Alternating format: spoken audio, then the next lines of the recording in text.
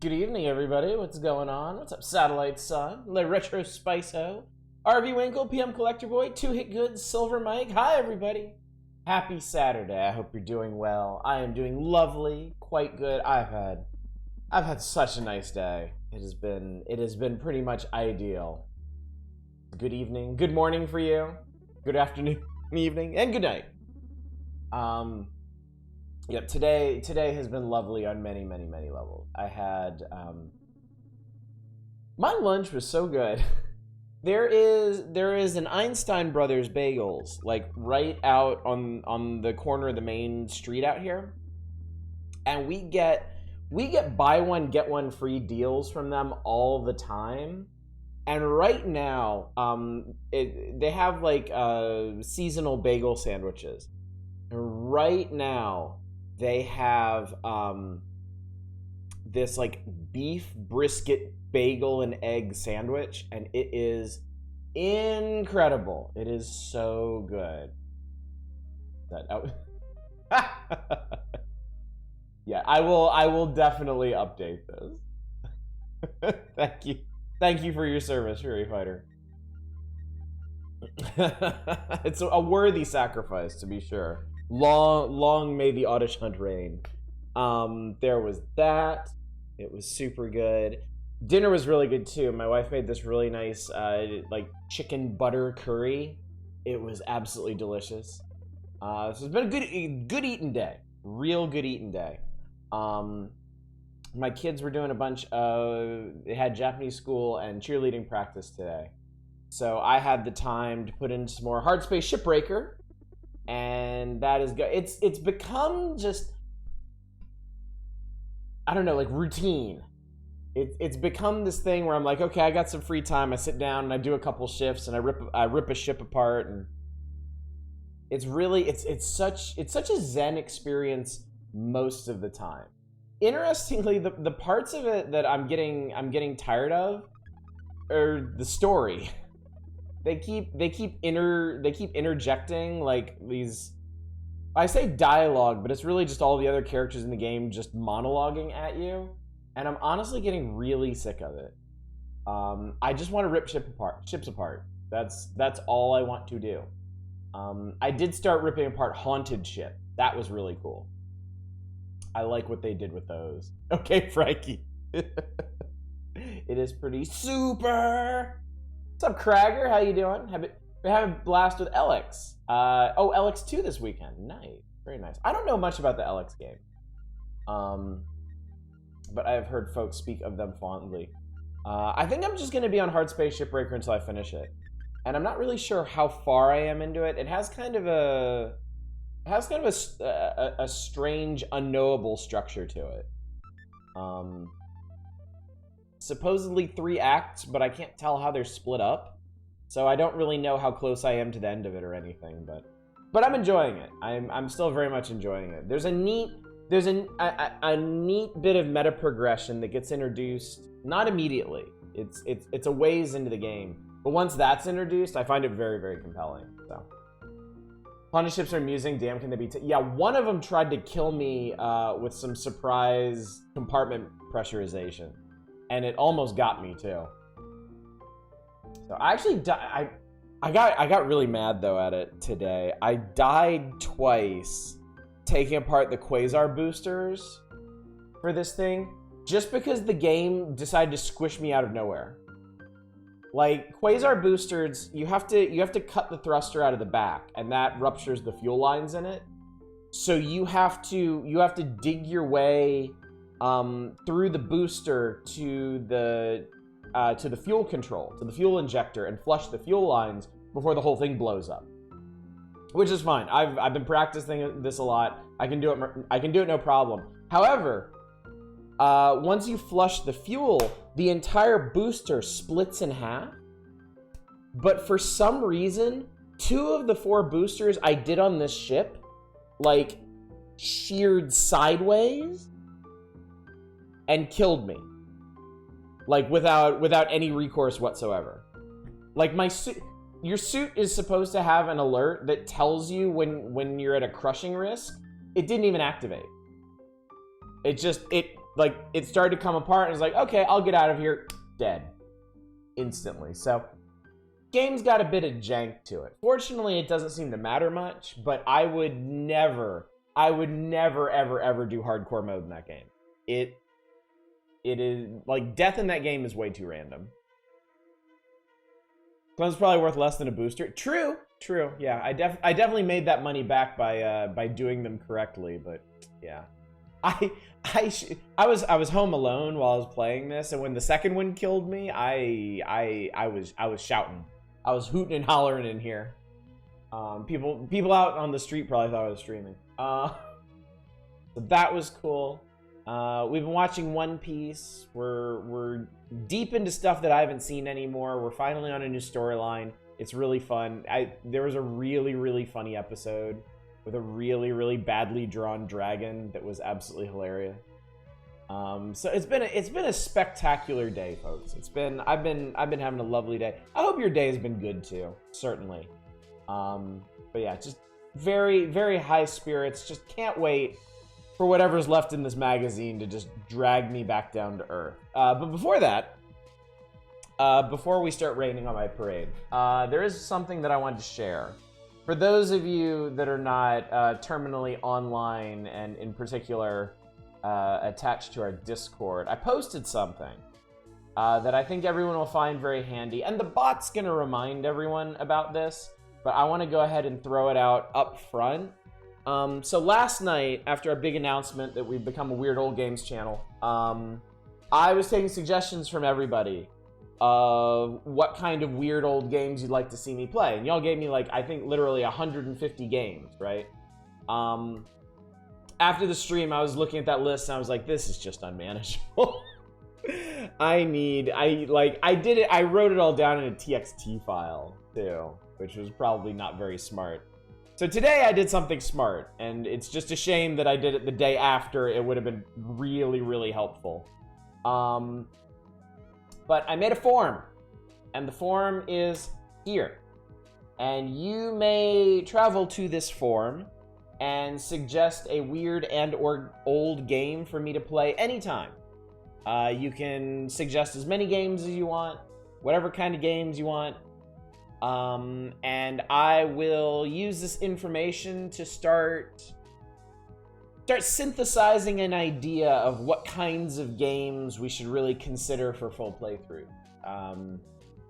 This isn't exactly uncharted territory that we're forging into, but with the newfound focus on retro games and obscure games, I think it'll help to have a wide base to work from. So, suggestion: you should have the genre form as a drop down. I thought about that, but I feel like there's gonna be a lot of games that either straddle genres or don't fit conveniently into a genre or are of a debatable genre. So I'm fine with that one just being open-ended, because when I go in there, and because I'm gonna need to research all of these games anyway. If the genre field is not useful information as it stands, I can always change that on the back end. So this is in addition to the glorious initial deep 150 deep thought. I'm glad you mentioned that. If you recommended games last night, it would be super helpful if y'all could go to this forum and submit those games again. Just to help me get all that data in there. I will go in probably a couple days, and I'll check and make sure that all of them made it, and I'll add in any ones that got missed. But if you can do that, I would be very appreciative. Also, you might have a sudden brainstorm, or you might have realized there's another game you want to recommend alongside the ones you recommended last night. So it's a nice forum. Check it out. Muted sound. Oh, you've read. Okay, cool. Yeah, because I was looking at my levels on this side. I'm like, I think I'm okay. What's up, Eve? Oh yeah, brother, you ready for some horse shit? Am I ever? Wow. Actually hit rank 30 in hard space. Not sure if I should just terminate my contract or keep climbing the leaderboard. Interesting, interesting. I'm very curious to see where the game is gonna go. What the actual like ending of the game is, or ending of the story, or whatnot. So I'm excited to see that. Oh, hello, Endy. If I used to sell security alarms door to door and I was really good at it, if no one was home, I would just leave a brochure on the kitchen. I like that one. That's a good one, Endy. That's a keeper. I hope you're marking down the opening jokes that get a genuine snicker or a genuine guffaw out of me. Data. Everybody, who doesn't love data? Who doesn't love optimizing things? I don't know where I'm going with this. Anyway, I gauge which ones land well. What's up, Shadows? Yes, it's the Hulkster. I'm sorry. I always wonder why isn't Hulk Hogan green? He was unwilling to fully commit to the bit. Unfortunately, we should have known up front there was going to be trouble when he wouldn't do the green body paint. So, are you enjoying working for literal capitalism personified? Eva, I was talking about. I guess I was talking about hard space just before you got in. I've reached this point where like everything feels like very rote and very comfortable in hard space. Like I'll load up a new ship and I'll start tearing it apart, and it's all very zen, very relaxing and stuff. The part that I'm not actually liking about the game is the story. I genuinely get kind of annoyed when the characters interject with some monologue now. I'm like, just shut up. I just want to pull spaceships apart. Which is funny because like whatever message they're trying to convey in the story, I completely agree with from what I can tell so far. It's just, I don't care. I can't bring myself to care. I think part of it maybe it's too on the nose. Like it's obviously Hard Space Shipbreaker. The story is like you're working for this soulless, amoral corporation who's just gonna grind you into the dirt with their evil corporate ways, right? I have played so many games like that, and I've played games where the satire, if they take the satire route, it's much more fun and much more interesting. Void Bastards and Going Under immediately come to mind. They are far more entertaining in their commentary on this. The story in Hard Space, it doesn't feel fun enough to be good satire, and it's not well written enough to be like really poignant. It's just kind of there. And the longer it goes on, the more I'm just like, please just shut up. Please. It's because you're a bourgeoisie scumbag? Well, guilty as charged, but I'm just saying here. Fun fact, Hulk Hogan's name is Terry Bollea. He initially changed it to Hogan to play heel with an Irish... Oh my god. Terry was a session bassist before getting into wrestling. Wow, this guy's always been full of bad ideas, huh? Can we get a list of games you have on the radar to definitely play? No, because I don't have such a list yet. I mean, I guess I can go with the stuff that I said before that I was going to play that still fit into the weird old game space that we've established for ourselves. Next week, on Monday, we're starting Dungeon Keeper. So there's that. I am definitely going to play Castlevania Circle of the Moon. No, not Circle of the Moon. Curse of Darkness. I'm going to do Circle of the Moon at some point as well. But Castlevania Curse of Darkness is the one I really want to do. Hang on. I have notes. I make lots of notes. But oh wait. I lost my original notes. Never mind. Lol. I'm gonna continue the Thief series. There's some other retro FPSs that I want to do. Yeah, the Legacy of Kain series. Alpha Centauri. I was gonna go with Alpha Centauri for next week if y'all didn't bite on Dungeon Keeper, but you bit, so. Imagine American Truck Simulator had a plot where every once in a while you had to listen to Bancy Pelosi talk for 15 minutes. Yeah. Yeah. Pretend Hogan never existed. It was Hatsune Miku all along. Threw stuff out there and figured I'd leave it up to you to figure out acquisition. Most of them should be available via ROM. Yeah, well, I'll work something out. I'll definitely be able to work something out for the ones I'm interested in playing. So, but yeah, well, I'm not 100% sure how we'll proceed with picking games in the future. Like I just picked Dungeon Keeper. I suppose once I have a big chunk and list, I can go back to doing votes again. We may do nominations again at some point. I don't know. I've got a pretty good idea of the stuff that I want to do these days, so. A nice ad for Hatsune Miku on Nintendo Power. Nobody else. Nope. Problem I have with the story of Heartspace, the story about regaining employee agency from Souls Corp, but gives absolutely no agency that I've seen it. Yeah. I think that's a big part of why I'm not connecting with the story, is I am really, really tired of playing a silent protagonist that everybody monologues at. And in Hard Space, I feel like it's really poorly done. Because you'll come back after a hard day at the yards, and you'll have a message on your intercom, and it'll be like your boss or one of your coworkers, and they'll just be like, "Hey rookie, how's it going? You settling in okay? Gee, this job really makes me think of the family that I left back on Earth in poverty, and I wish that we didn't suffer under the capitalist yoke, and maybe someday we can effect change in our society. Well, good talking to you, Rook. See you in the yard." And I'm just like, shut up so I can go to sleep. Like, there's just not enough to hang on to there. It all feels way too performative, I think. And a big part of that is the style of having a silent protagonist that everybody is just constantly talking at. Hulk ever do a big apology and stuff for what he said? He apologized. I don't think anyone believed it. He's been a massive piece of shit for far too long. Yeah, I think that's the thing.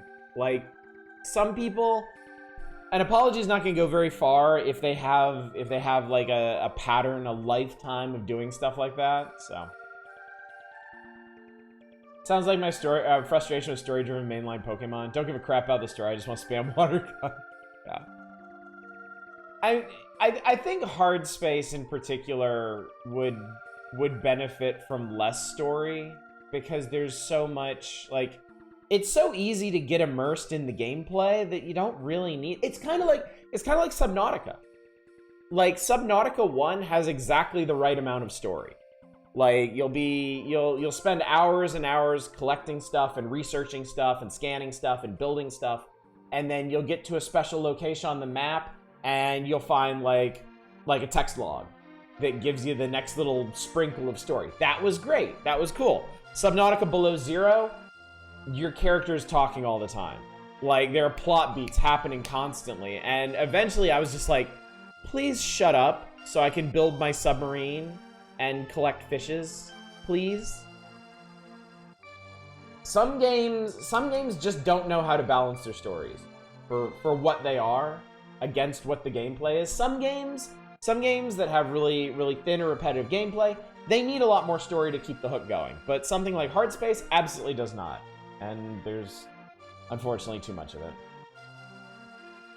A lot of that generation of wrestlers are just ego-driven scumbags, unfortunately. Yeah. You never want to dig too deep into your heroes, if the modern era is any indication. So. Sounds like Hard Space should have let the way the company is presented through incidental stuff be the real commentary. So yeah, there's plenty of that. Oh my god, there's so much of that. Every single thing the company does is like cartoonishly evil. Like, you don't need anybody commenting on it constantly. Jesus, it's got a great tone. It's got a great atmosphere, but nobody ever shuts the fuck up about it, and that kind of spoils it. Feel like it's okay to like Arnie still.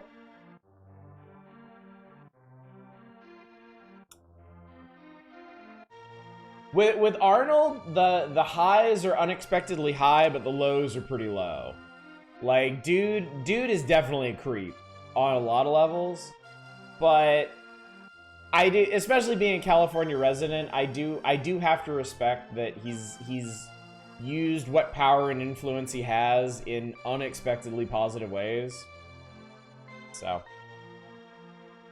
I don't love the guy, but I don't exactly hate him either.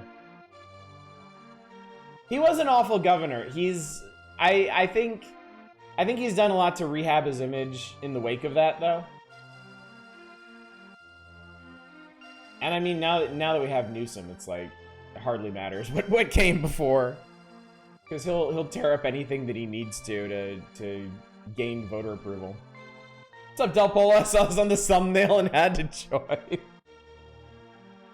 Well, I'm glad I picked the right page then. Remember getting the apology letter from the state for the delay in tax returns under him? Only two good wrestlers, Mankind and Paul. I thought you were gonna say Mankind and Cactus Jack, and I was gonna laugh really hard. But yeah. All right, chat. I don't think there's any avoiding it. I think we got to get into it. We got stuff to do tonight. This game has been requested already. We have to play it. We got to slam some jams. After that, we're doing Super Smash TV. Unless it kicks my ass, I would like to beat it tonight. We'll see. And then after that, we got everybody's favorite section. And spoiler alert, I took a peek at it because I needed to check something in the physical magazine earlier today. And while I was there, I took a little peek-see at Robin George, and I think there's a lot of bullshit in there y'all are gonna request, so.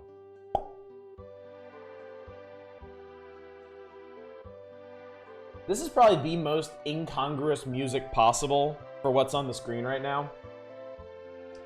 There's more than one version of Smash TV. Is there ever? Yeah, we played the NES version to completion, PM Collector Boy, but there's also the Super Nintendo version. And they do actually, as far as I know, they play quite differently. Mainly because they had to scale a ton of shit back to make that game fit on a Nintendo.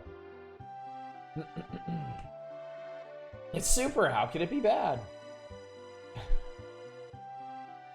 Didn't the SNES version of Smash TV not have an ending coded or something? Or was that the arcade version? I don't know, actually. I guess we'll find out. I think the Super NES one did, because we'll check the feature, but I think there's I think they've got the keys and the Pleasure Dome in there, which I guess is supposed to serve as the ending of it. We'll see. We'll see. Hopefully. All right. I've been warming up my vocal cords for this, so let's see if we can do this. All right. WWF Super WrestleMania Slam Bam action. The war in the ring is on. 10 of the WWF's top contenders fight for bragging rights in LJN's WWF Super WrestleMania. An action-packed slam fest for one or two players. Set up a grudge match between the Hulkster and the Undertaker. Pair up the $1 Million Man and Sid Justice against Legion of Doom, or join the Survivor Series. Make a team of your favorite pros. Take on another group of ballers in a fight to the finish. The action takes place with big, bold characters, super sound effects, and great play control. You really feel like you're in the ring with the toughest guys around. I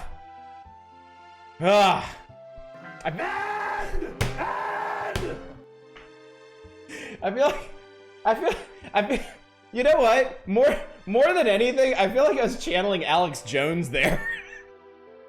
Like, if I kept going, I was just gonna start talking about gay frogs.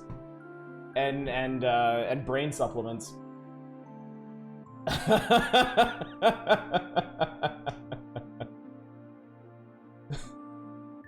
This would be a good time to reminisce about the fact I built an Oddish wrestling engine. I remember that, Spice. That was hilarious. That was really funny. Ever play Fire Pro Wrestling? No. I watched wrestling when I was in middle school and high school. I was kind of into it. But I never really played any of the games. I played I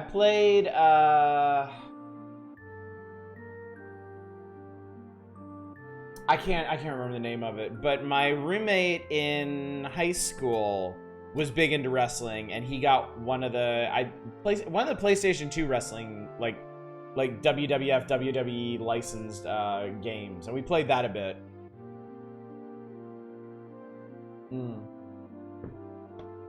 Too bad you can't get DMCA'd for too good of an impression.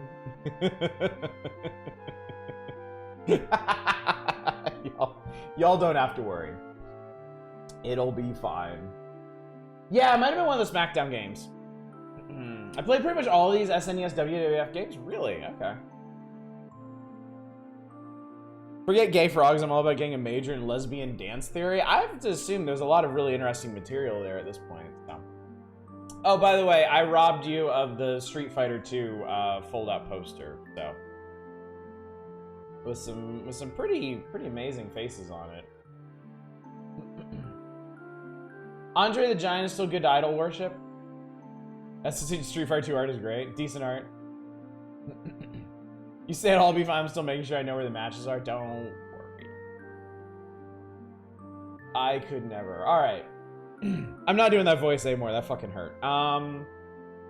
3 ways to play one-on-one with a tag team or in the Survivor Series. 7 matches using any of the 10 pros in the game. Okay, so who's in this? We got Macho Man Randy Savage, The Undertaker, Hawk Animal, Ted DiBiase, Jake the Snake Roberts, Hulk Hogan, Earthquake, Typhoon, and Sid Justice. I guess they were going for a natural disaster theme at this point. Are those sprite scanned pictures like in Mortal Kombat? I don't know. I want to say no. I don't think so. They look a little too cartoonish for me.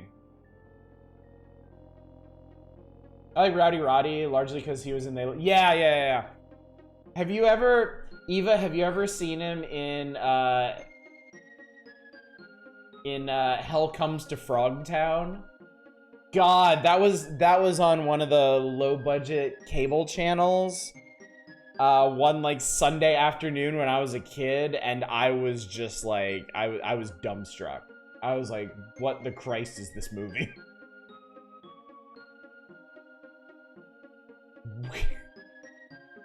Post-apocalyptic, lots of frogs, and weirdly horny. Weirdly horny. Hulk and Undertaker tag team for the chuckles. Earthquake and Typhoon were a tag team called the Natural... Oh, well, hey, there you go. Spot on.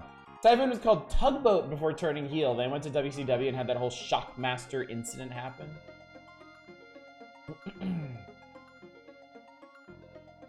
Worst I recall hearing about Andre the Giant is he was excessively self-indulgent to the point it really fucked his lifespan during his peak. Well, yeah, I mean, yeah. Basically what Silver Mike said, he was kind of on borrowed time anyway, so. Post-apocalyptic frogs really horny, so Chrono Trigger.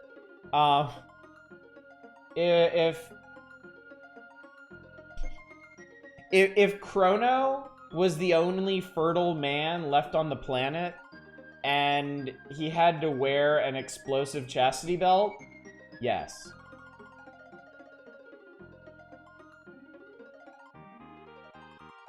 Chew on that for a minute.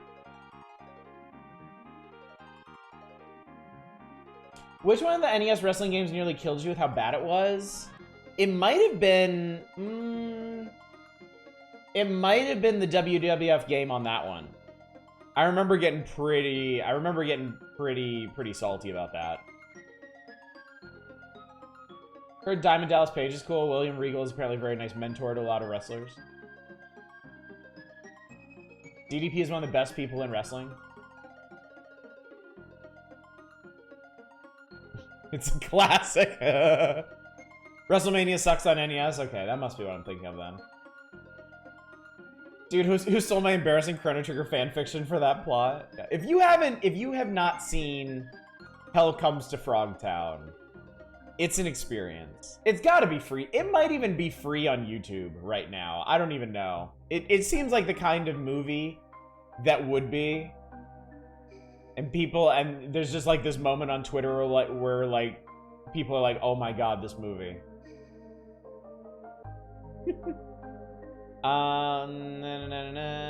Mat moves. Punch, kick, headbutt, suplex, clothesline, flying drop kick, out of the ring, toss, turnbuckle. There's a sidebar here that seems important that's behind my head. Equal actions. Every wrestler in the game is capable of the same moves. The differences come in their power and stamina. If you're going up against a computer-controlled opponent, favorite moves that go along with the specialties of his real-life counterpart. That's interesting. So, like, they don't have special moves, but I guess supposedly the characters are programmed to wrestle in a similar style to the actual wrestler.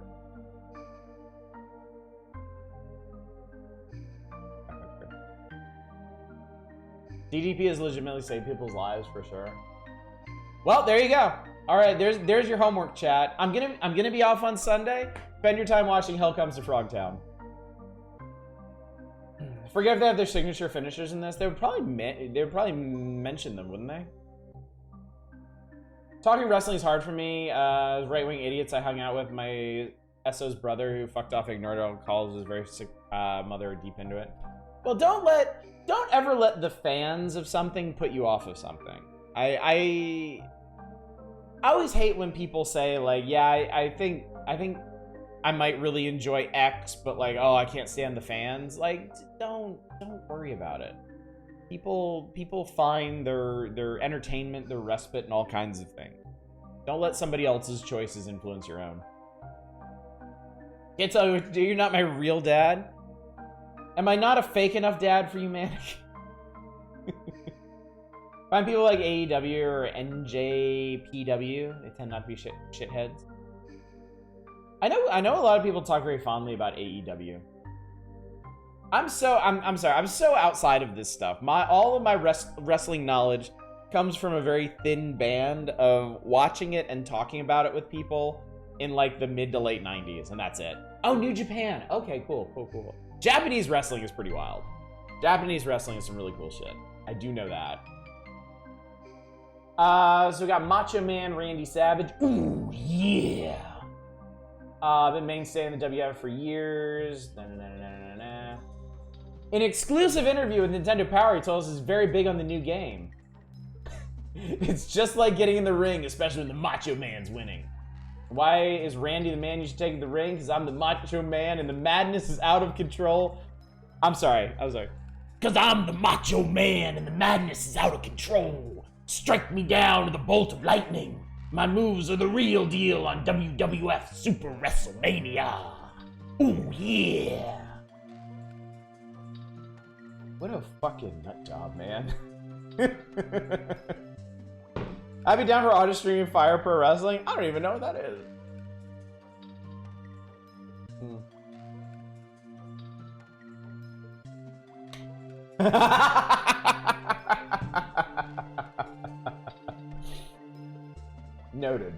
Noted.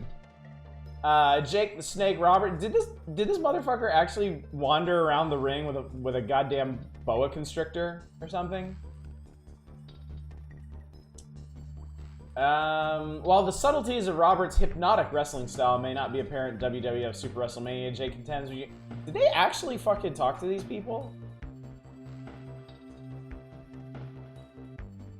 Did they actually get quotes from the actual wrestlers for this? Because that's kind of cool.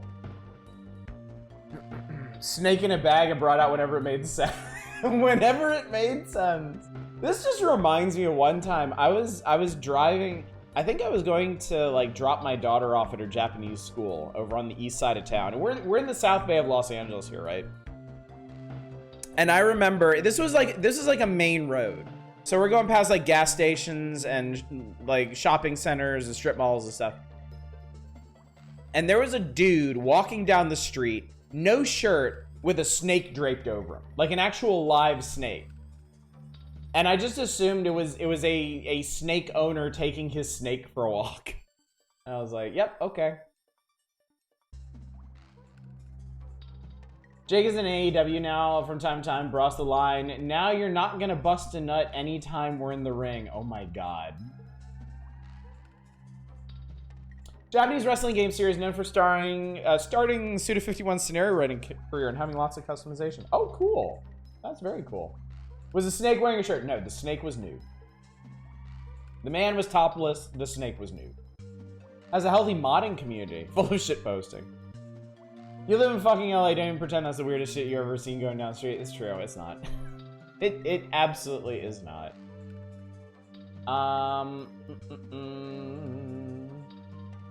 When you choose me, you're choosing somebody who's capable of anything. I think that no player should be without it. It's just like being in the ring, trust me. His favorite opponents, I'll take on any stinking one of them. That goes for Randy Savage and The Undertaker. Speaking of The Undertaker, his argument for putting him on your side is, quote, because The Undertaker makes sure his opponents rest in peace. Undertaker's been in the WWF circuit for quite some time, but won't say just how long it's been. I've been here for eternity, and I've held the WWF title. If he ever tires of wild antics like locking his opponents in coffins, the Pale Powerhouse will be, quote, tending to my funeral parlor with pallbearer. Fire Pro on Steam goes on 80% discount regularly? Ooh, okay. Last Fire Pro wrestling match I watched was fan-made John Redcorn beating the other King of the Hill crew and then losing to Barack Obama and Vegeta. Jeff the One Suda51 wrote your ROM set for SNES. Interesting. Okay. The Natural Disasters. Terrifying team of Earthquake and Typhoon haven't yet won the WWF Tag Team title. Typhoon proclaims, quote, when we do win the title, we'll hold it forever. That didn't happen, did it? We'd like to beat the tar out of the Legion of Doom. What do you think of the game? We think it's great, but they could have made us a lot bigger. It's so much like the real thing that we were breaking into a sweat the last time we played it. When asked if the game captures the team's style, Typhoon says, captured all right, just like the way we capture our opponents. We're the biggest, the baddest, and cruelest men in the WWF. Oh my god. My god. I am not going to rob you of that incredible image there. Hulk Hogan is, it's Hulk, you know. The Legion of Doom! We've been in the WWF long enough to know who's who and what's what. We held the WWF Tag Team title for a long time, and we're gonna hold it again once we get another title shot. Annihilate the Natural Disasters because they cost us the WWF Tag Team belt. His fellow Doomer exclaims the game is definitely a rush. It's about as close as you're gonna get to busting bones in the ring. The pair weren't stars of the WWF. Hawk says they'd be in their hometown of Chicago, and we'd be beating up the toughest gangs in the city. Did you replace your skin with solidified spray tan and Cheeto dust? That is fucking imposing. The massive baller Sid Justice says he knows he's the best choice in a WWF Super WrestleMania match. Because I am big and Justice always stands alone and always wins. It's not a very catchy phrase. Ultimate match in Video Ring or elsewhere will be a one-on-one against Hulk Hogan. Of the game, Sid says it's as close to the real thing as you can get. It's a game for every wrestler because it's like being in the ring and taking someone's head off. When asked if his enormous size is helpful when he's up against other WWF brawlers, Sid says, being big makes beating up people all the easier. Just ask any of my opponents. If Sid ever hung up his tights, he'd take up another hard-hitting profession. I would be a professional bone breaker. I would break bones and get paid for it.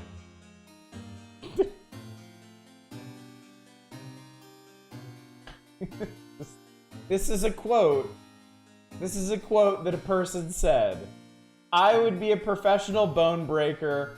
I would break bones and get paid for it. Sid Vicious, secret genius. And then poor Ted DiBiase gets, like, crammed down here at the very bottom.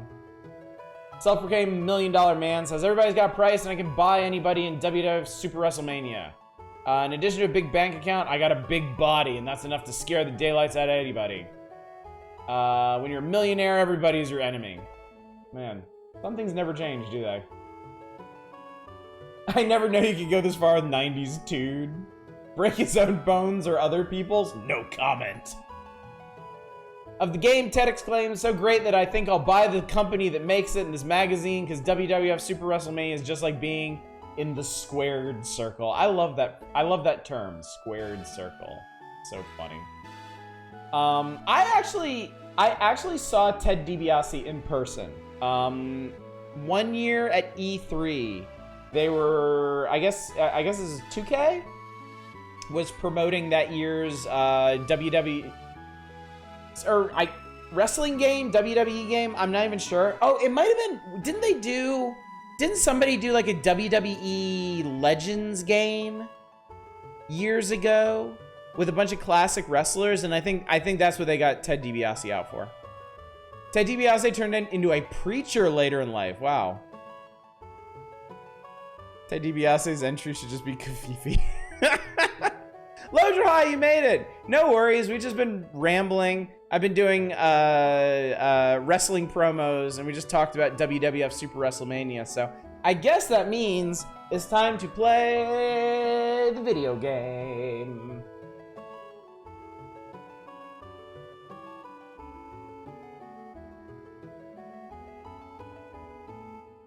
So let's get this going, shall we?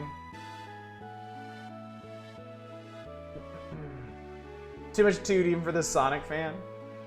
Legends was a category in SmackDown v Raw iterations. I don't remember if there was a separate game. Okay. So maybe he might have been there promoting like the first appearance of it. I saw so many random ass people at the years I went to E3. I saw Ted DiBiase. I saw Vin Diesel. I saw T-Pain. I saw Sir Richard Branson.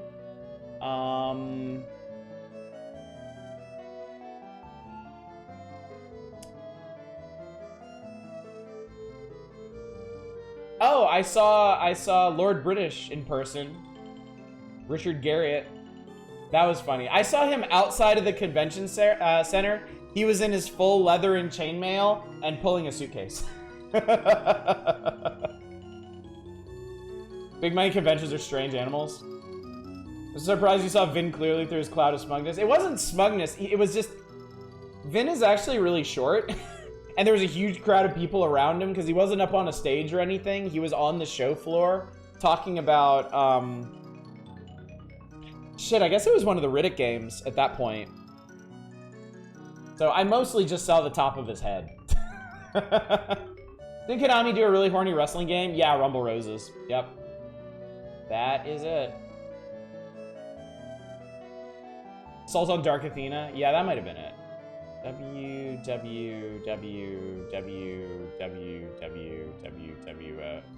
Wow, okay.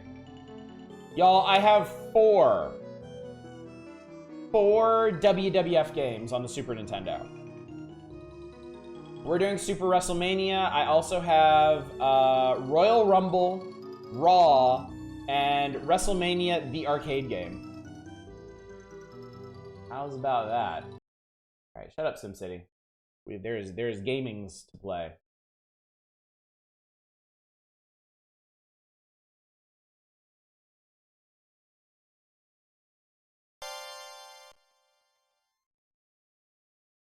Old LJN.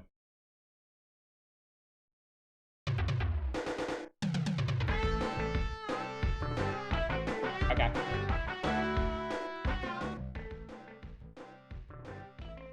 Seal quality. Let's do one-on-one. Let's start on easy. Who are we gonna be, chat? Call it. Call the shot. I didn't realize how fucked up this portrait of The Undertaker was. Oh, you hover over their name, the theme plays? Oh god, it does. The not racist one.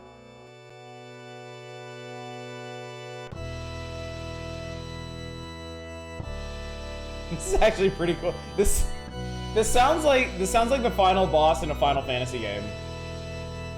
It actually really does.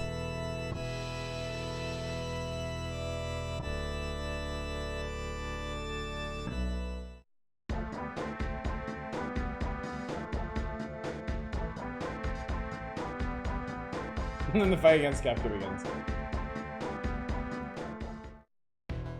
Yeah, or a regular boss in Castlevania. This is weirdly subdued.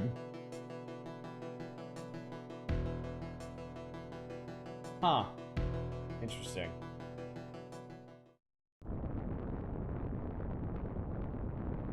Oh my god, it's an earthquake!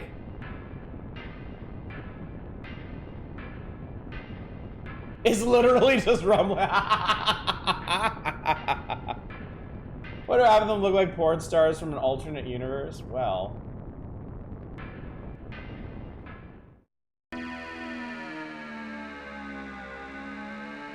Slow motion fart.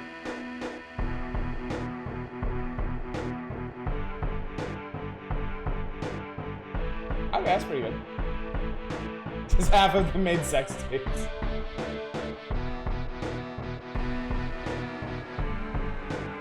The other half didn't have a camera in the room. Oh, okay, so I guess it's the same song for either of them. Does Typhoon have his own? No, I guess not. Okay. Well, I guess that saved the memory on the cartridge.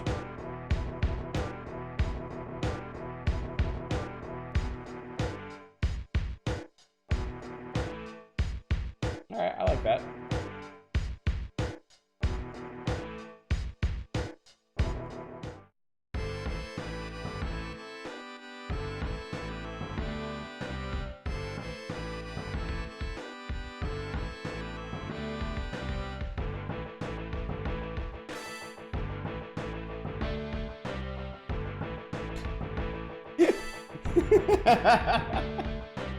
Oh man. Alright, so anyway, I think the first name I saw Jake. Let's be Jake the Snake Roberts. Here is your opponent. Oh, okay. Does that mean Gene? Stone Mountain, Georgia, weighing 249 pounds, Jake! The Snake Roberts. Howard Finkel. Hard to tell these bald, mustachioed mans apart. And his opponent, from Chicago, Illinois, weighing 277 pounds, one half of the Legion of Doom, Hawk! Junk the Skunk Rupert.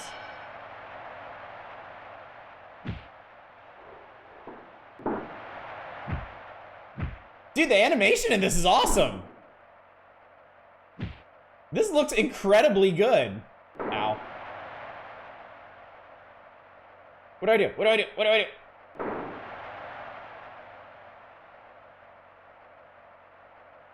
Okay. Okay. All right. Buttons, buttons, buttons.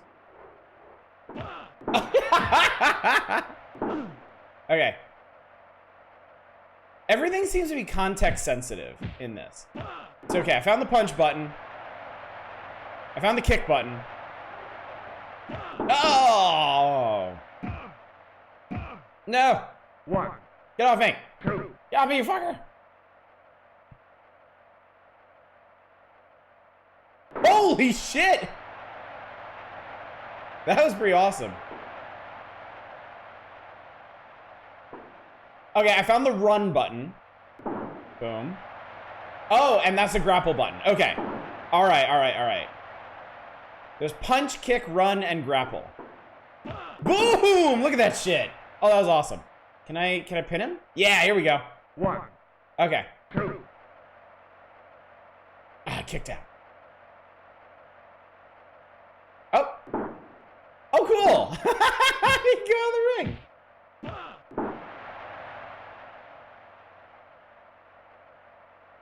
This is super cool.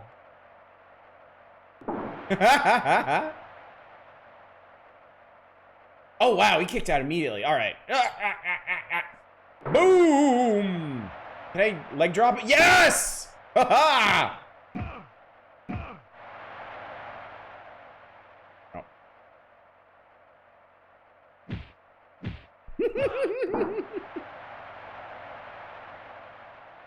Boom! Oh, shit, he rolled! No, get off me! Get off me! You're weak! You've got nothing!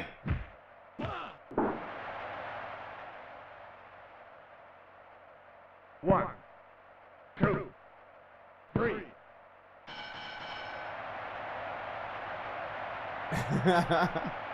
There's still no M. Dickey's Wrestling Empire. Here's your winner, Jake the Snake Roberts! Cool. 1,000,000 runes? Congratulations. Holy shit, he won something.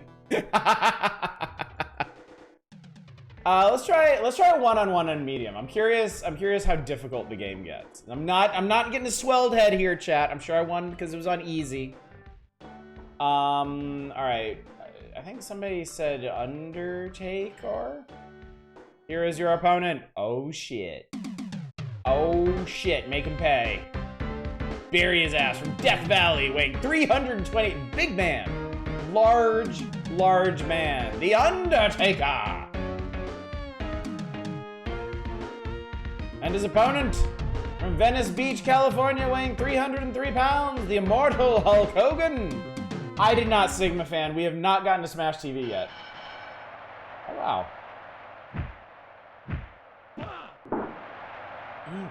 Ah.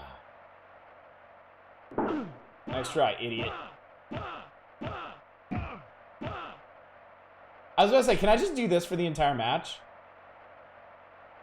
Ooh, can I like, I wanna fucking, no, I want to drop on him.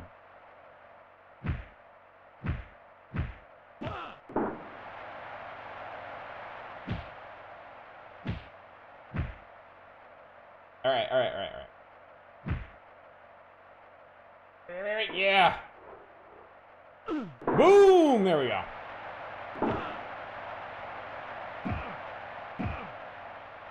Kicked right in the Hogans.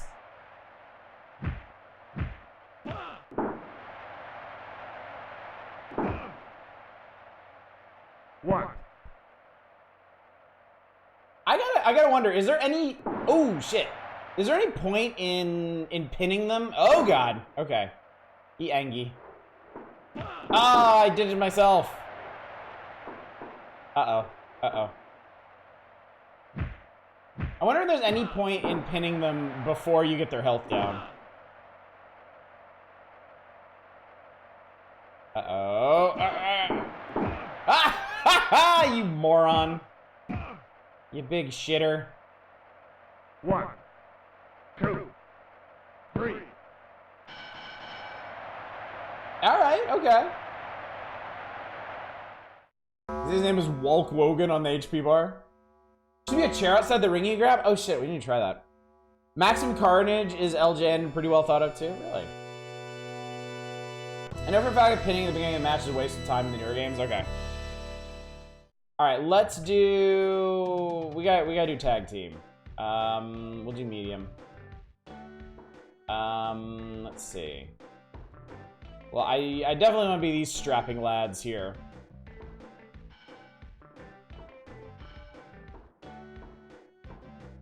Wait, what the hell?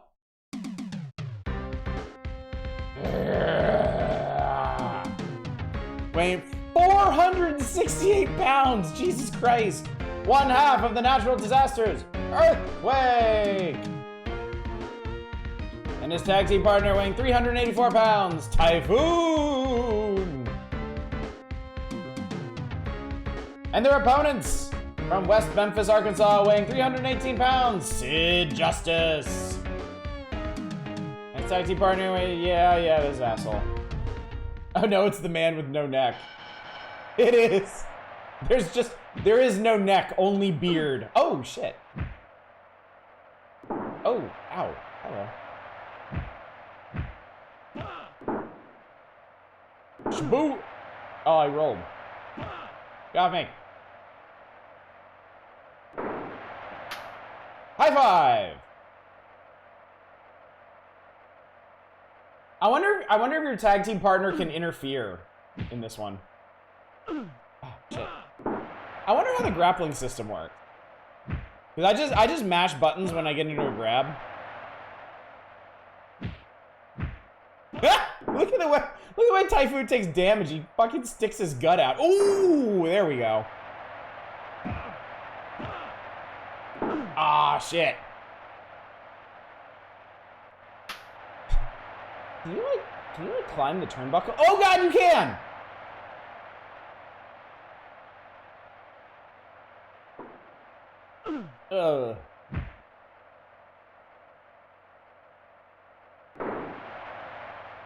Get him!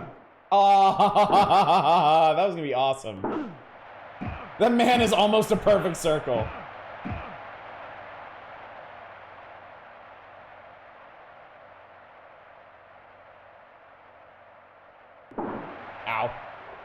No! Oh!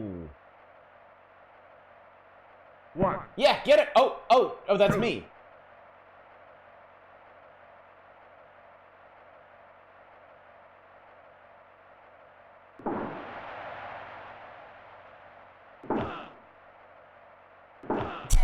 I will sit on you as many times as I can. High five! Oh! Oh god, he keeps doing that shit. Ugh. 1, Ugh! 2, Ugh! I kicked out, good, okay.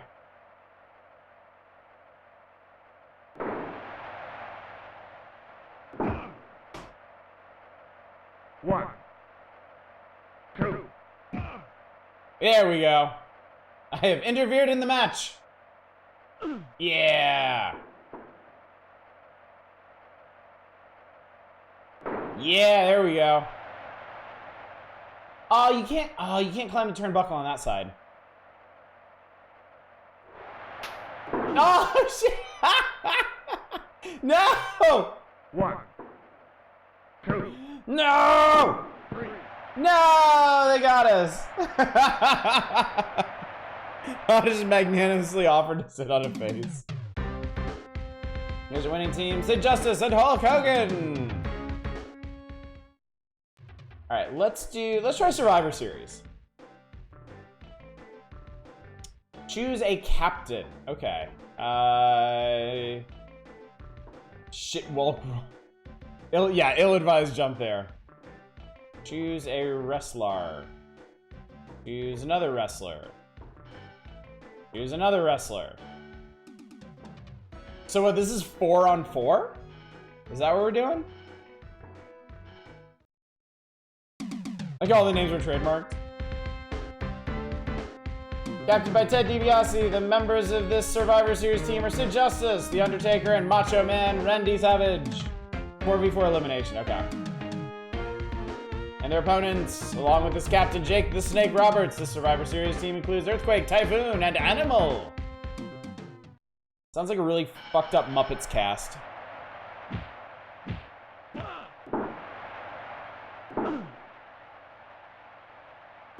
So I gotta say, this is really fun. This one in stark contrast to the NES WrestleMania. This is really fun. I think my only disappointment is how everybody has the same moveset. It does feel like it kind of defeats the purpose of having like a whole bunch of wrestlers, other than just the name recognition. Ow. Oh, he keeps doing it. Get off me.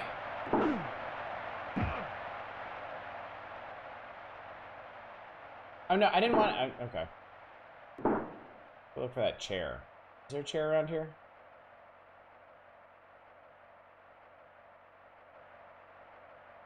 I guess not. Ugh. Oh god. I think if they get to 10, I'm in trouble. No, get up there. No, get up there, fucker. Shit. Shit. Okay, there we go. Ow. Ow. Imagine it's gonna be amazing. 12 years old birthday, sleepover, getting wrecked on Mountain Dew Oreos and sleep deprivation. Oh yeah, for sure.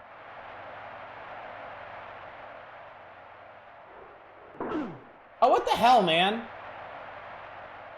1, 2, Ow.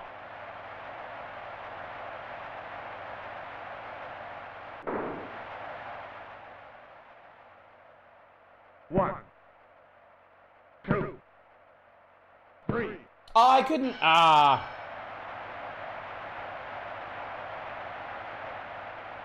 I guess it's time for justice. Oh,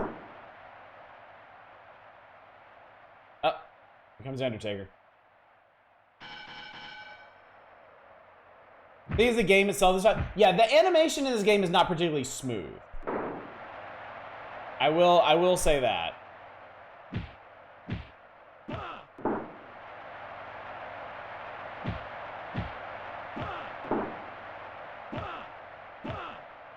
Ah, shit.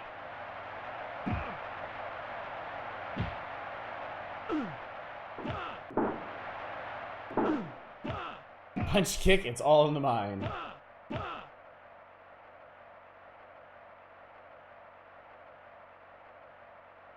Damn it.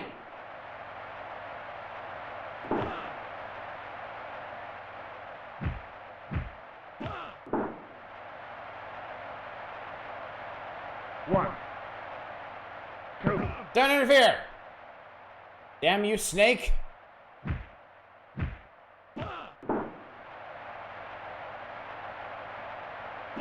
Ow. I like ran into his shoulder. There we go. That's what I wanted. All right, Undertaker. Block him. Two. No. God damn it, Undertaker, you idiot. You moron. You fool. No.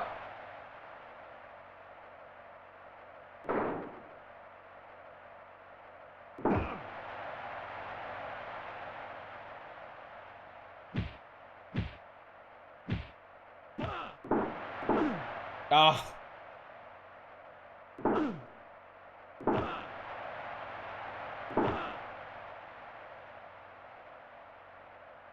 There we go. Yes. All right. Pin his ass. All right, One. Undertaker, do your goddamn job this time. Two. Oh, he kicked out. What the hell, man? It's getting ugly, Chad. It's a slobber knocker in there.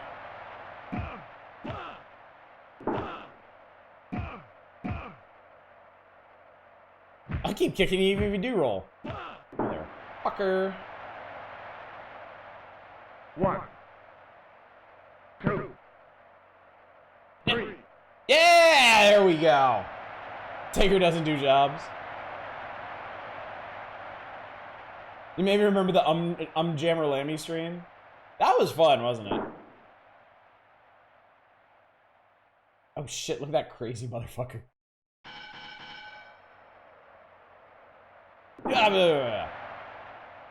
Oh no! Oh no! Oh no! Oh!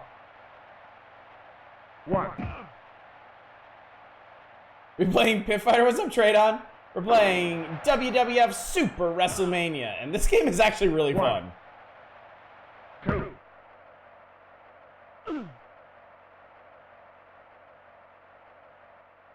Oh my god, this guy, dude. Oh, I don't think he's getting up from that. One. Two. Oh god! Oh my god, he did. Holy shit, he kicked out from that. Stop! No! Okay, he's got my number. I need to tag. No! No! God! One. Oh, Jesus Christ. Two. He's still not going down! What the heck? It's unbelievable.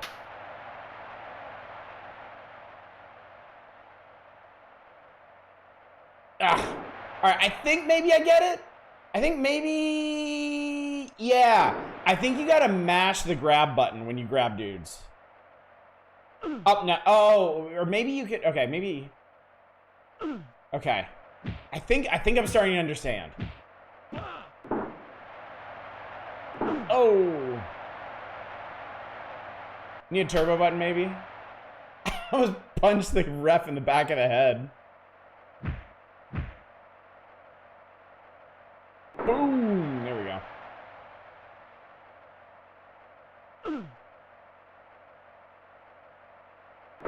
Yes, it's definitely mashing.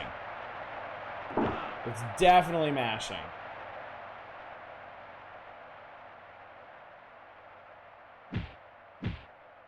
Okay, let's do this thing. Let's do this thing! No! That ruled. That was so good. One. Two. Fuck off. Oh man, he got out. Okay. I don't know why I did that. Later games add more indication of what's going on with the meter above the guys.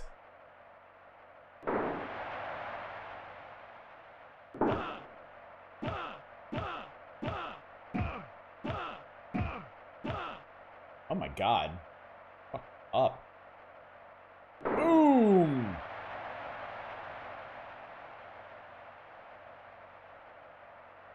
One. What the heck? I was right there.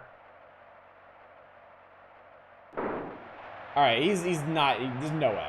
There's no way. He can't get up from that. It's too much. 2.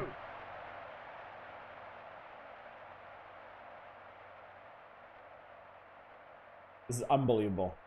No, get. Okay. 1. Oh, he's not. Oh, he's not getting up from that. Once you drain their life bar, I guess they're gone for good. Undertaker seems to be easy mode. Undertaker is kind of fucking these guys up. It's another large man in tights. Who'da thunk? Oh, hello. I'm just gonna pin your ass. 1. 2. I would have laughed so hard if he had actually gotten the 3 count on that. I would have laughed my fucking face off.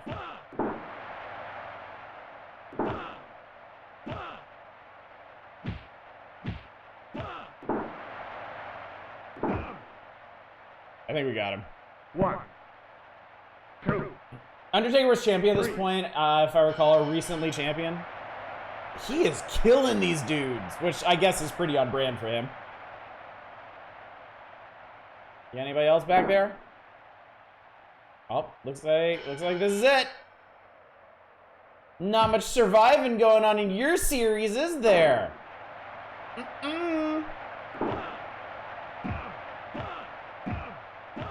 Yeah, you just stay there for a bit.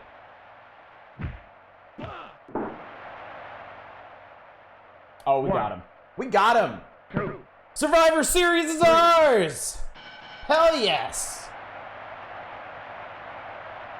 Way to go, Undertaker.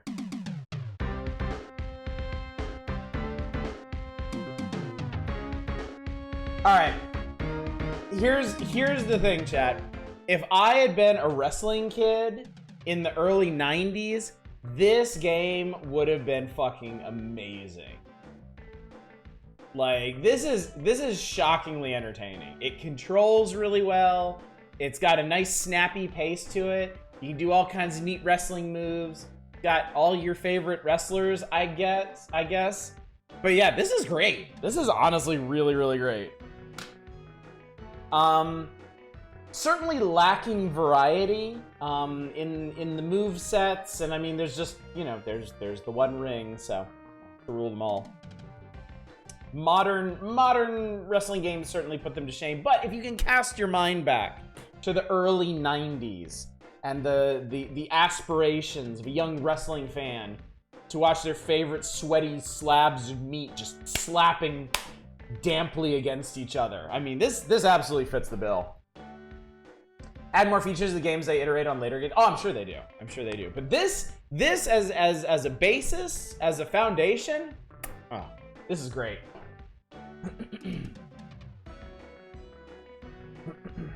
Exactly, Bangkok. Exactly. 9 squared circles are given to the lords of men who above all things desire belts.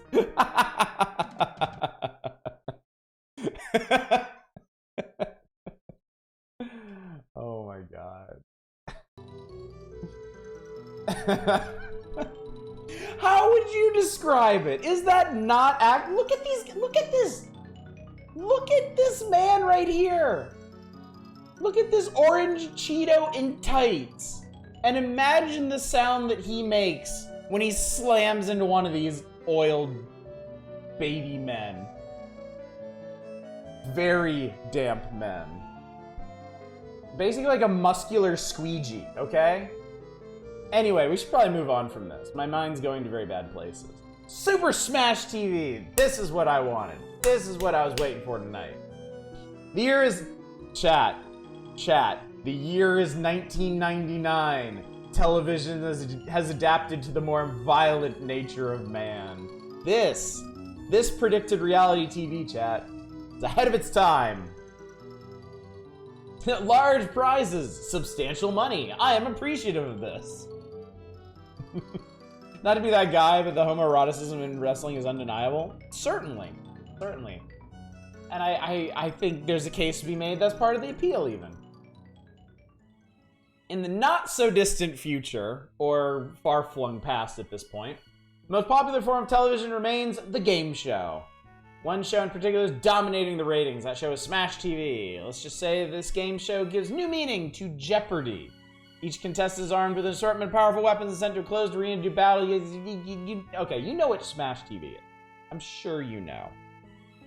I know you've been trying to avoid it. Let's give this obscure title a try. Alright, grunt fodder, if you insist. Not and never have been a wrestling person. Apparently the appeal of it is theater, like story playing out on stages, characters grow and evolve in real time. To be honest, the way I've never thought about it before, still not my thing. So Trade On, I was actually really into wrestling in middle school and high school. I would watch Raw and SmackDown every week. And yeah, the storylines were actually really fun. All the crazy shit they would come up with to justify matches between people, all the insane rivalries and like backstage antics and stuff. That was cool stuff, because I mean I was watching in the heyday of Stone Cold Steve Austin just antagonizing the shit out of Vince McMahon. And I mean, I feel like that in concept has aged beautifully. Yes, the story was absolutely the best part. The matches were fun, and I mean, let's be real here. Like, wrestling is an amazing sport. Like, the guys that do this are fucking incredible. They are incredible athletes that do this. But yeah, it was the story that made it really, really entertaining week after week. The current usage of Smash would be a very different TV show. Yes, let us all antagonize Vin. Who deserves it more than that slime ball?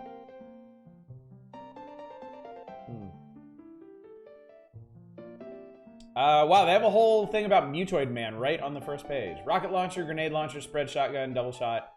Okay, there's one thing I'm really curious about. Oh, wow. Okay, they just kind of skip over Studio One, because I guess they outlined it pretty completely in the NES coverage. Studio 2, in your face with Scar. I love this Scarface. This Scarface drawing is so cute. He looks so pensive. Round, smart bomb, force shield, acceleration, dude.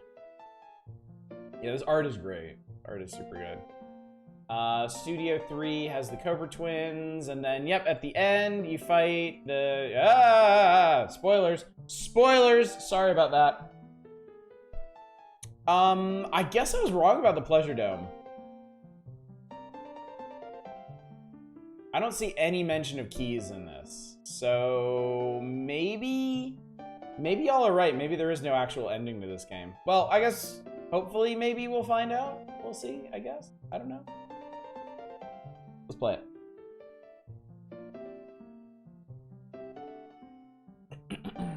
I was a big fan of Smash TV as a kid in the arcade, even though I was terrible at it, and I don't think well, I think maybe I beat Studio One as a kid. I tell you what really fascinated me, what really captivated me, was the sequel to this, Total Carnage, which I feel like a lot of people are not terribly familiar with. That game is a fucking trip. That game is absolutely insane. Nyash.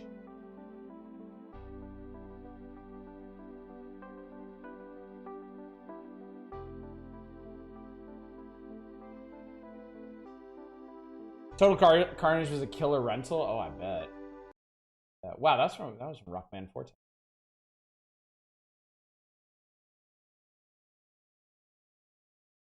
Going through Smash TV in the arcade, lots of cores, never got the chance to sink into Total Carnage. Total Carnage is nut. Because it's like, it's a war game in the style of Smash TV. But everything is just turned up to 11. Everything is just absolutely insane in it. Pull this back a bit. The year is 1999. Oh, they just transferred. describe this. Okay. Violent nature, man. Yada, yada, yada. Give me my gun. Let's do this. Oh, there's difficulty levels. Yeah!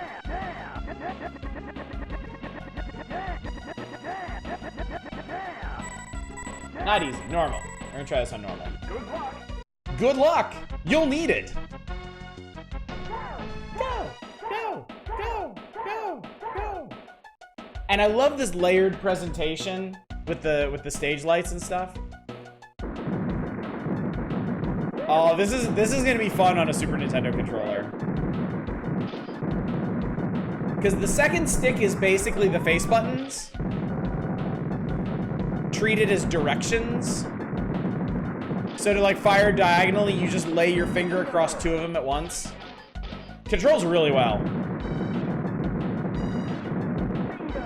Bingo! Bingo! I want a sleek 1999 Roadster. Hell yes. Yeah, mutoid man. Let's go!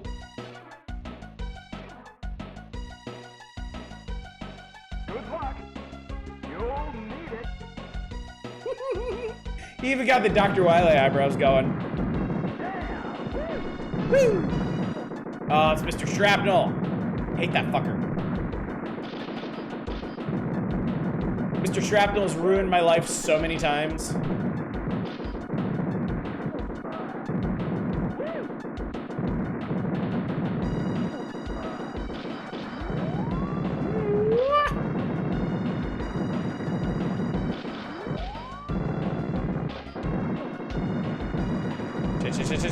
Shit.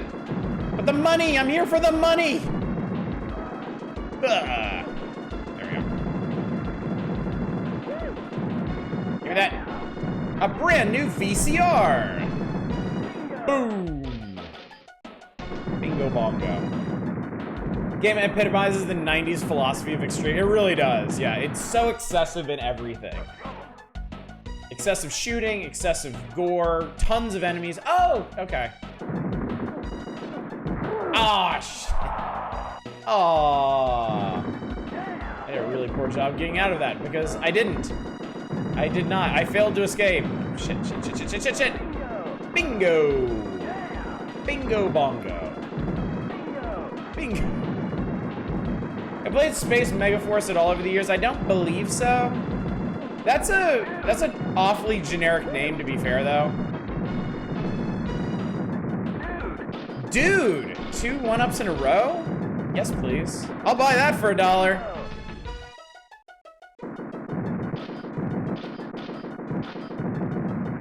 Key. Somebody keep track of how many keys I find. Yeah. Whoa. Bingo. I love that how this feels like it takes place in the RoboCop. It really...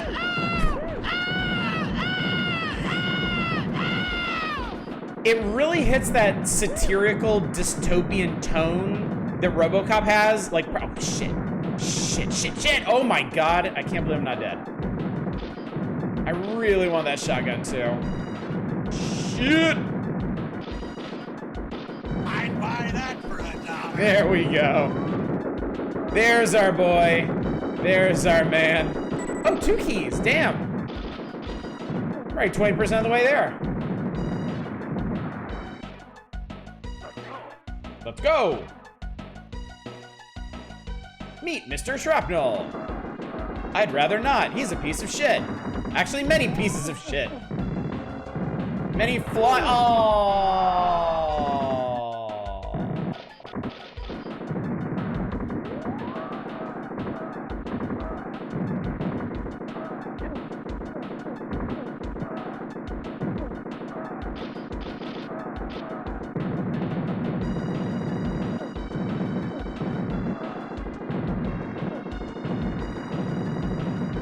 Oh, shit.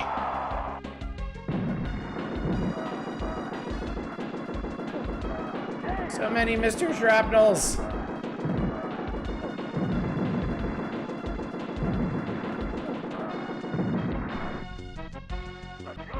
Let's go. Nobody ever goes that middle room, like ever. You're not abusing respawn force field to kill shrapnel enough. Yes, that was definitely a mistake of mine. Dude, thank you for the generous one up. Oh god, the greed's gonna get me killed. I know there's mines under there. Dude! Oh my god, what is up with all the extra lives? Ha! Holy fuck.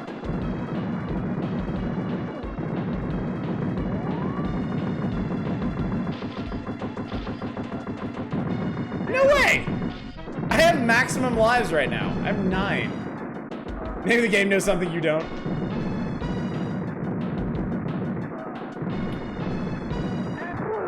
Okay, I needed that one. Okay, 9 really is the maximum. I should not have sacrificed myself to pick up that extra life. Doesn't matter. Life truly is cheap in this game because they hand them out like candy.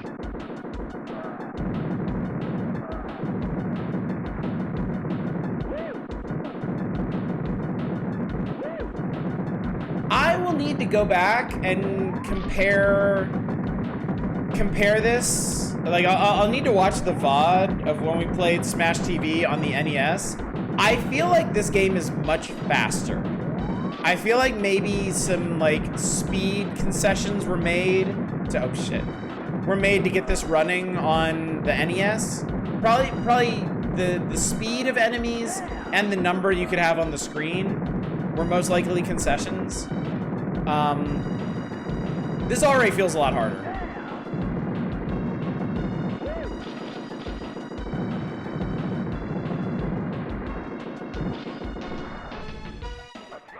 Let's go.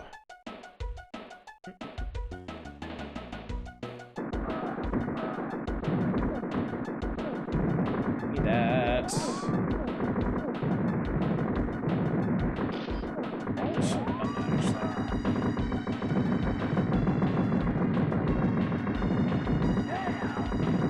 Yeah!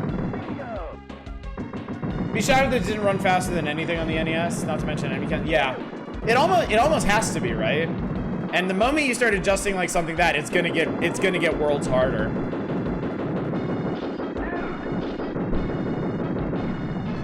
I do not know what the fuck is going on with the one-ups in this game, though.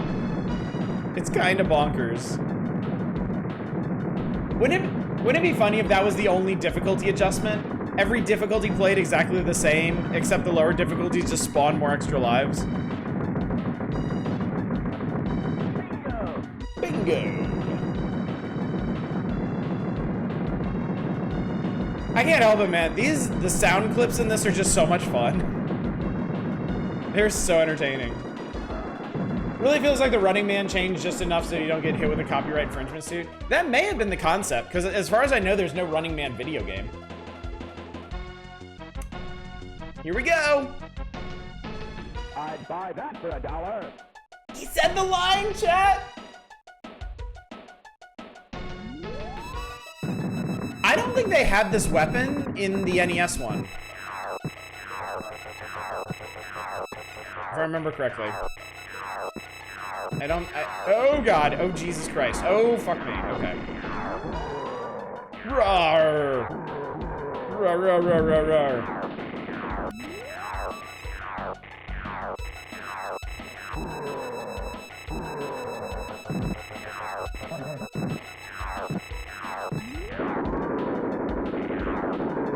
The NES can run pretty damn fast, it's true, but like the Smash TV is that magical combination of lots of enemies and lots of stuff happening at once.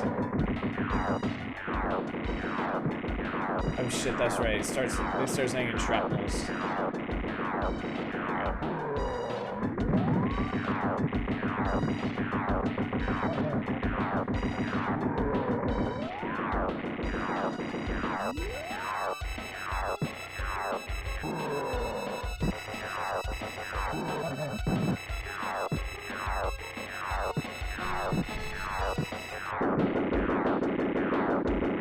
Ah, shit. I backed off too far. Have a good one, Trade On. Take care. right, I also don't remember if the NES got this gross with them either.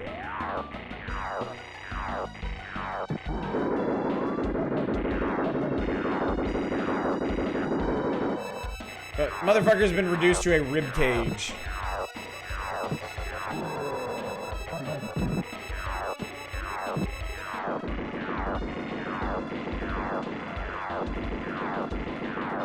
I rolled over on the weapon. Yeet! Hold! Ah, shit. Walked into it again. Don't think he changed it all on NES? Yeah, that might have been the case. I don't remember. Yeah, might have just been blowing off his arms and that was it. Look at all those heads. So fucked up. This shit is so fucked up. This is so fucked up.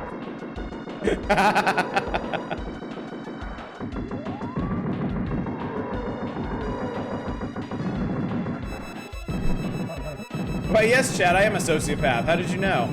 What tipped you off, exactly? I think maybe my favorite thing about Smash TV and Total Carnage is just fuck, I forgot. Is just how far they go with the jokes and this stuff, you know? You blow his arms off, you blow his chest out, you blow his head off, and then all of a sudden, what? Oh shit. And then all of a sudden his head shows up on the tag treads. Like, it's so ridiculous. Next up we're playing Mega Race.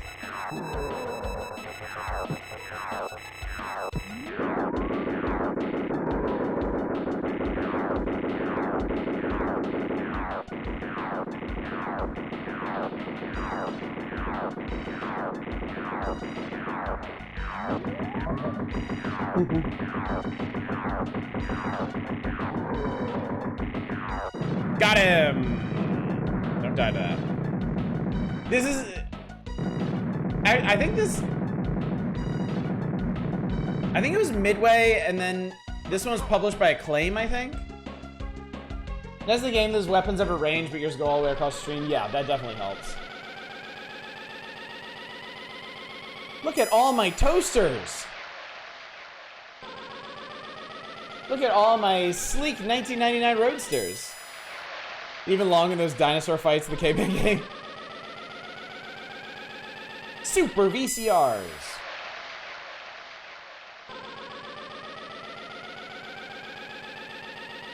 I think the sound design for this point was a lot worse on the NES as well. Like, it was really ear-piercing, if I remember.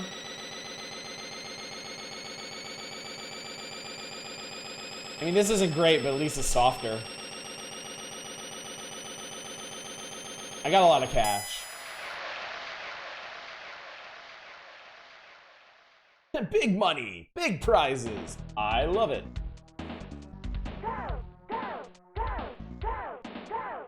So when I was a kid, this is where I always died. Studio 2 is hard.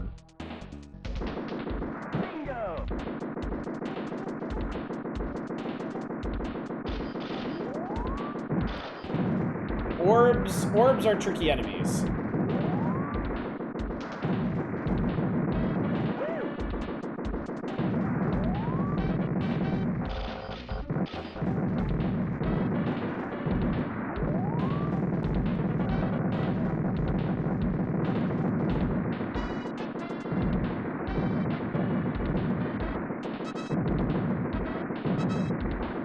Ew. Stop shooting, you fuck! You can ponder these orbs. Oh, hello. That's what I wanted.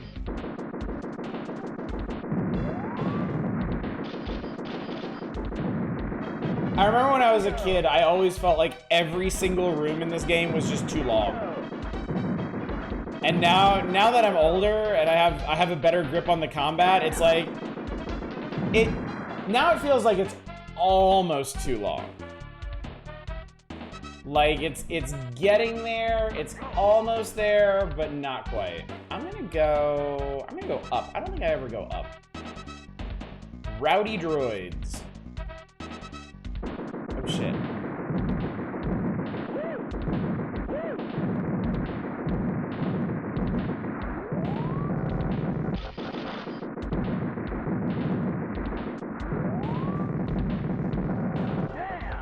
Yeah! Woo! Key! Yeah.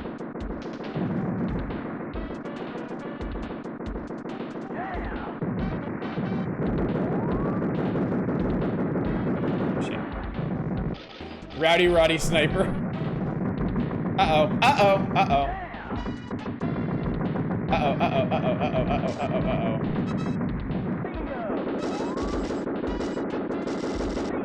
Oh, another key, shit. Yeah, and another key. Many keys.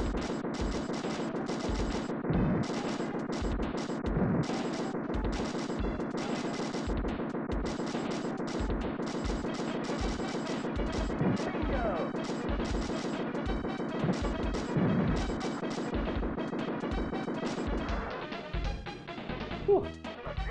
Let's go. Vacuum clean.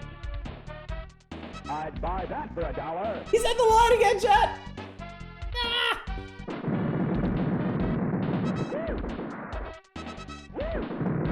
Oh. No, I lost my gun. Oh god, oh my god. All right, the Super Nintendo rendering kind of killed me there. I couldn't actually see the Dippin' Dots inside of these big red chungus guys. I like the balance of power-ups in this game too. I like that they all have pros and cons. Like this little orbital I have basically doubles your firepower. It's incredibly useful, but enemies can destroy it if they touch it. So it only really works at distance. Like you've got to make sure you stay even farther away from enemies than usual. The force field's nice, but it ends like really fast. It only lasts for like 3 seconds. The big spinny things take out a lot of enemies, but they also get knocked off really fast. You can keep them if you can keep them away from enemies, but they're also really good for killing enemies, so.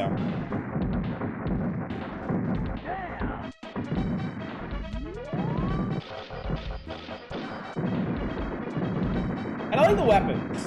Like, they all seem to have their specialty, whether it be like, oh, there's another key, damn. Piercing through enemies like the rock, and another key. I'm gonna be done with keys before I even leave Studio 2. It would seem. Ah, shit. I stepped out. Oh my god, that power-up was like right on top of a landmine. Oh, man. Brutal. Yeah, like that one. That's bait. Oh, shit. They just throwing gold and silver bars on the set? Hell yes, they are. And another key.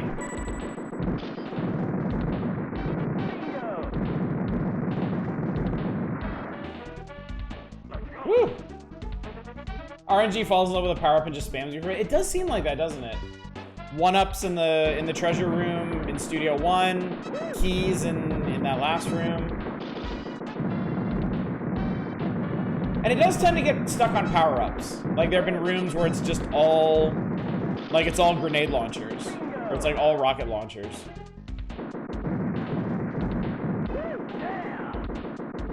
This one's gimmick seems to be the speed-ups. Yeah, this one's gimmick is the speed-ups. That's funny, I never noticed that. I wonder if that's a quirk of the Super Nintendo version, or if all of Smash TV has been like that and I just never noticed. Rocket launcher is so good for taking those out. I don't think they were expecting me to do that fast. Yeah.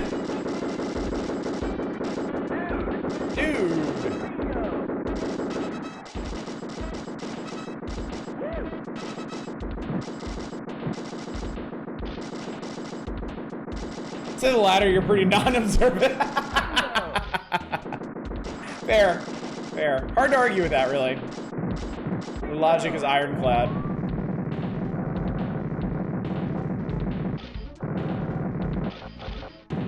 And yeah, there's an interesting balance between all the different weapons and the different enemy types. Like, the grenade launchers actually aren't very good against these guys. Whereas something like I think the shotgun is probably like the preferred way to take these guys out. Because you actually have to peg them with whatever you're shooting. And the shotgun's got a nice spread on it. I guess the rocket launcher could, well, let's find out. The rocket launcher kind of pierces through them, but also very easily misses. Watch your step. Big money, big prizes. I love it.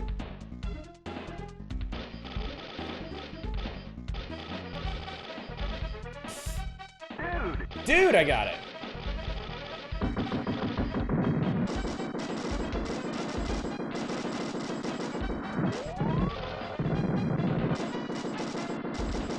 I would love that. I would love that shotgun. Thank you.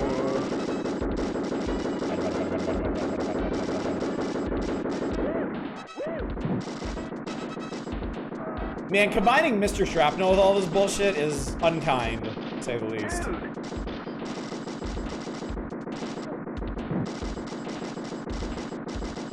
Getting cornered. I don't want to be cornered.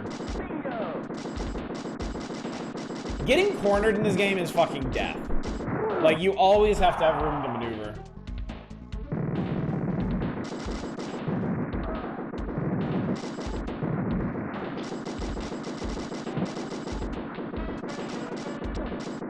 Boy, you ever wanted a game to teach you how to kite things? Here you go. Oh yeah, you don't want to use these discs on Mr. Shrapnel, because they'll basically just bounce right off because he takes so much damage. That fucking shield, thank you.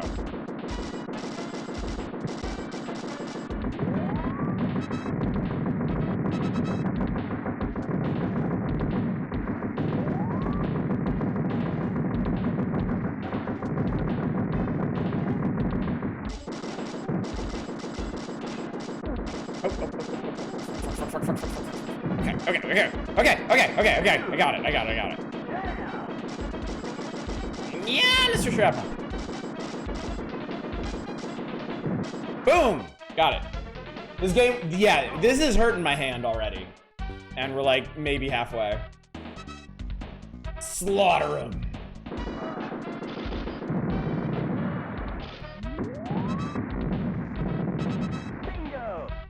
Bongo.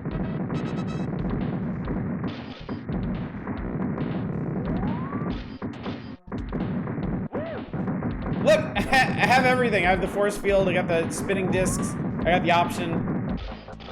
Living large. Live Moss.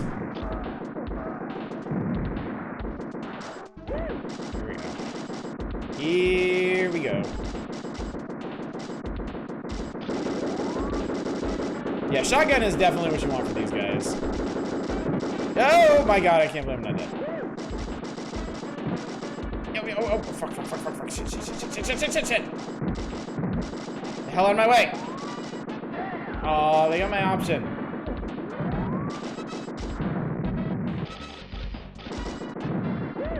It's kind of a shame you can't detonate the landmines while you've got the shield up, but I guess that would have made things too easy. Oh, man. Ah. It's weird to see Smash TV without the gore. I guess it's toned down in this, but it's definitely still there. Like, I'm fighting robots right now, is the thing. If I was fighting... Oh, wait. When your character steps on a landmine, he fucking erupts in like a geyser of blood, doesn't he? That's probably what you're talking about. Living Moss and fully loaded, you have sour cream and tomatoes. Laser Death Zone. Oh, fuck. I kind of forget what those do. Woo!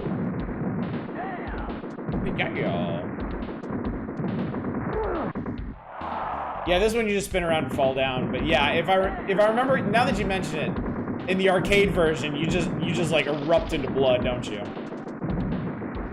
Okay, this room is fucking absurd.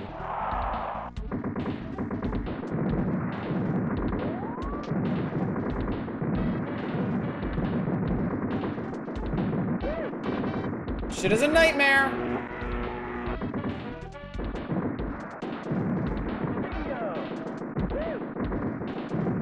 I will still take those luxurious vacations, thank you.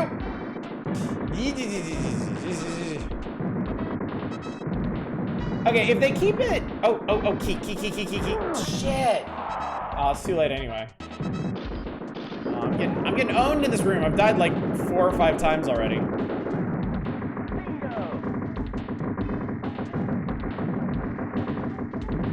Well, they called it the laser death zone for good reason, I suppose. Got it? We good? Woo! Okay. Yeah, the orbs are rough. The orbs have a lot of health. Meet Scarface! Total carnage! Total carnage! I love it! Meow. Roar. Roar. Oh, fuck, I should have done that. Now he's free.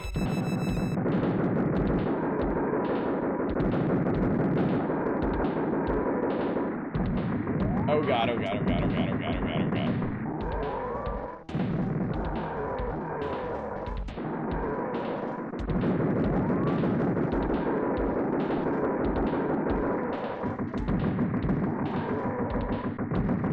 Holy fuck. Go away, go away, go away, piece of shit.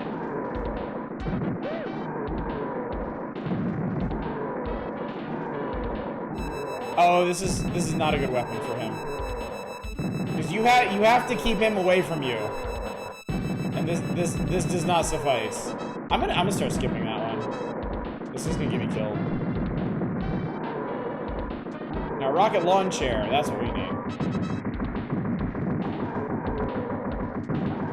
Okay, so as I recall, for phase 1, you need to knock off all of the panels on this guy. So I think I still need to hit the bottom ones, yeah.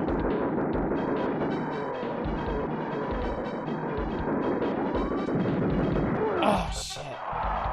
There's like one panel on the top.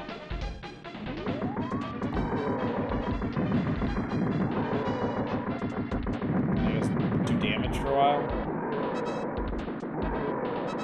He's looking a little worse for wear here.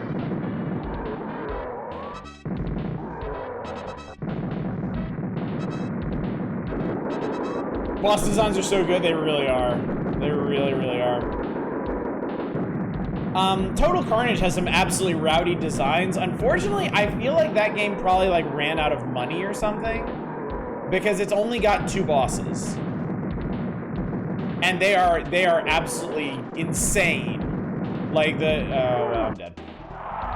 Like the scope of them is fucking absurd. But again, there's only 2, so.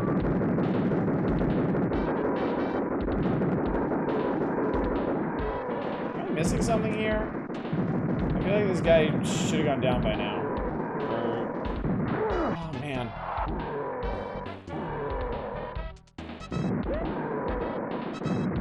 I think they run out of money when they're throwing so much of it on the ground. So now I can't get rid of him by shooting at him anymore. Or I kind of can? Uh-oh. Not looking good, chat. Not looking good for Team Unbridled Greed.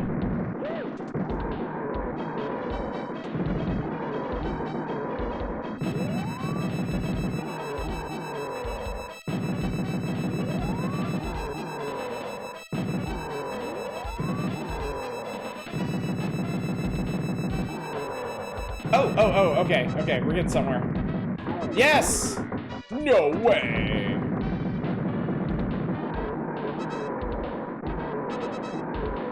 Scarface, more like Skullface.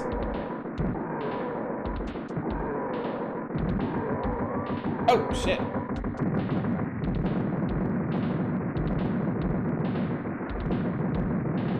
Oh, shit. Okay, yeah, I need it. Oh, no, no, no, fuck. 10 seconds. Whew. Contestant 1. I can't catch him. Wait, these bounce off the walls? Oh my god, these bounce off the walls. I'm not sure I ever realized that. Dude, you piece of shit. This motherfucker right here. Okay, I need something that's actually gonna break these panels.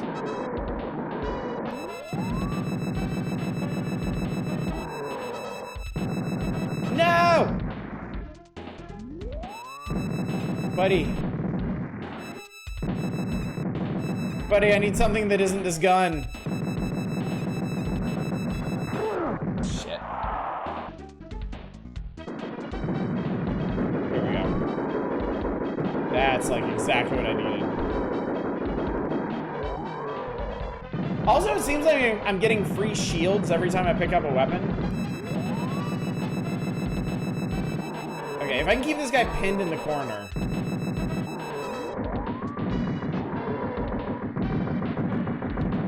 That was working. Man, he did not give a fuck about that rocket launcher.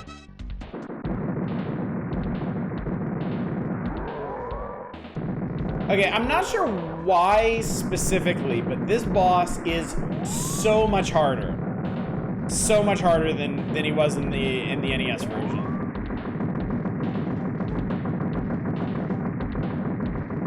Dude, this guy is so hard. I don't even know how to stay away from him. Okay, I think I got him. Woo!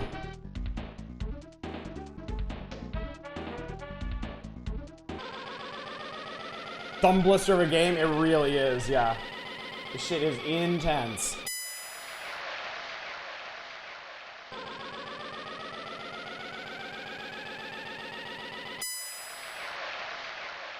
Game wants a modern reboot emulation with Twitch interactions where you nominate weapons to drop, like how viewers can affect the stuff in Ultimate Shoot. Dude, that is such a good idea.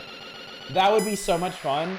A modern Smash TV with Twitch integration where you could like poll the audience on like what kind of enemies should show up in the next room.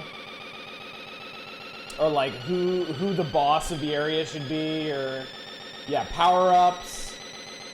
Or even just deciding the streamer's route through the studio would be really cool. Can I skip this?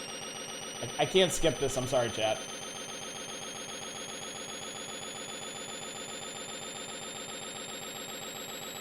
Numbers get bigger. Numbers get bigger! It's so hard. Life is so hard, Captain Tio. But hey, I've made over 10 million somethingses. 10 million millions.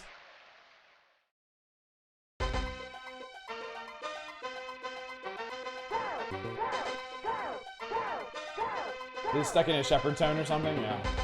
No dice! Oh fuck, oh fuck, oh fuck. Okay. Okay, okay, chill. Chill your ass out.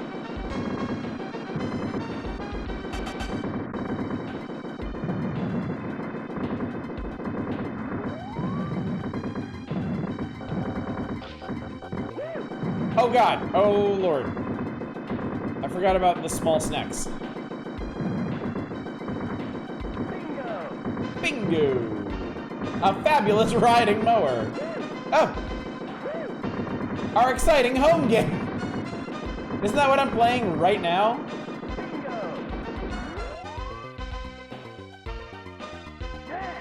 Yeah! Can you run a rocket launcher ammo so fast? Put it down. Yeah. No turtles allowed. Eat shit, TMNT fans. No shell heads here. What the fuck Fuck are those big purple things? Nuke.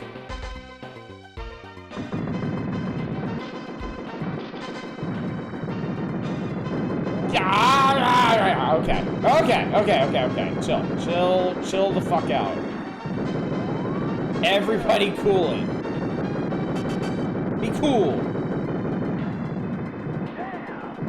Another weird side effect of this yellow circling power-up is you actually can't get close to the walls anymore. So it can actually really fuck up your maneuvering, and like I can't get that power-up in the corner because of it.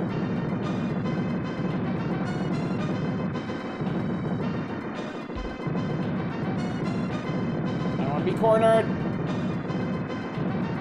It's kind of working, but still, just on principle.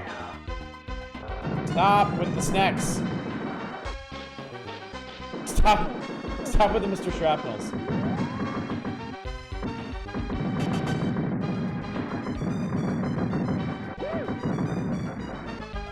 And no step on snake. Let's go. Turtle chunks needed. Big money! Big prizes! I love it! Not on the landmines. Bingo! I can't see what's going on. Oh god! Oh god, they fast. They snack and they fast. I need that.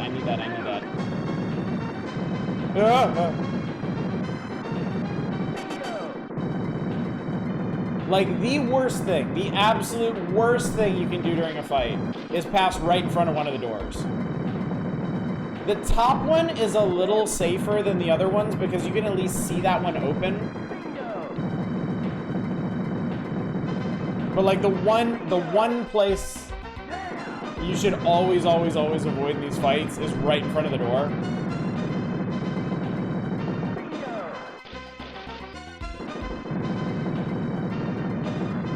Because enemies are just constantly flowing in. But not constant enough to make you feel truly unsafe about doing it. So I know when I was a kid, I would hug the walls in this game, and I would inevitably run past the doors, or get pushed towards the doors and just get absolutely bludgeoned to death.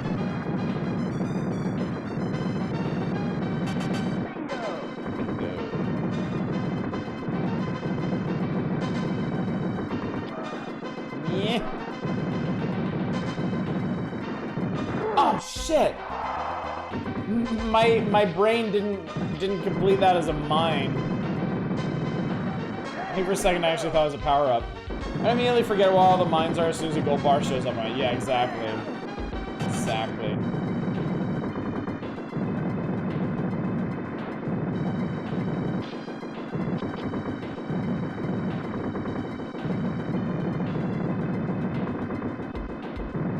No, there's an extra life. No, I totally could have gotten that.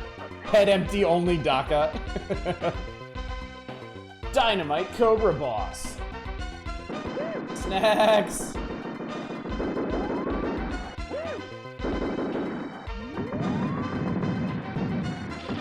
Oh god, snacks from everywhere. No! I got punked by a snack.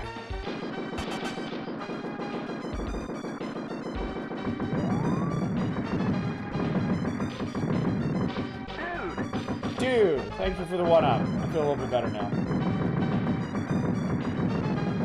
The Legend of the Hidden Temple Olmec sought more serious work. That's why I got the job of spitting snakes in Smash TV. I tripped over a snake and died. Truly the most ignoble of deaths.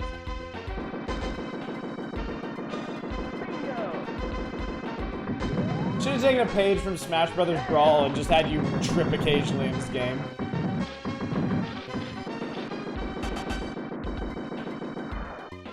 These motherfucking snacks. Motherfucking studio. Dude, we don't need these red guys. These red guys suck. Yes, dude.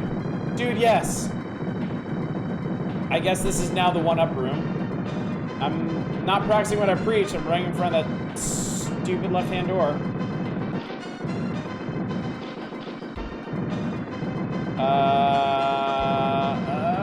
Yes.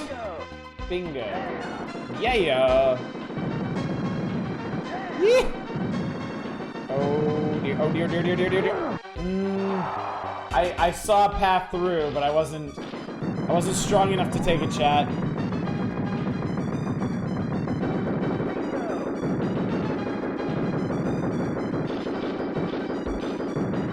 Oh, if I can get that. Okay. Whew, that helps. For like a second. Jesus Christ, there's so many enemies. There's so There's so much.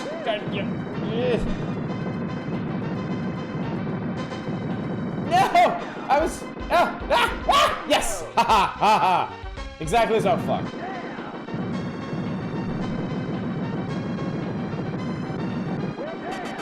Yeah. Oh no! No! Oh my god! Oh gee! Ras, thank you so much for subscribing. 21 months, dude. Much appreciated. How you doing tonight? So good to see you. I ran right into that guy. I need to record your bodies going, dude, yes, for reasons. This room does not end. This room does not end, and it does not relent. You've already taken all my lives. What else do you want from me? My VCRs? My sleek 1999 Roadsters? My copy of the home game? To that I say no! No, you fuck! To that I say yeah, I guess. Oh god. Oh, I hope I can beat this game. I also hope they don't reset your keys when you continue. I don't think they do. But I'd be very sad panda if they did. Aww. That shield is my only chance, but I hesitated. I can't believe this still hasn't ended. Your supply of good meat is doing a lot of background world building work. I remember it did even at the time. Because, you know, this was early 90s. It was like, we'll never run out of good meat. Environmental concerns? What? Oh my god, I survived that. Holy shit. Holy shit, this won't end. It won't end. No.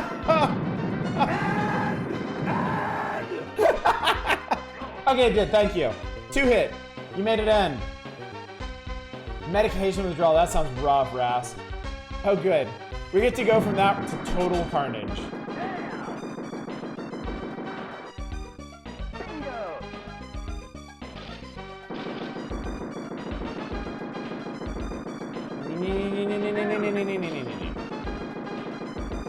Two hit is a witch.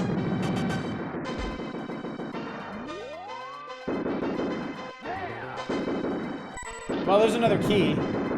I think if we weren't at 10 already, that was it. Well, there's another one, so. I guess there are just key rooms in this game.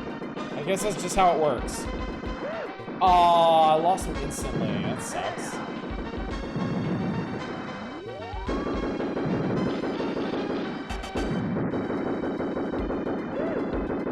You need to go fast. 10 key, 11 key. 6 key, 7 key, 8 key, drop. Arg!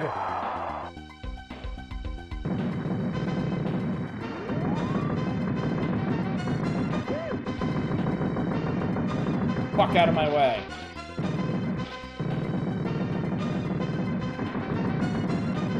So get the fuck out of my way! Monies! Shit! I almost died for my greed there. And then I did.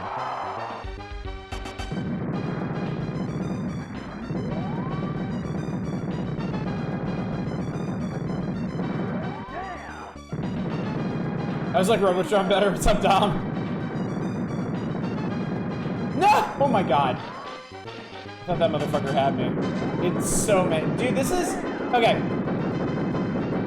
I am pretty sure that this version of the game is much more accurate to the arcade version, but I'm kind of feeling like the NES version was like more balanced and reasonable, and this game is just a quarter munching sadist. Like, this shit is bananas.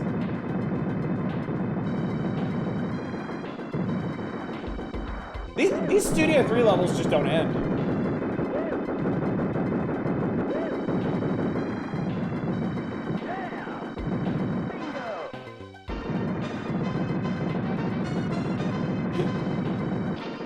The irony is not lost on me.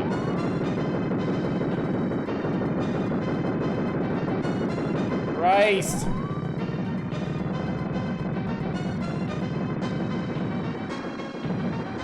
Oh, I had that. Oh, I was so pleased with myself. That was like threading the needle through those snakes, and then I didn't. And just like that, it's over. Quarter munching aspect seems more true to what you get in the arcade experience, yeah. Secret rooms nearby. I think in a later issue of Nintendo Power, they actually explain where the secret rooms are. I think this one, by the time you get this message, is too late. I think the secret room was actually in a previous room we passed. Chat, if you didn't know, there are actually secret rooms in this game, and you get them by pressing against unlit exits. I don't know where any of them are offhand, but I dimly remember a Nintendo Power like classified information feature where they talked about the secret rooms and how that was a clue for one, but you could only use that clue on a later playthrough.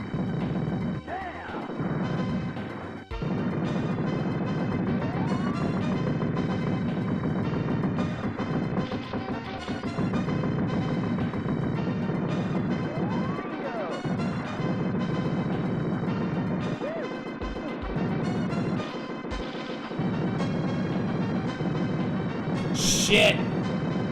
Never run in front of doors. Never run in front of doors. Oh, I'm cornered. Oh boy, oh boy, oh boy, oh boy, oh boy, oh boy, oh boy, oh boy!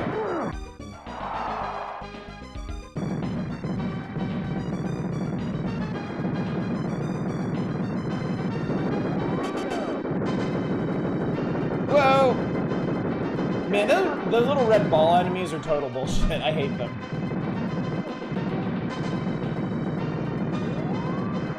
Trying to imagine what terrible future would have you needing a year's supply of good meat and an endless supply of lawnmowers.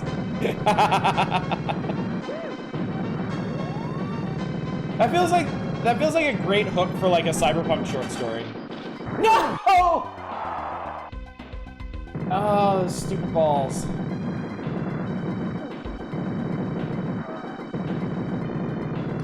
Chat, I don't know. Cinching a win on this tonight is looking less and less likely. I think I've only got like one more continue. Oh my god. 10 seconds. Contestant Okay. I have one more continue after this. We're over halfway through Studio 3. The thing is, I think the rooms get longer. Like, I think the last room before the Cobra boss is, like, the longest room in the entire game. Like, it is just hilariously... Fuck. It is, like, hilariously, stupidly wrong. This is Studio 3. Yeah, Studio 2 is Scarface. Studio 3 is the jungle-themed Cobra twins. Use the buffalo gun. Alright, I think this is the penultimate room. I think there's one... So stupid. I am so stupid.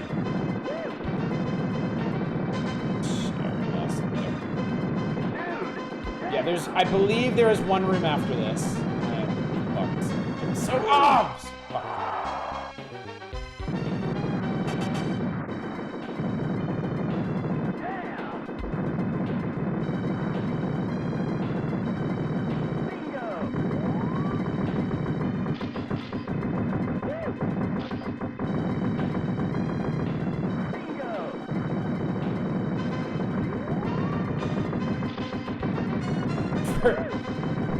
brief second, I completely blanked on where the landmines were. Once again, blinded by greed.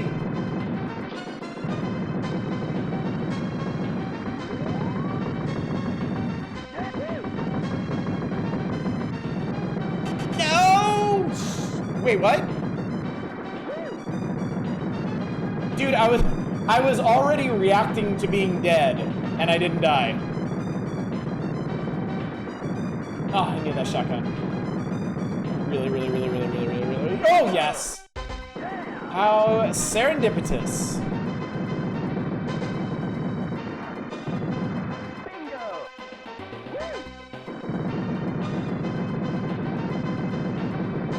Yeah, luck. Pure luck. No!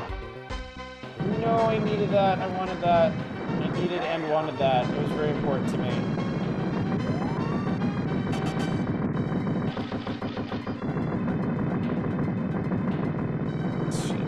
This shit.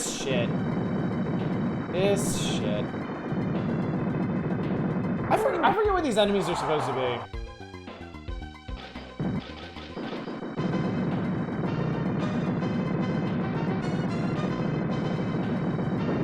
I feel like maybe they're supposed to be like lobotomized primates or something. Because they definitely got pink squishy heads. Need that shield. Yes, shield. Shield, yes. Shield, yes, balls, no. No! I lost my option. I love my option. There is a weird thing where these guys are actually able to get up under your gun. Oh, man. Oh, man. Oh, man, oh, man, oh, man, oh, man. Like, if you let them get too close, you... Shit. If I'd only dodged left instead of... If I'd only dodged left instead of right.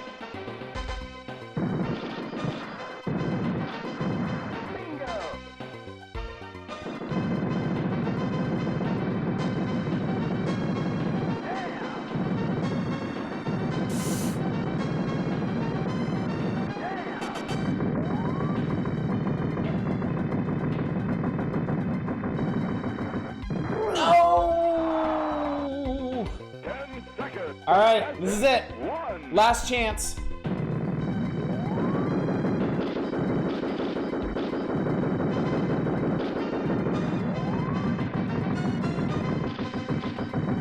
Man, I'm not even I don't even remember using continues in the NES one. Oh my god, it still won't end!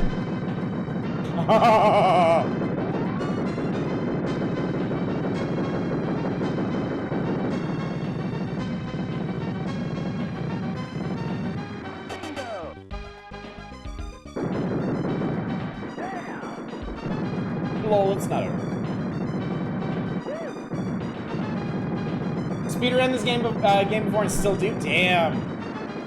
So I guess speedrunning would have to be focused on just killing all the enemy waves as fast as possible, right?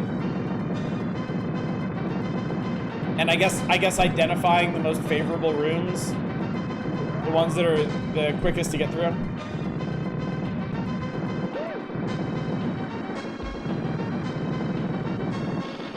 These guys are so dense, it is like impossible to keep this option. God. Ah, I can't get that power up.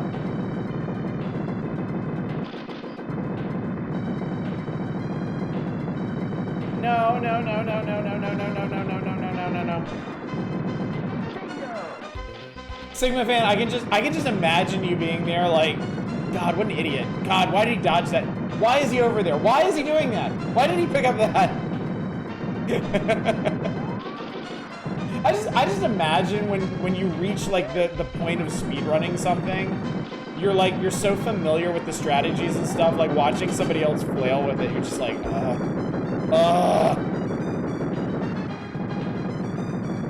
Damn it.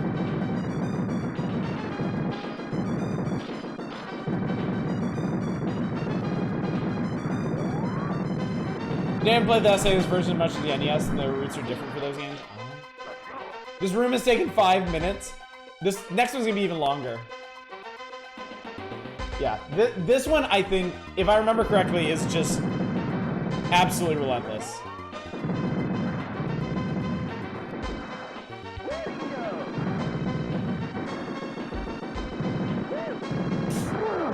So stupid.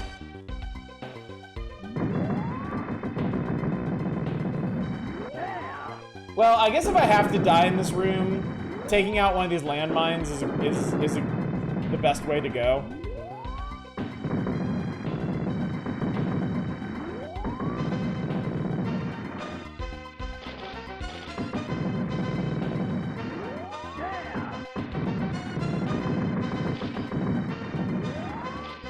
I legit was not sure if picking up the shield was going to save me from that landmine or not.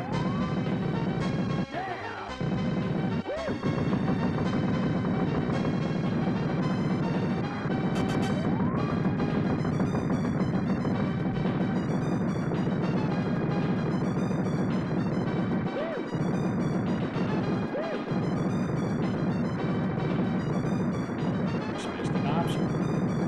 Fuck out of my way!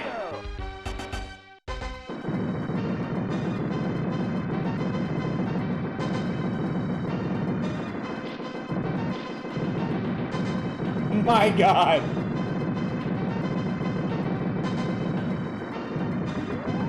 So the one nice thing about these guys is they don't kill you instantly.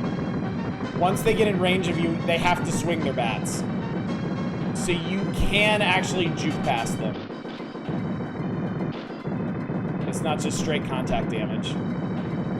Or contact death in this case.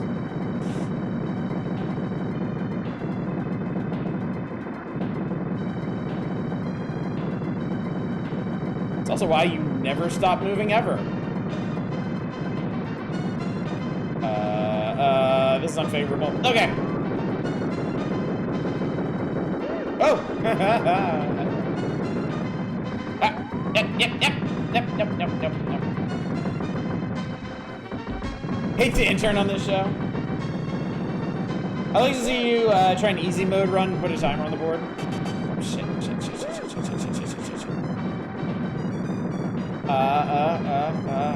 No, not the door.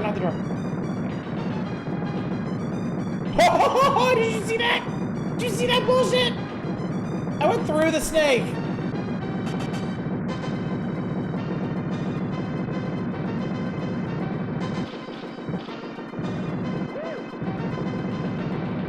Okay.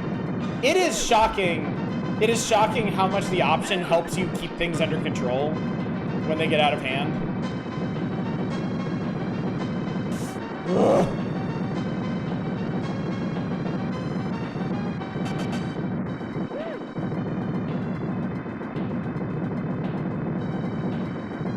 Got him. Okay, chill.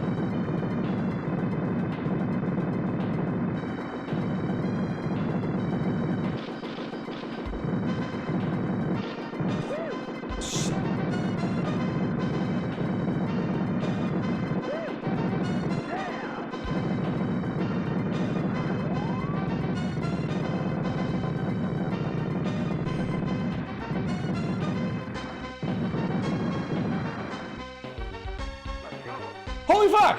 I did it! It actually wasn't that long. Uh-oh. I'm gonna start calling you Lawnmower Man. Okay, so one problem here. I've only ever fought these guys once on the NES version, so I might not really know what to do here. I might not be in real good shape to fight these guys.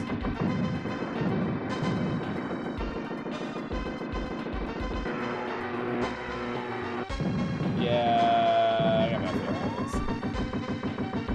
Well, yes, you shoot them, but like, how do I avoid getting murdered by them is the more important factor here. Like, once you have an idea of what like Mutoid Man does, it's not so hard to avoid getting killed by him. But these guys, the way they swoop down with their heads, I seem to be having a bad time not getting killed.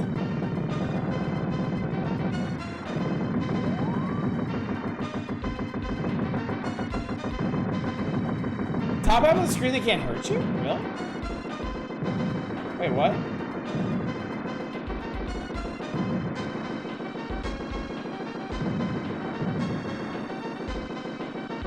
Wait, really?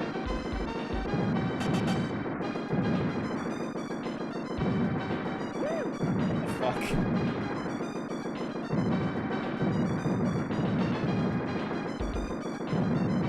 Okay. Huh, okay. Cool. Oh my god! Yeah, Buzzsaw is heavily populated at the top.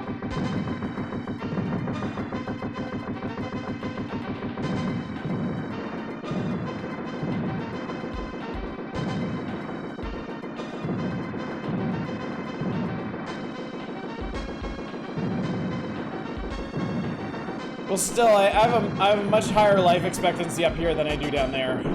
So, at least the buzzsaws are killable.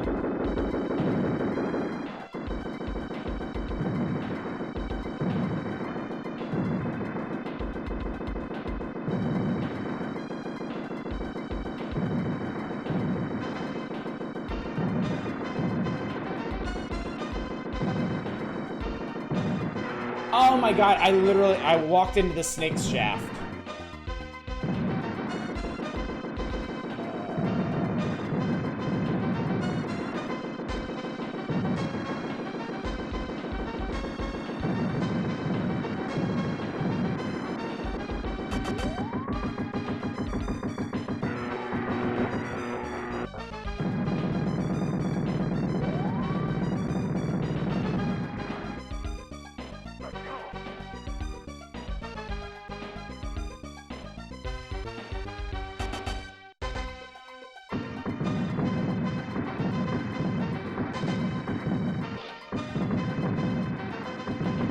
I think this, I forgot there was another room between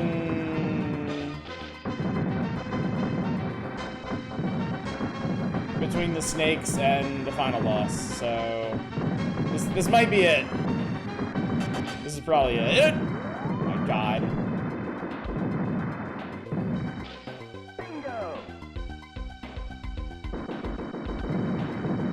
Also, it said almost enough keys, so I think maybe my keys did reset when I continue.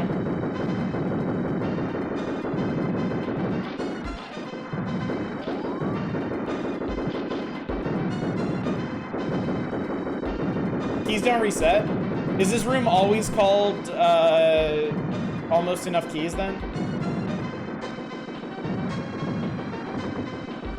Oh, okay. That's funny. Please don't.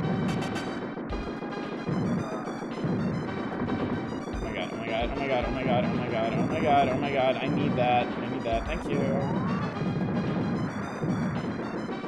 You go through almost enough every time. Okay. I feel a bit better then. Oh shit, that fucking didn't kill him.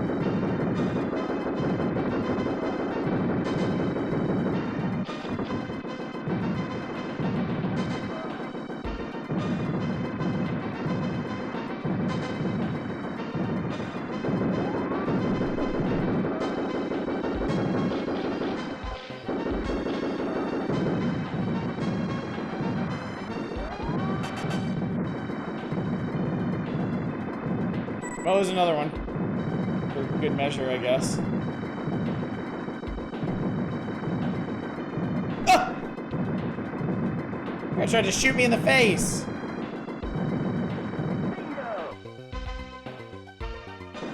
Spasmed really hard at that.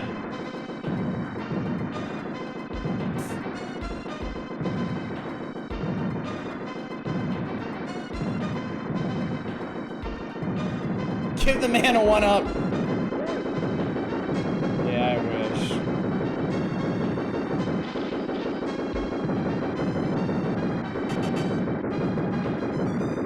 You know what's gonna happen? I'm gonna survive this room, and then I'm accidentally gonna step on one of the mines on the way out.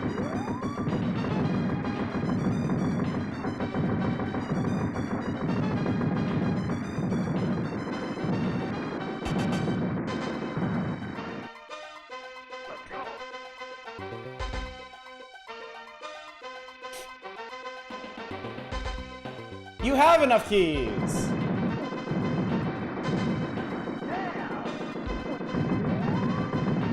Got it.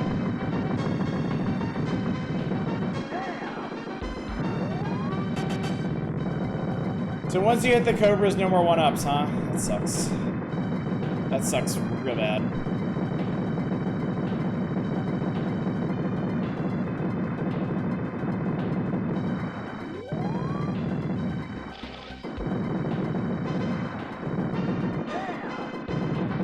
Ugh.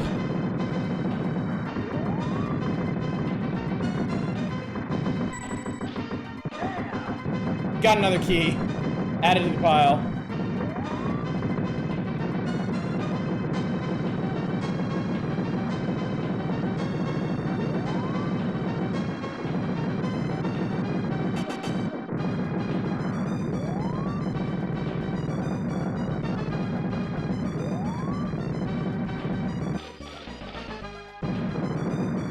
Ho, ho, ho.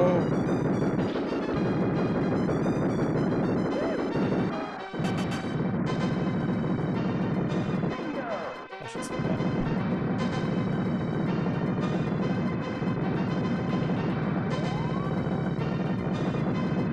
Shit! I lost my option. Shotgun. Okay.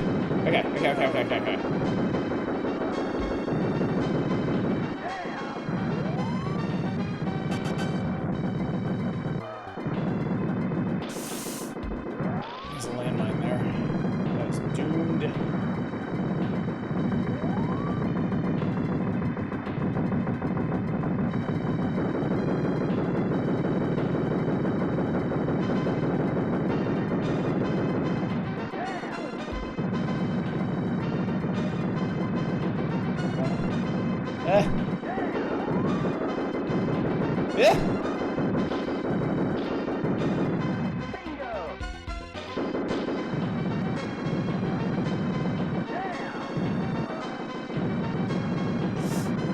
High enough.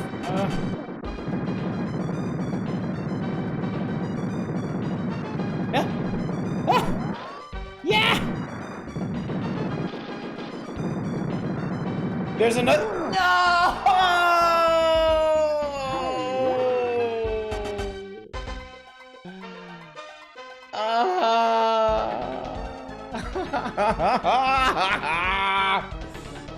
That room is dubbed the 10,000 Maniacs. You have to kill 10,000 of them? Holy shit. Ow. Ow. Ow. Oh, I tried, chat. I had enough keys. Oh man, I got close. That was the closest I've ever come to beating Super Smash TV. Oh man, what a great game though. I can see you doing a good job of speedrunning this. That would be cool in principle. I don't think I have the discipline to speedrun things though. I'm too moody. Easy modes, Arena 1.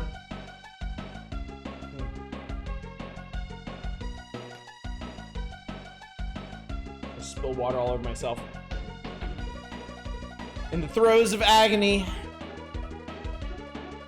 Is what most people run anyway? Interesting. I might look up some speedruns after this. I'm curious what they look like. Psycho's looking himself run normal and hard. Alright. Well, chat. That was an adventure. That was a smash hit. Also requires effort, yeah. Solid 1,000 dragon coins? I should hope so. I should hope you got your money's worth there. Oh man. I love this game though. I love this game. I want to do... I hope I can show you guys Total Carnage sometime. Total Carnage is such a neat game. And I'd also like the opportunity to explore that game a bit more. That game has a ludicrous amount of secrets in it, which is really interesting. Anyway, we did it. We've survived all the major features of the magazine. Now, what do we have left? Nestor's Adventures with the Addams Family. R.I.P. must be ring in person. I began to suspect the oven when I found one of Wednesday's doll heads in my omelet this morning. So this is at least a return to form where they give you a nice little hint about how to play the game. If you don't touch this switch in this particular part of the level, you can take a shortcut through the wall. Next time you play, can you dress up in the pink leotard from that picture? I'll take that under consideration. I might just do Scarface cosplay and just like stick a bunch of pieces of tinfoil around my face. Power players, what did the nerds do this month? ActRaiser, wow. 5 people actually beat Batman Return of the Joker. That was the one with the giant Batman and the insane like power level fights. Can you do both? Chaos 74. More people played Draken, DuckTales, Final Fantasy 2, Final Fight, Gradius 3, Little Mermaid, Mega Man, Metro 2, Ninja Gaiden 3, Battletoads, God. Super Mario Land, Super Mario World, Super R-Type, Tetris, TNT, Ultraman, Uninvited. Okay. So I think the real standouts here are Batman Return of the Joker and Draken. I can't believe people actually did that. I hate to call those people gamers. Win RoboCop's car! Grand prize. Imagine yourself behind the wheel of a Ford Taurus that RoboCop really used to patrol the streets of Detroit. That's right. They slapped police lights and a grill, and honestly this looks like a sticker on the side of a Ford Taurus, and called it RoboCop's car. UN Squadron is a fantastic game. I do love me some UN Squadron. Do Mutoid Man cosplay and just build a giant tank out of cardboard covering your entire body up to your neck. Can't believe Draken, we were still starved for any... I can believe Draken, we were still starved for any RPG back then, yeah. Yeah, win Robo. That is... Bankcopter, that's specifically why I moved my camera for that. Like, that is some really funny accidental censorship there. I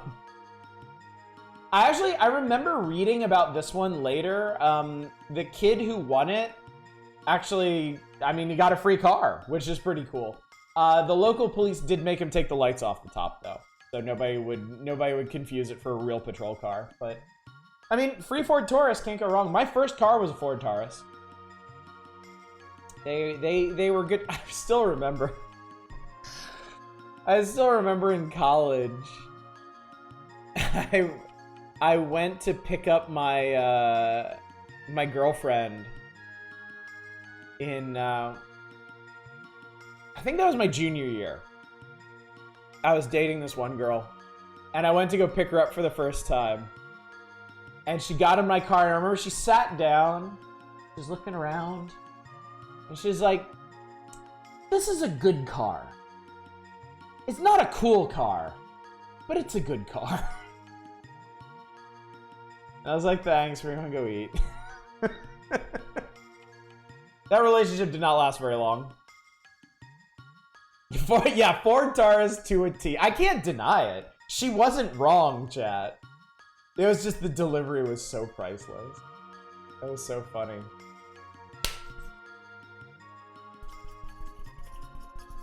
No! God, no! No! Fuck! Damn it! Toast! Fuck! Ah!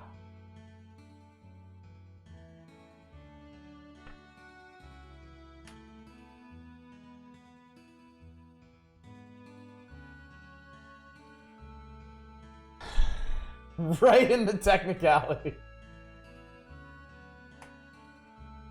Oh. Fine. Fine. Fine. Everything's fine. Everything is fine. Everything's great. No big deal. Let's play some. Oh. God, what have I done? Hang on. And Controller crisis here. Lord have mercy. Why did you... I had 2 plugged in for some kind of cheat or something, didn't I? George's demand his portrait of me made to look sexier, I guess. It's significantly less chin in the new one, I noticed.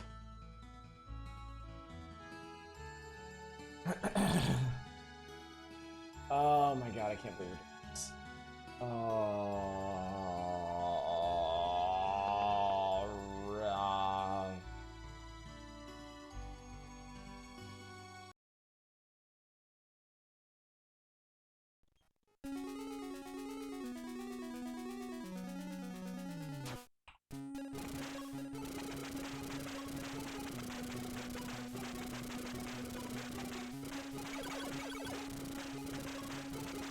One player, music on.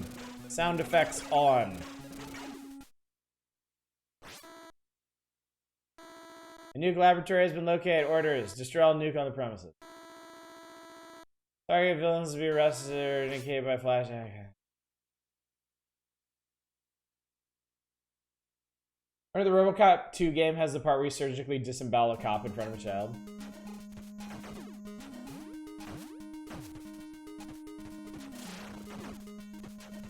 So, if you've never seen RoboCop 2, each level has a bunch of platforming, and your objective, actually, is to get those little vials that say N. You must capture a set amount of these. If you don't get enough, you have to do like target training or something. Yeah, N for nuke.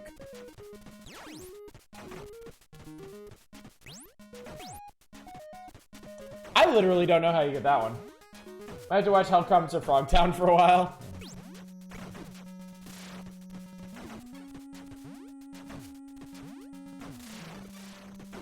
That duck is tragic. The secret nuke stores in this level, how much are they charging for a gram? I was not paying attention. And RoboCop fell in the water and I died. Now I have to do the whole stage again. I sure do love this video game experience. Big fan. Large fan of the large Robert Cop. Straight into the drink. I guess technically I'm supposed to be arresting those guys, but whatever.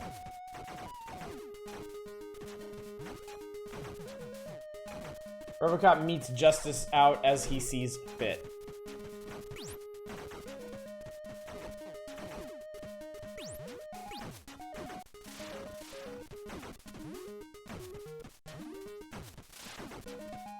Okay, let's not do it again.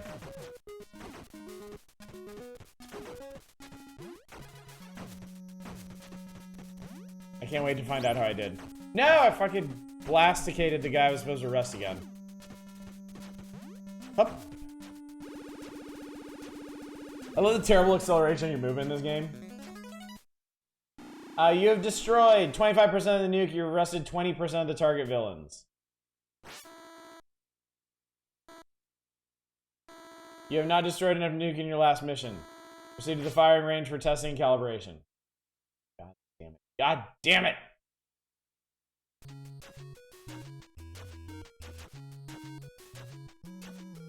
Oh god, I just killed... Wait, those are civilians. Okay.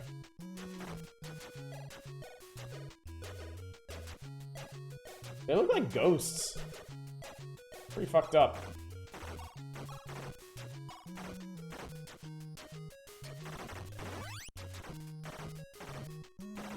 I think I just murdered Rambo.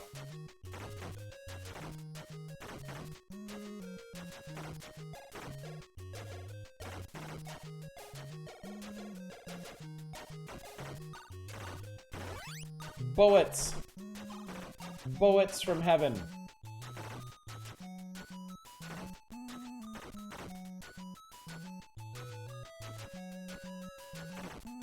Why is Rambert here? Why has Rambert joined Robert Cop? See you there. Fuck. It's such a little thing. I do actually really like the particle effects after you shoot an enemy, or after you shoot one of the targets. I do think that actually looks really cool. The way the targets just explode apart.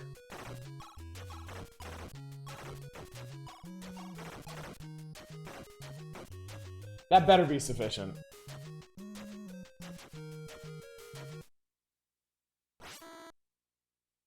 You have passed the target range test, therefore your system calibration has been successful. You're allowed to go back on active duty. Good luck on your next assignment. So these are clearly just army guys. What exactly are they training you to do here? Wow.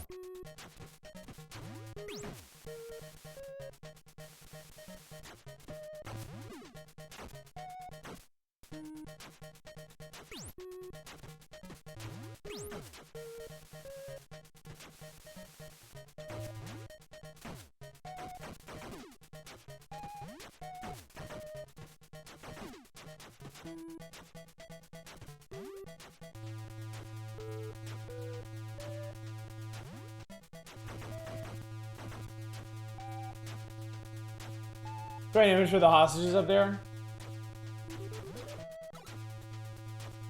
Yeah, you have to find enough nuke and enough of this, whatever the secondary objective is. This one I think is saving these tweaked out people.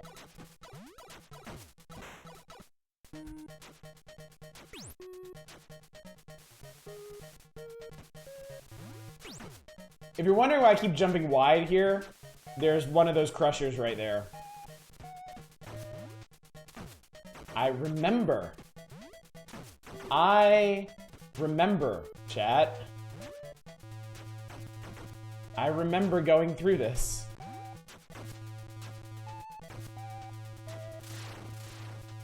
This game is nothing if not memorable. So this one I think has two traps right next to each other. Yeah.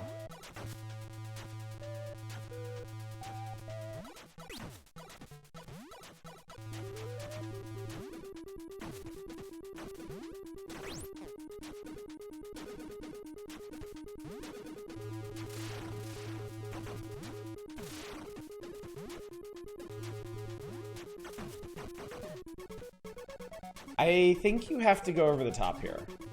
I think it's impossible to take the bottom route. Because those gears are instant death.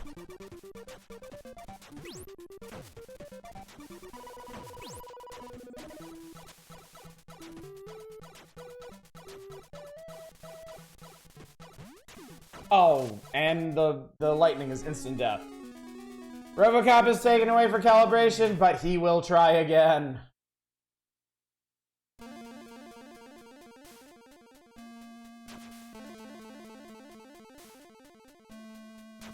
He is so sad. I think technically, yeah, I can continue. This is the last time, chat. He looks like an R-Type boss.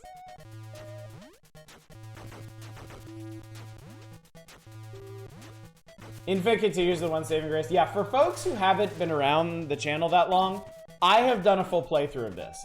I have in my cabinet right now a physical copy of RoboCop 2 that I bought specifically to do a full playthrough of. Because a long time ago, community nights were not called community nights. They were called Hell Nights. And the concept was specifically to pick something for me to play that I would hate.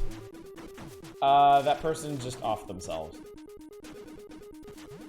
And I beat this game.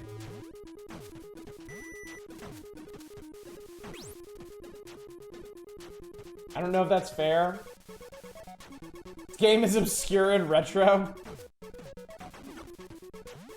Yeah, well, some games should have been left in obscurity, is all I'm saying. Pick something that only we would find amusing. Okay, I suppose that's a bit clearer, yeah.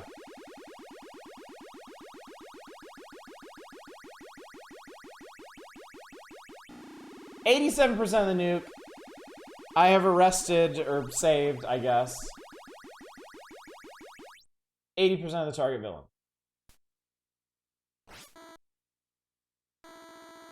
On hover pads, use button B to fire the retro rockets. The hover pad can gain X. Oh no. Oh fuck. Oh god, I think I remember this. No. We're still nuking.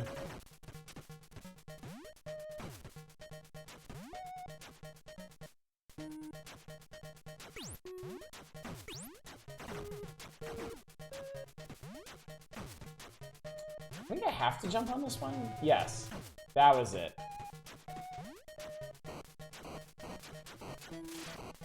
And then we play Flappy Bird with fucking RoboCop.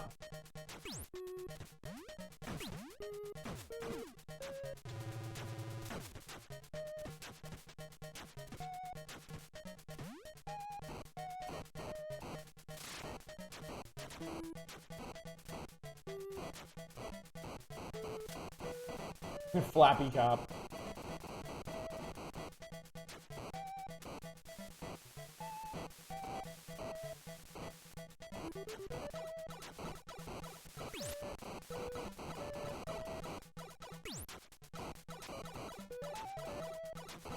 I think I have to... Wait, how the fuck? Jump! That's it, you jump. Okay. Ugh!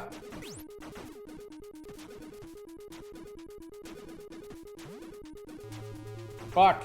I think those people are like nuke addicts or something. And you're trying to stop them. You're trying to save them before they're... God. No checkpoints, by the way. I'm sure you've noticed by now, but no checkpoints whatsoever.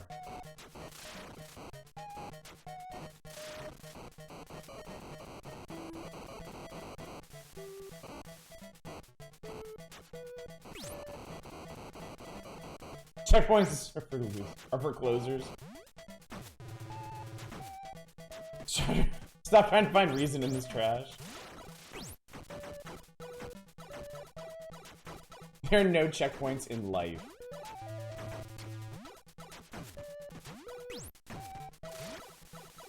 I did the same exact thing. Okay, I'm done. I'm done. I'm done. That's what your 1,000 coins got you.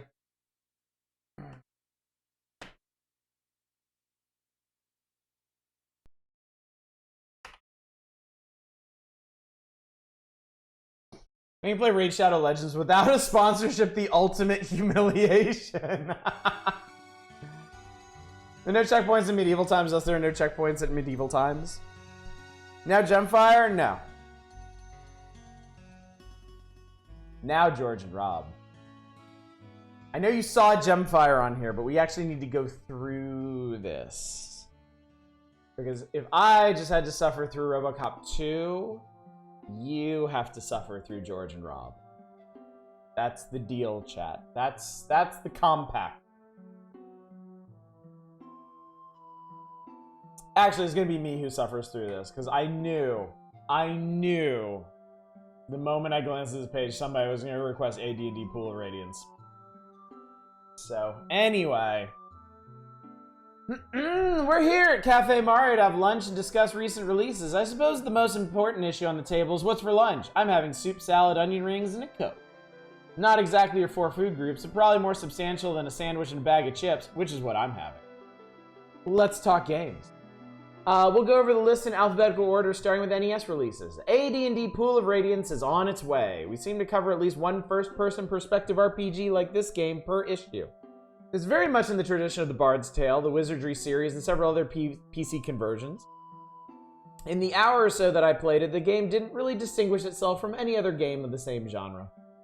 Yeah, I didn't play it long enough to really get into it. I like role-playing games of this type requires a lot of setup from the very beginning. It takes several hours to really get going.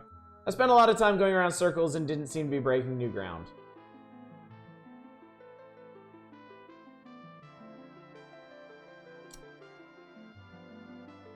Oh, Dominic, you don't know about George and Rob. It's like a podcast, but in magazine format. An isometric tactical combat system. Dominic, you can't expect them to comment on all the nuances of the game after only playing it for an hour, which is obviously all they needed to weigh in with their shit opinions on this game. Please. They spent an hour of their very valuable time playing AD&D Pool of Radiance so that they could tell you it's not worth playing. That sums up low-level old D&D pretty well, actually. Captain America and the Avengers is next. I like this one. It's really cool. Captain America is a comic book character that everyone is familiar with. He can do a lot of the same types of things in the game that he can do in the comic book, like toss a shield and beat up enemies. Hawkeye is also in the game. He's controlled by player 2. We should mention that even though this game does have a 2-player simultaneous one-on-one battle, the main adventure takes place with 2 players taking turns fighting through different locations. It's also nothing like the Captain America arcade game.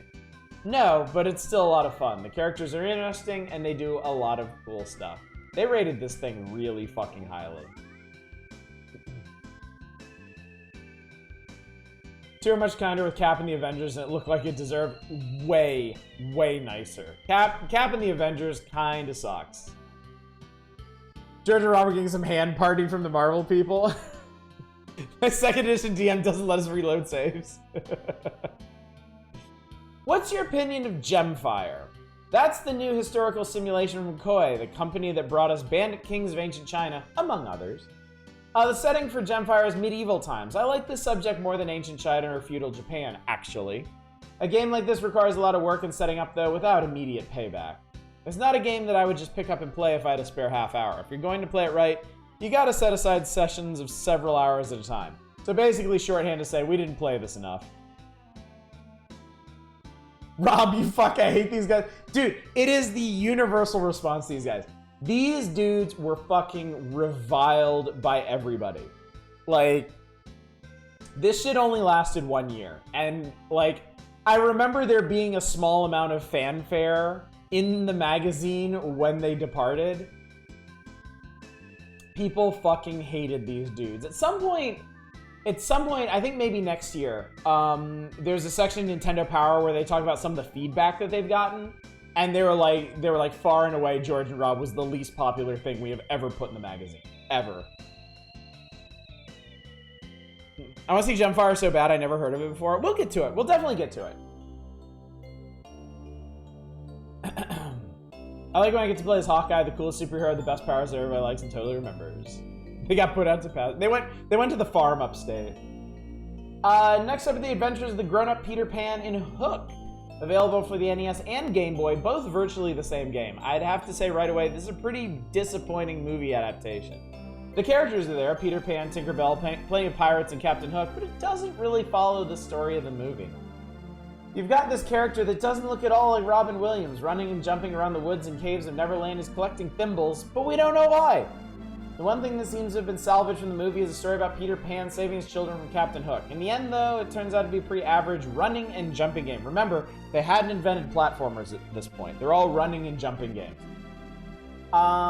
Pretty weak character and sluggish play control. The movie is good. The game falls short.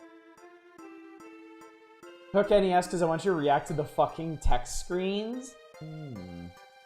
Race America is a 2-player racing game with a unique split screen. The player that is ahead views the action in a large window that takes up the top 2/3 of the screen, while the racer in second place sees his or her car in the smaller window at the bottom.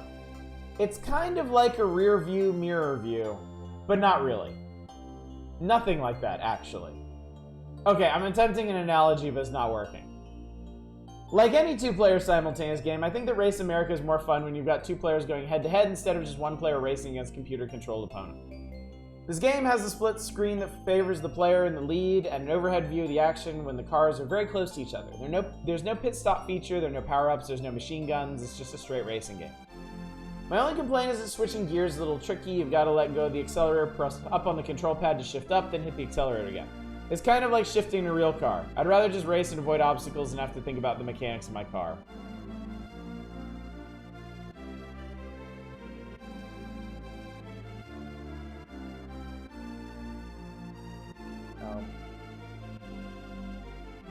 Guys who made this game didn't have Capcom money, make him look kind of like Robin Williams, wasn't in the budget. Confused as to why a lot of the Koei games got Nintendo ports. Uncharted Waters fits, otherwise Dear Lord PC strategy games were really a fit on NES, SNES. I guess they were just, I guess they just wanted to invest in a new market. They also might have done really well in Japan, and so they thought there was a chance that they would do really well here. Obviously, they didn't. Ludicrous number of NES consoles still out there who could spend money. True. This is definitely a podcast, and yet more evidence that not every pair of white guys needs a podcast.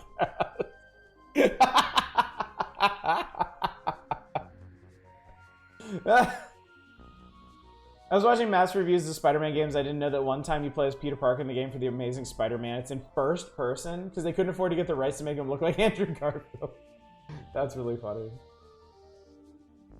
Even though it's featured elsewhere in this issue, we should mention TNC2, Thrilla's Surfari. It's a sequel to Town and Country Surf Design. I think that this game has incredible action and very good play control. You control a gorilla who races through these skateboard and surfboard courses at breakneck speed, jumping off ramps and flying over obstacles. It's a lot of fun. Yeah, but I don't think the graphics are all that great. In the first stage, for example, you have to slalom around or jump over these obstacles in the ground, and I can't tell whether they're potholes or very large peanuts. Peanuts? They're logs. How do you know they're logs? They look like logs. They look like large peanuts or big oblong potholes. They're logs. If you would have given me a choice between peanuts, potholes, and logs, I would have chosen logs third because they don't look like logs to me. The graphics aren't dazzling, the plot is just standard save the damsel in distress deal, but the action really moves. You're a log, Rob.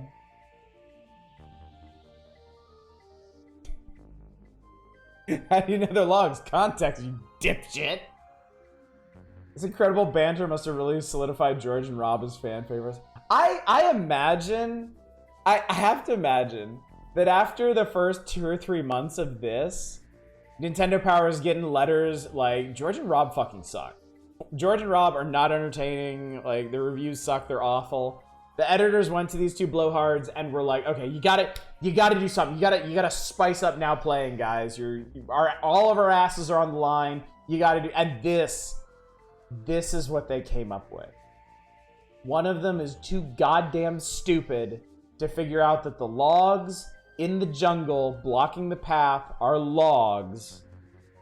And so they have a witty banter over this that they then transcribe for all the poor fucking readers out there. Fucking argument was half a column. Okay, you ready for this next one? There's an NES game that is based on the cartoon Toxic Crusaders, which was, in turn, based on a B-movie from a couple of years back. Based on a B-movie. I don't think you can hand-wave the Toxic Avenger that easily, Rob. The main character is a green, slimy guy who's apparently fell into a vat of toxic waste and has now resolved to clean up the environment with his mop. I don't think that the cartoon or game would exist if it weren't for the teenage...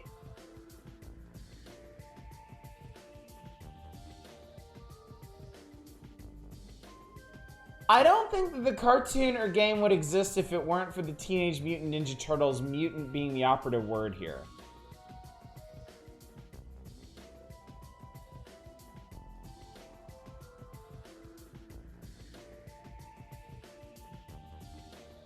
Okay. Hang on. Reminder. You do not at any point have to hand it to George and Rob. However, I think maybe he does have a point here because they're obviously completely ignorant of the movie.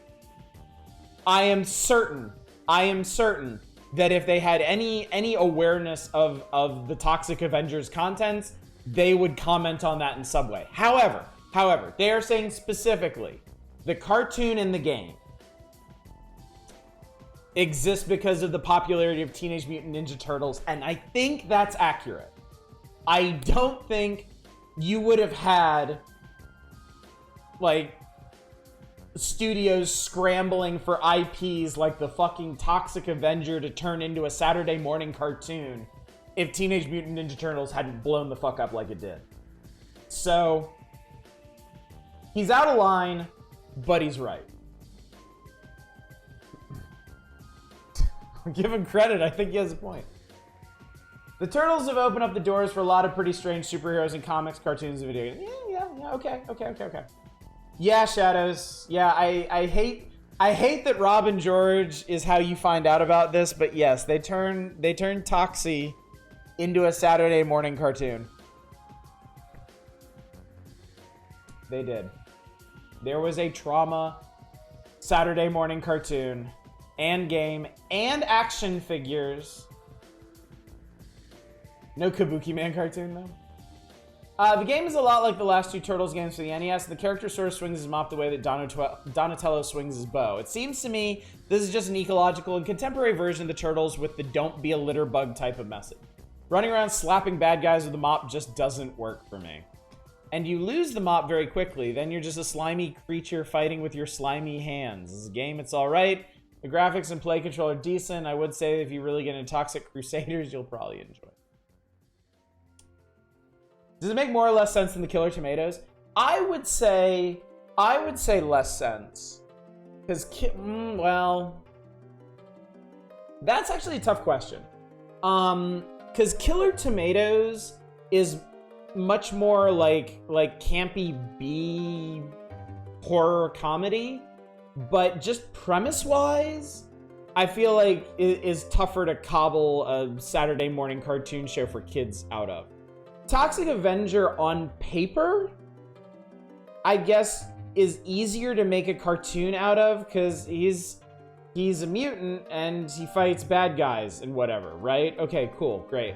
But if you know fucking anything about the Toxic Avenger and Trauma, you would not link that to a children's anything, ever. Is there a Dead Alive Kids show I never knew about? Motherfucking Darkman Kids show? Why no Class of Nukem High cartoon? That was an ensemble piece. Dude,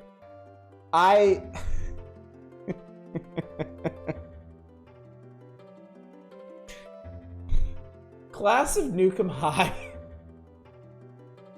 is like one of the weirdest memories in my entire life.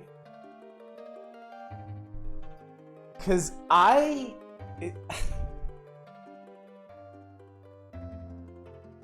used to go visit. Okay, this is gonna require a little bit of backstory here.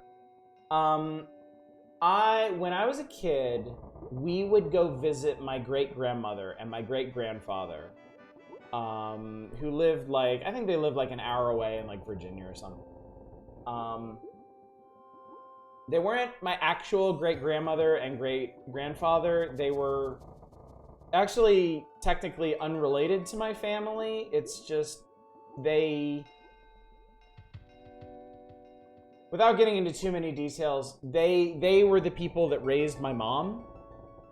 So they were like family to us, and she referred to them as grandma and grandpa, and I referred to them as great-grandma and great-grandpa. So established.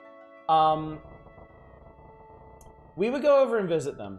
And I remember one time we went and visited them. They would put on the TV for me to watch while they talked with my mom and cooked and did stuff and whatever. And one time we went there, they put on the TV, and I guess it had to be a TV edit. But then the concept of a TV edit of Class of Nukem High Part 2 is kind of insane to me. But whatever the case may be, I sat there and watched Class of Nukem High Part 2 start to finish at my great-grandmother's house. And, like, in retrospect, I'm like, did they just have no idea what I was doing? Were they just out of the room for like 80 minutes? Why did they do that? Because I remember that movie very vividly. That was a very impactful movie for elementary school. I think I had to be in second grade. I had to be like 7 or 8 years old, I think. So, like, yeah. I don't... If there's ever been some, like, weird edge case stuff in my personality that you've been like, why is Oddish like that? That might explain some of it. I'm just saying.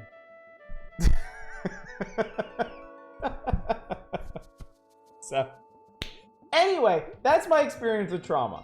Class of Nukem High Part 2, the TV edit, I guess. So, good movie, A+. Two thumbs up from second grade Oddish.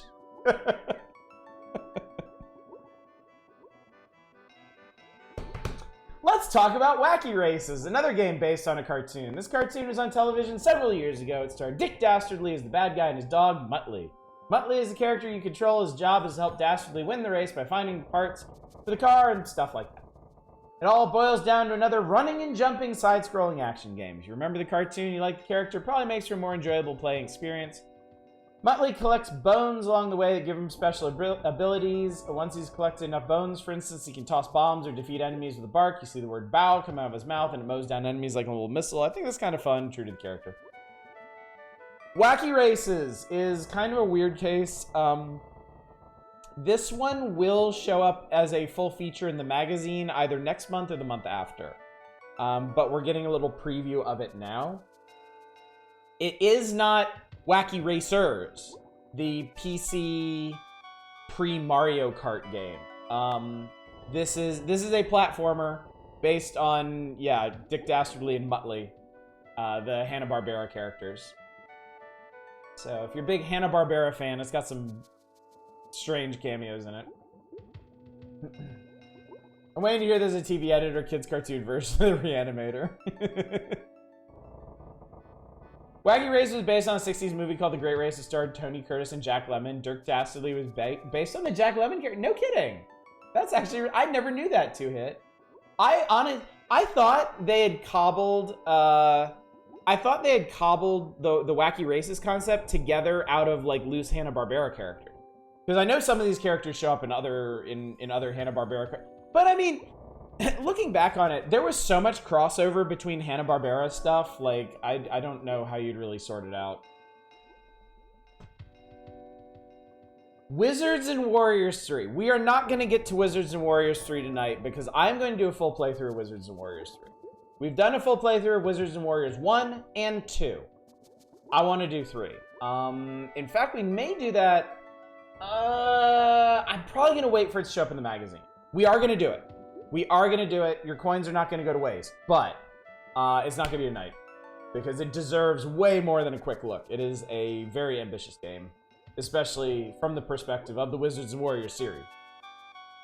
Captain Caveman is not a third string character, damn it.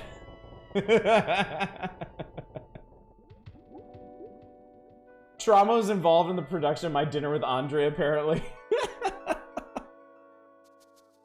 Moving on to new releases for Game Boy, I think that Missile Command is a pretty good arcade translation. Since the game was monochromatic in the arcade, the fact that Game Boy is black and white doesn't make any difference. Biggest change is the controllers. In the arcade version, you fired missiles from 3 silos using 3 different buttons, and you change the aim with the trackball. Since Game Boy only has 2 action buttons, there are 2 silos, and the aim is controlled with the control pad. Otherwise, virtually the same game. Only portable. I think it's really cool. I put a lot of quarters in the arcade game when it was big in the early 80s, and now here it is on Game Boy. I like it, and I like liking it. God, you call yourself a writer and you put that... Okay.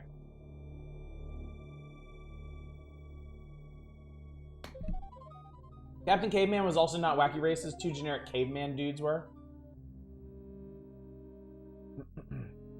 Joe Mac had more character. How do you go from Nukem High to the feature-length dinner conversation? Good question. Prophecy: The Viking Child is next. It's a side-scrolling game that is quite a bit like the Hook adaptation. The graphics are very simplistic and the character is pretty hard to control. Those things may not matter after you play the game for a while, but first impression is not very favorable. My first impression came from the opening still picture of the character, which is large and well drawn. The game itself doesn't quite live up to that potential. I think I'd rather be playing Missile Command. Maybe if the Viking Child had a missile, it'd be more fun. Maybe not.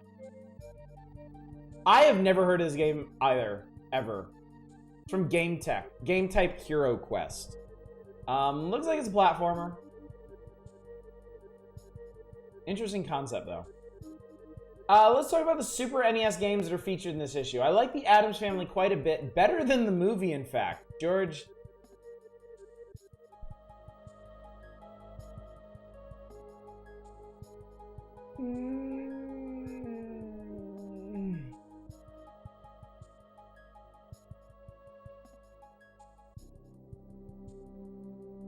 These guys are worse than Hot Guys. These guys are the fucking worst. Like, if we had not already come to the conclusion that their opinions are just fucking irredeemable trash...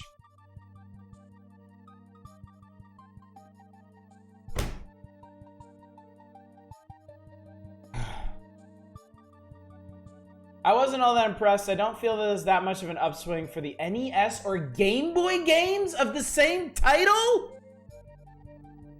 What? They're not even like the same. Chat! How the fuck? How do you even compare these games?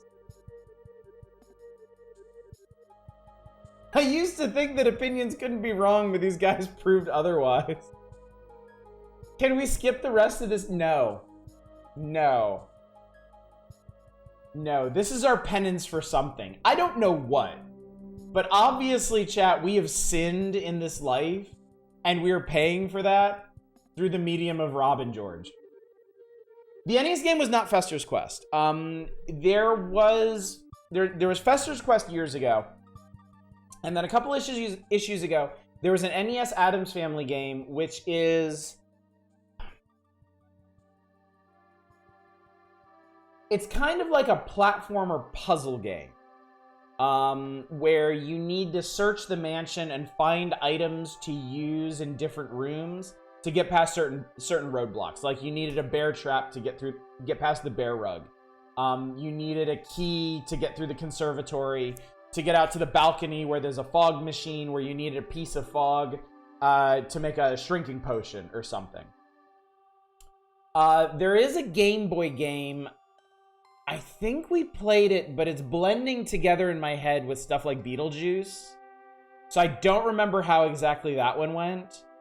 But the Super NES game is special. The Super NES game is very different from those. It is... Oh, man. I mean, the next fucking sentence out of this idiot's lips. It's just another Mario-like game where you run around and stomp enemies. Hate these guys.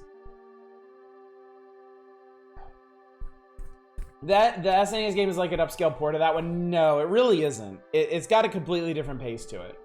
The Super NES game is much more of a straight platformer, whereas the NES one, like the emphasis is really on the puzzle.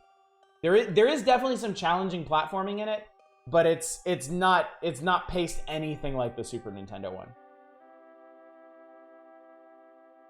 These genre names on the latest release charts are throwing me for a loop. Yeah, what we got here? Role-playing superhero adventure, role-playing comic action, racing, hero quest, word game, arcade classic, soccer, sci-fi adventure, flight mission, golf, comic adventure, comic action, and wrestling. Some of these are really funny because it does seem like they're just kind of making up their own genres. Because I guess at this point, they weren't really that established. Yes, but it's a good Mario-like game where you run around and stomp enemies. At the beginning of the game, when you step in the Addams Family mansion, there are several doors you can open, each one leading to a different action-packed stage. It's a good invention, and it leaves the player with a lot of choices. Also, like the enemy characters, many of them are quite funny and well thought out. I think it's an all-around solid effort that will satisfy a lot of players.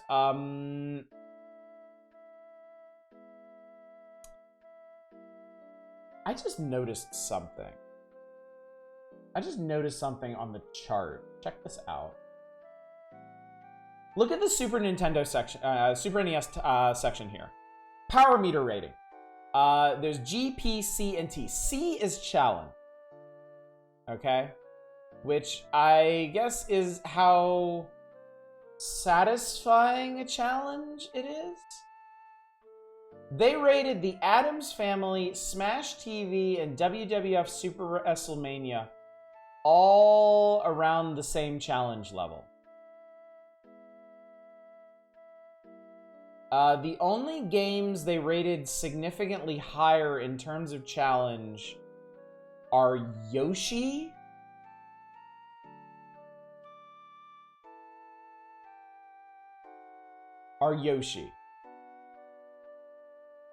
Oh, they rated Captain America and the Avengers higher.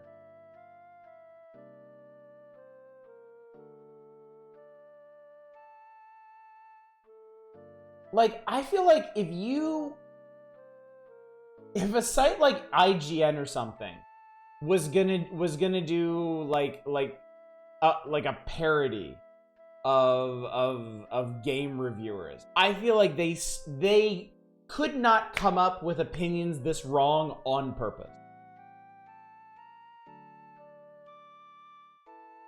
I feel like the only way you come to this conclusion about the Addams Family, the conclusion, I mean both of them really. I feel like the only way you come to this conclusion is you play this game for 10 minutes. Because this game gets really hard really fast. And you'll start to notice how the levels how they like kind of spread out in this like spider web pattern, where you actually have like routes you can choose and like long winding paths to actually save the family members. So I seriously feel like they went in the house, they went into one room, like they went in the kitchen or something and played until they died and then they quit. Like, I feel like that's the only way you can get opinions this uneducated about this game. Why are theme and fun a single rating? The theme of the game does not determine how fun it is. I completely agree, Lodro High. I think it's just... I think it's meant to be a measure of how much, like... aesthetic appeal. I think it's supposed to be aesthetic appeal, in a way. Which is also strange because it's distinct from graphics and sound.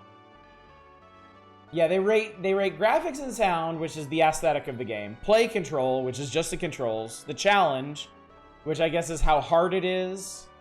And then theme. So I don't know. I almost feel like theme and fun is like a is like a catch-all fourth category for just like how much I like this game. Why do you think they actually played any of these games? I mean, they did mention that they tried... George said he played an hour of AD&D Pool of Radiance and didn't get anything out of it. So I assume if they didn't mention how long they played it for significantly less than an hour. Hook on Game Boy and NES is the same. I question why the ratings are different. Yeah, dude, these guys are just garbage on so many levels.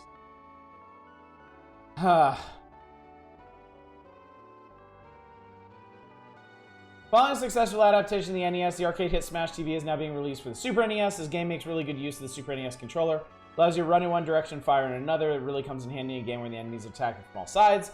There's very little downtime in this game. You're constantly blazing away to everything that moves. You don't have to worry about whether something is a friend or foe, because it's always foe. You just blast, blast, blast.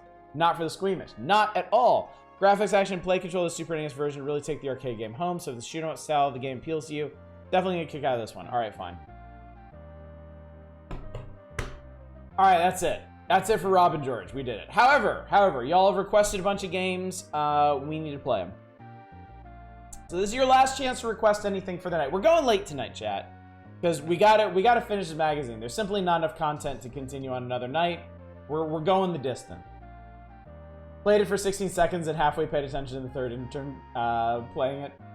Alright, so NES titles covered. AD&D Pool of Radiance, Captain America the Avengers, Gemfire Hook, Race America, TNC2, TMNT 3, Toxic Crusaders, Wacky Races, Wizards and Warriors 3, and Yoshi. Everything is role-playing. Shadows, everything is either role-playing or adventure.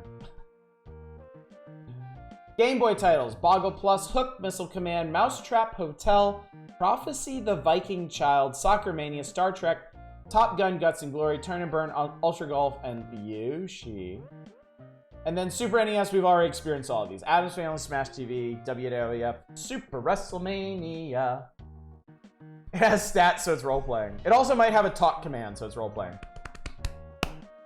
You're a crook, Captain Hook. Why don't you throw the book at the fire? Quest for Glory would make their heads fucking explode. Mousetrap Hotel, huh? Okay. All right, so last chance. Get your requests in. Let me see what we got here. We are sitting on... Oh, my God. Oh, Jesus Christ. All right, we're going to be busy. Let's knock off the NES request first, since they, I mean, it's already hooked up. Gemfire, AD&D, Hook.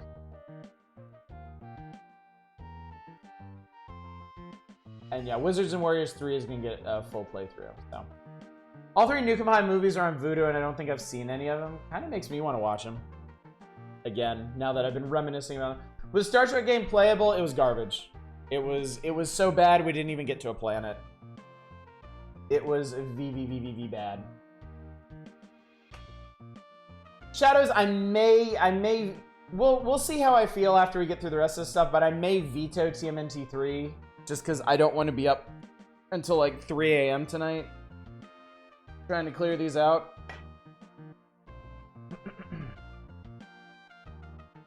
Let's see here. Gemfire.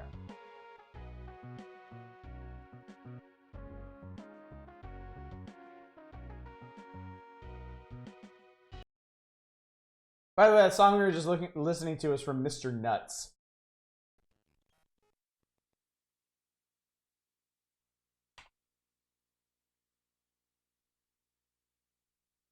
Gemfire is a strategy game, which means we're probably just going to look at it for like 10 minutes and then move on. We're going to look at it for 10 minutes, achieve absolutely nothing, and move on. Forgive me for what I must now do, O Lord. Forgive me for I'm about to sin. Behold Gemfire, a crown of 7 jewels. Oh, I need to turn this back up. Okay. A dragon and 6 wizards sealed in its stones until Princess Robian broke the spell. Hurling the jewels into the night sky. Is this an anime? God, I hope so.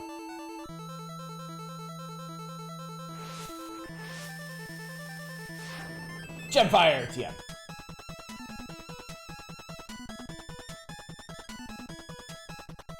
Robian Colicky Vision.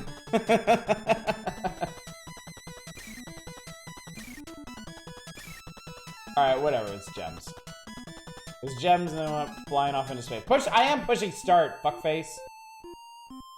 Oh, God. Oh, God. We have scenarios.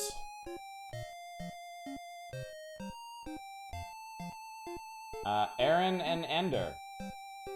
How many players? Oh god, you can just set it to demo. I should just set it to demo mode, honestly. 1. Player 1, choose a family. I'm gonna be the Chrysalis family. Oh man. We've been playing so long, my my earbuds gave out.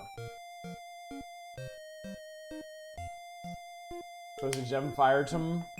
Quite a mouthful. Garth Chrysalis.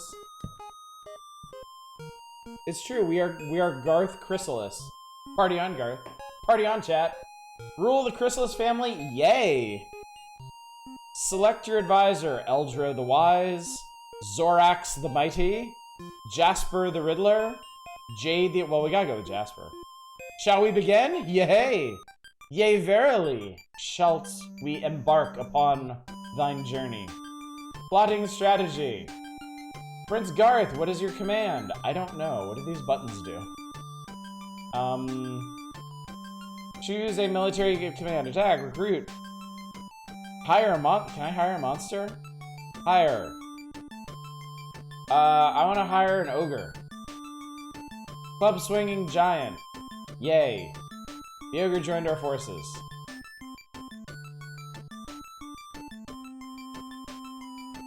Give me a reskin Sengoku Jidai game. Esselred from something. Andrew repelled the attack by Esselred.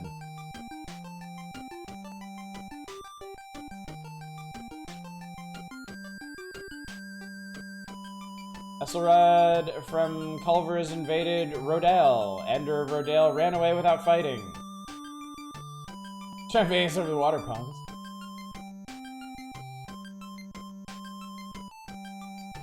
Yay, I can do something. What is this? Choose a domestic command, develop, trade, give food, transport. That's boring. Choose a diplomacy command, ally, negotiate, sabotage, plunder. I want to plunder somebody. What is this, crying?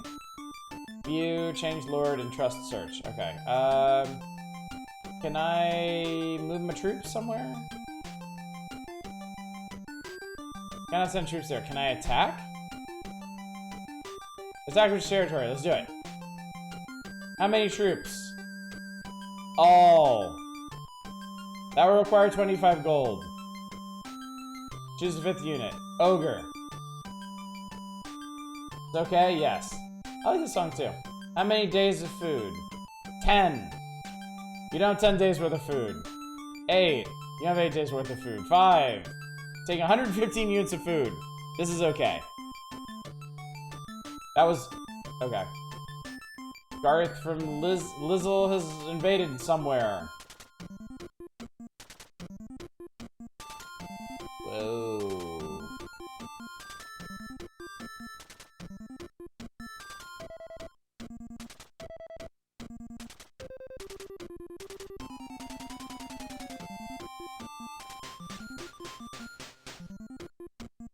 Are we on the brink of destroying our kingdom one turn? No, we're on the brink of invading another. It's gonna be great. There is no way this could possibly fail.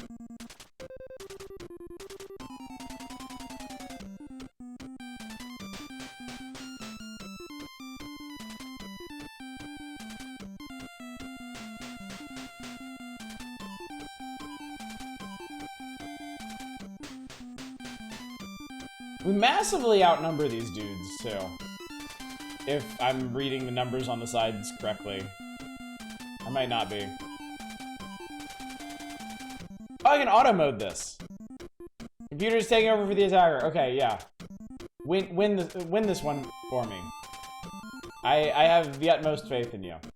Dread to see how Oddish would play Total War Europa Universalis. I have actually considered streaming Stellaris. I used to be good at Total War back in the olden days.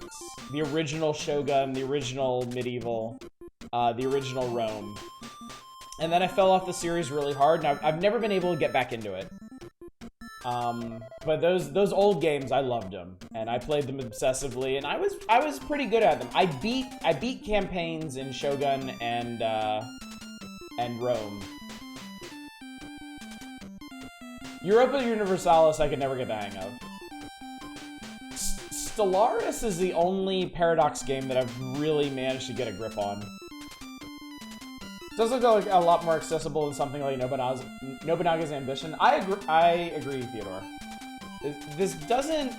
I mean, we tried Nobunaga's Ambition, we tried Bandit Kings, we've tried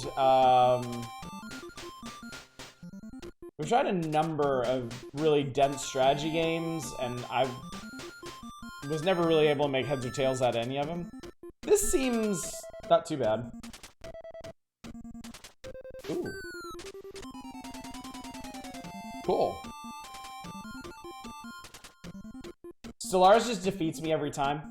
It took me a long time to finally get into Stellaris. What actually did it for me was playing an evil robot empire whose goal was just the eradication of all life in the galaxy. And I had a fantastic time doing that. And that did at least teach me a lot of the fundamentals of the game.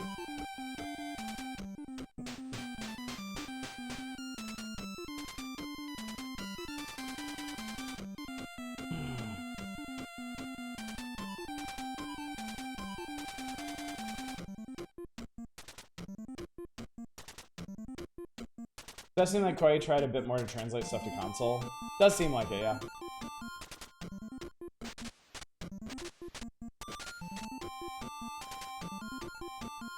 Sturdy archers. I really can't enjoy a game unless it lets them murder innocent people. You're always assuming that these people are innocent for some reason. I mean, they wouldn't be here if they didn't fuck up in some way, you know?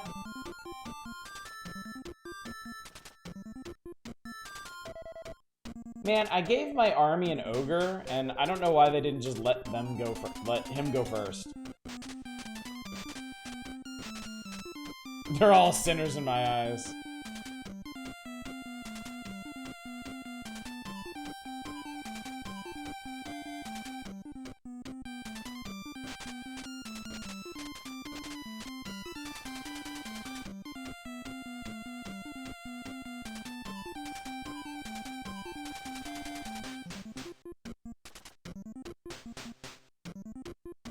I guess that one unit in the bottom right is thoroughly committed.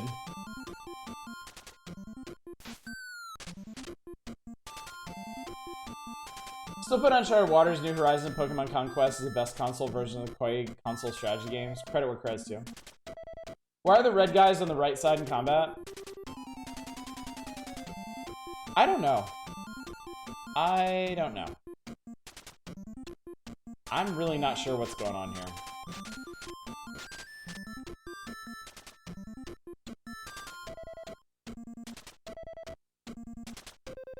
Yeah, this is one battle. I mean, they were right that you need to seriously invest some time to get anything out of this. But I mean, if you're ostensibly reviewing games, you need to put that time in. I think whichever side is attacking is on the right.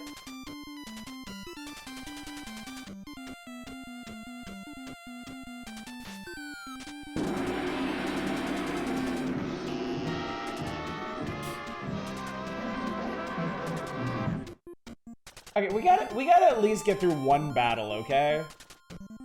Humor me here. We're already going late tonight.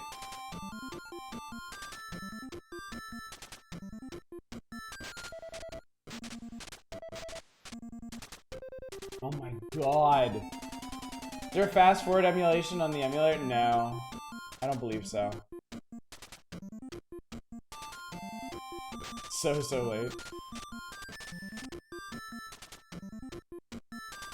Defender's third unit was wiped out. Okay, one down, 4 to go, 3 to go. All right, we're getting there, chat. It'll be fine. Took over, you can move more of your guys to attack more of their guys. They'll figure it out eventually.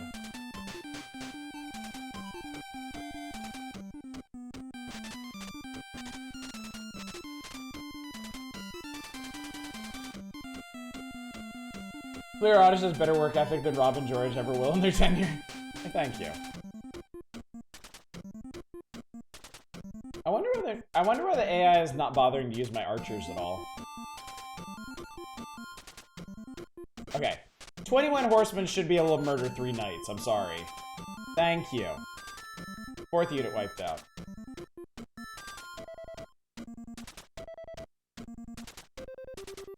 At least the music's a bit of a jam.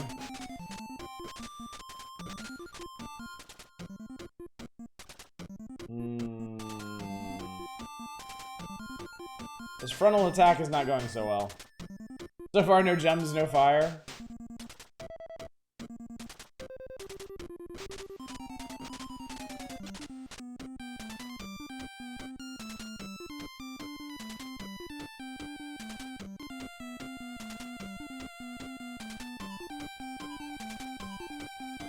I think they did their MSX graphics for that version.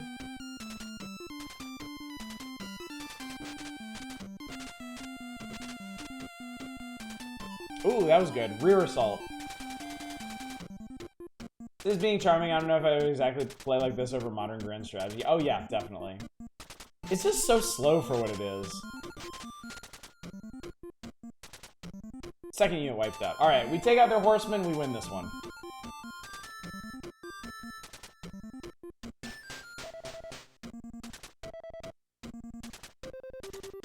The defenders have retreated, the attackers have won! Hooray! Prince Garth, we took Norwood! Fuck your Norwood. Prince Garth, we can hold Wolfen for ransom. What should we demand? I want gold. Wolfen was set free for ransom. 3 of your units never engaged. Yeah.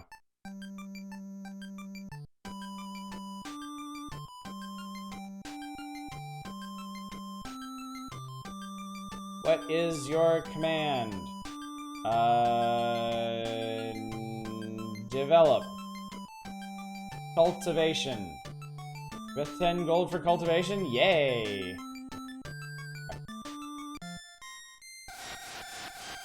Play? Oh my god! Oh my god!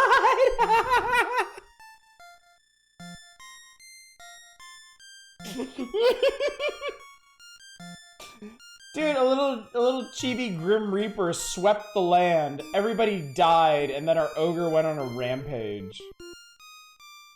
That kind of rules. We're gonna plunder something. Why can't I plunder my own lands? Fuck you. I'll plunder this guy's lands. This is okay. The Lau family uncovered our plot. Empress, it took you 2 turns to fuck up your kingdom. Ogre responded naturally to life's cruelties. Alright, chat, and on that cheerful note, let's leave Gemfire here, shall we? I mean, if you love games like this, and you know who you are if you do, I think you'll like this. I really like that Grim Reaper sprite. I really like that dude. I'm a big fan of that guy. So, this seems quality. I would probably choose this over other NES strategy games like Nobunaga's Ambition and the like. If you put a gun to my head and made me play one of them, it would probably be this one. Alright, what else is on the docket? Oh god, AD&D.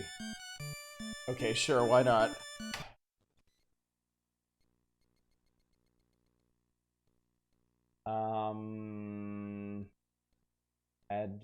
Advanced? Oh, fuck it. Oh god, there's a bunch of them. AD&D Dragon Strike, AD&D Heroes of the Lance, AD&D Hillsfar, AD&D Pools of Radiance. This one. Is this what we want though, really?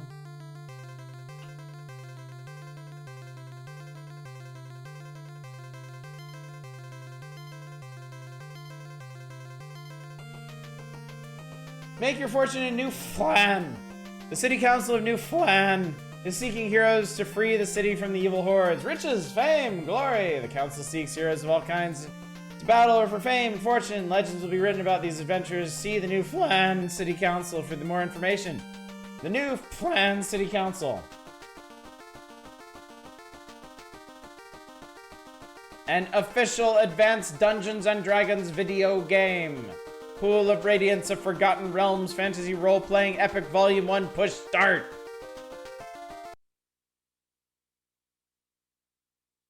Character. I've got some hum mails. Order. Wait, am I supposed to begin adventure? You arrive at the city of Flan by boat. A man approaches. Is that a man? Or a box? Oh, God, it's a card of a man. Welcome, I'm Rolf. I'll be your guide around Flan. Please follow me.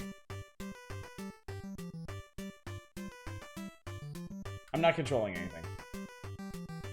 This is the Shrine of Tyr. We have 3 shrines in the city. 1 for Tyr, 1 for Soon, and 1 for Tempest. A Brachio is in the Shrine of Tyr.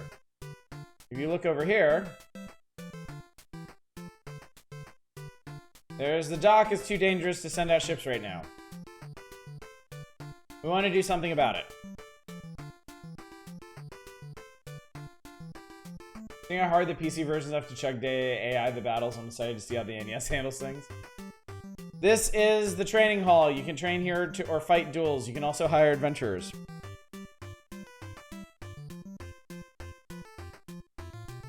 This is the city hall. The city council clerk will give you commissions. I appreciate that they're straight giving you a tour of the city, so you know where everything is. This is the Shrine of Tempest on your right. On your left is the city park. The other side of the gate is Old Flan. The entire area is infested with monsters. That's the whole tour. Goodbye. You're on your own now. This is an entrance to the slums. The guards are watching you. Parte. View. Gwydion. Male, age 18. Human, lawful evil. Class Phi. Level 1. Experience points none. Thaco 18. 1d8 plus 4. Move 9. I guess you got longsword and banded mail. You cheated on stats rolls. He has 18 in strength and constitution. Kind of rare for the default character to be lawful fucking evil, right? Belgar. Male, age 21, human, lawful good. Class Cole. He's very wise. Gold leaf. Male, age 26, human, neutral, good. Class. Moo. He's intelligent and dexterous. Yeah, Arcane, the leader of our party, Gwydion, is lawful evil. Encamp, cast, equip, use item, look, search, area, search. Oh, whatever. Can't go this way? You enter the monster-infested slums of Flan. Large insects and rats run beneath your feet. You can hear an alarm in the distance. I really just want to see what combat is like in this. You're surprised by some kobolds. Battle began. Oh, shit. What the fuck? Attacks Gold Leaf. Hits for 5 points of damage. Solo leader attacks Gold Leaf and misses.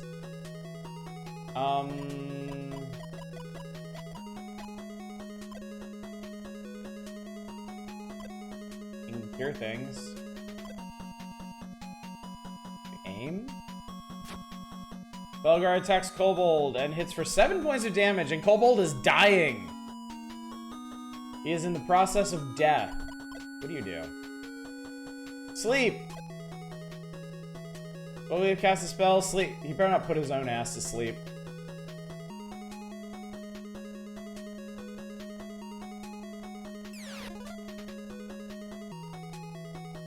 Kobold leader falls asleep. Excellent!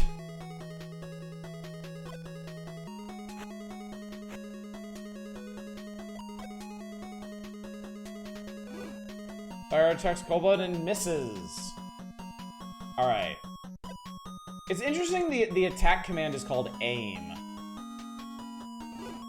Gwydion attacks Kobold and misses. Fuck. Kobold attacks Gold Leaf and hits for 6 points of damage. And Gold Leaf is dying. Your teammate is dying. Kobold attacks Felgar and misses. Fire attacks Kobold, hits for 4 points of damage, and Kobold is dying. Okay.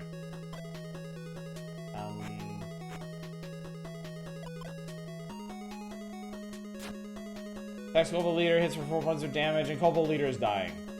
Continue battle? No. You get 35 experience, 3 GP, and no gem.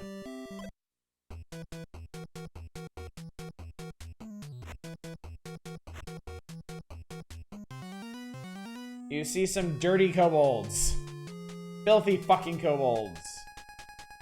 What do you do? Attack, advance, wait, flee. Attack!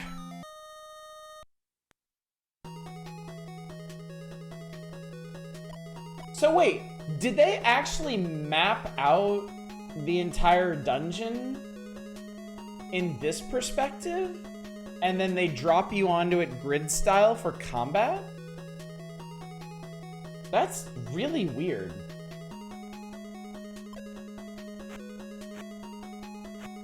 It actually generates the terrain from the maze? That's so interesting. Can you hit diagonal? You can, apparently. You're just gonna miss.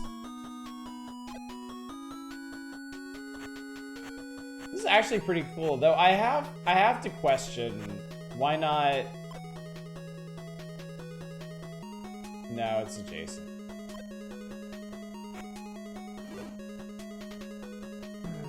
I have to question why not just play the entire game from this perspective. But I guess dungeon crawling was the style of the time. Remember, this wasn't innovative, it was just bland after a whole hour of playing. That is so fucked up. Like, I mean, y'all know, I'm not particularly into this, but I can understand that this is actually really fucking cool. This perspective doesn't even have doors. That's actually a good point, yeah.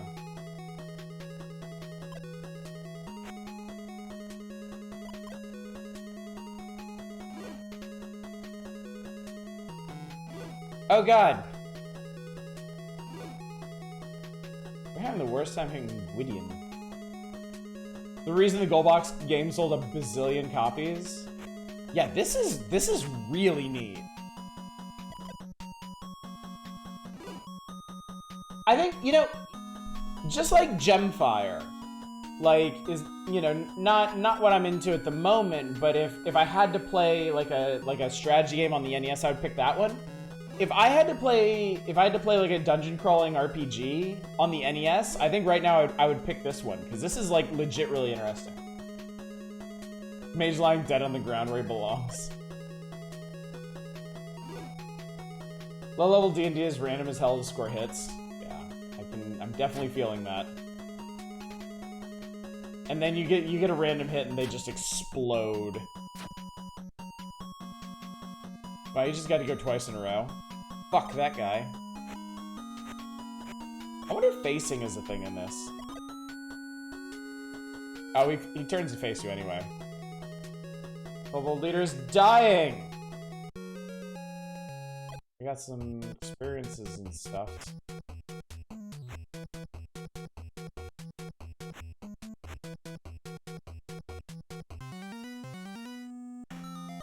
Everyone's a glass cannon. Okay, I think this is just gonna end up being the same battles over and over again. So that will be my look at Pools of Radiance. But you know what? You know what? Legit cool. Honestly, very, very cool. Oh, we're doing one more NES game. I love it takes you 10 minutes to take a step in this game. The pacing could use some improvement. Hook. How do I play that version now? It was pretty neat. Holy shit, okay. Really want to try out the Sega Genesis D&D game Westwood did. Apparently damn good. Facing is usually not a thing in D&D unless the target is already in combat. Okay. Peter, my name is Tink. Your children have been taken by Captain Hook. Only you can rescue the ship for European Pan.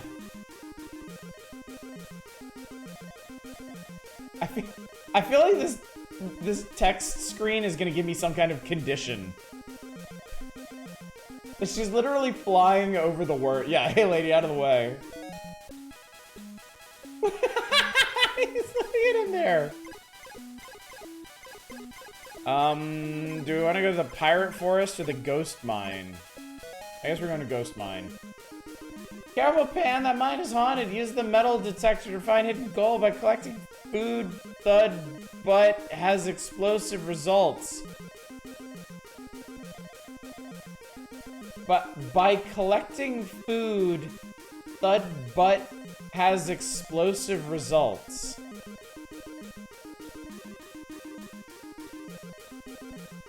Now seeing Odyssey Dungeon Crawler is fun and prevent. Alright, Dom, thanks for coming out tonight. It was great to see you. Hopefully we'll see you again soon.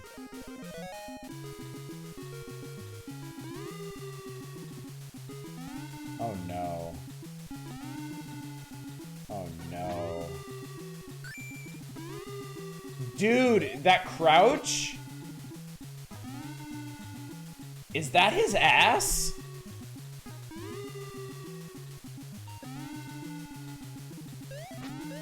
Is that Thud Butt?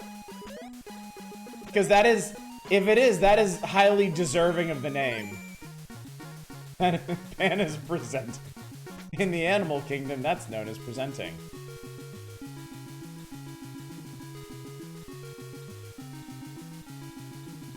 It's presenting to the zombie.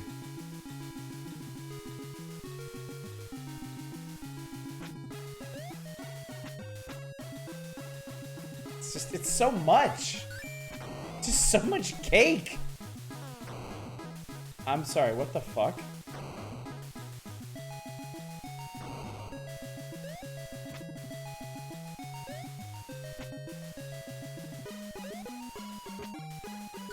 That's not a cake. This is a cake.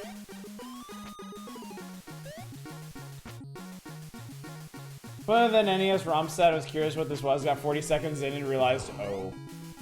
Well, I found a Dargon.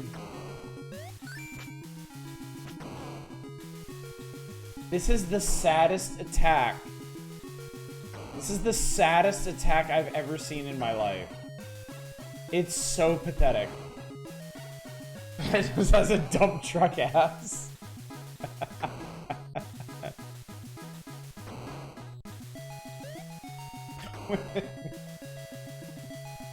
Lost Boys. I went to go save Wendy from Hook, but the clap of my ass cheeks alerted the pirates. Dummy thick.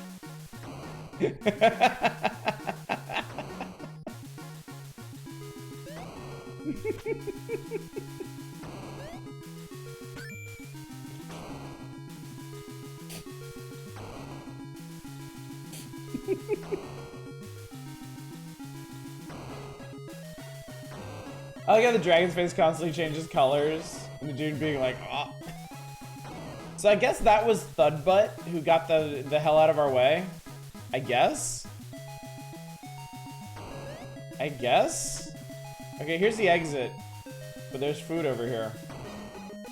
I think that's supposed to be Tinkerbell and not a mosquito.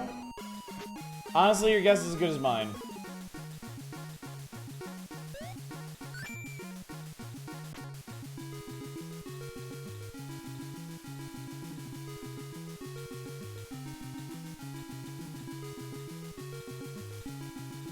Wait a minute. I picked up a vacuum cleaner.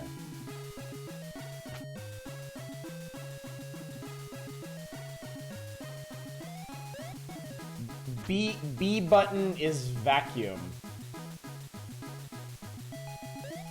Oh, it's the metal. Ah, it's the metal detector. Do you know it's fairy dust or something?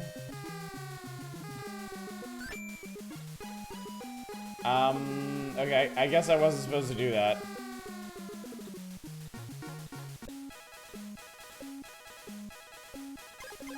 Let's go pirate. Take care of this lease in the Never Tree! But watch out! There are pirates everywhere and the animals are not too friendly either!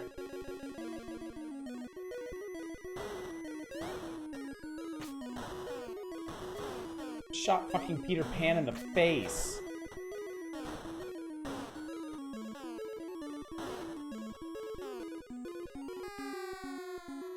Okay. Alright. Looks just like Julia Roberts.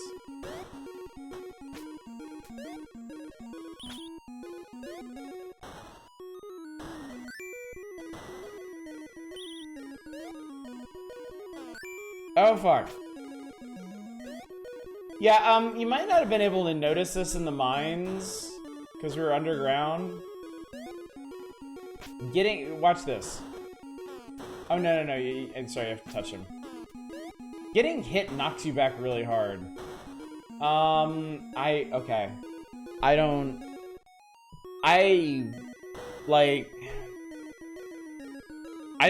know what's going on anymore.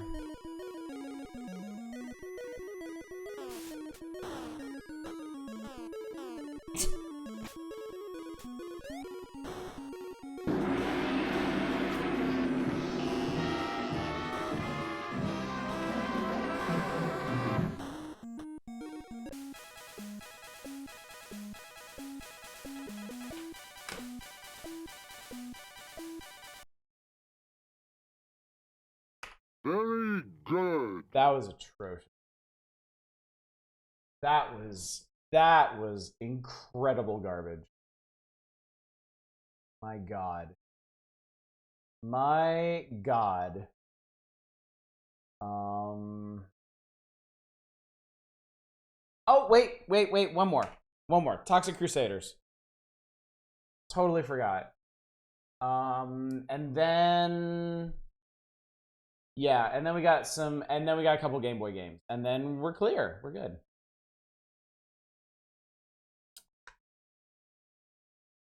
Toxic Crusader. Who's ready for some trauma?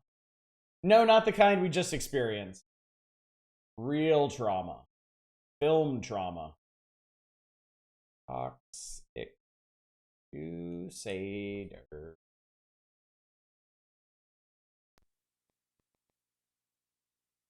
Some family-friendly fun of Toxie. And Bandai. Bandai thought this was an excellent idea.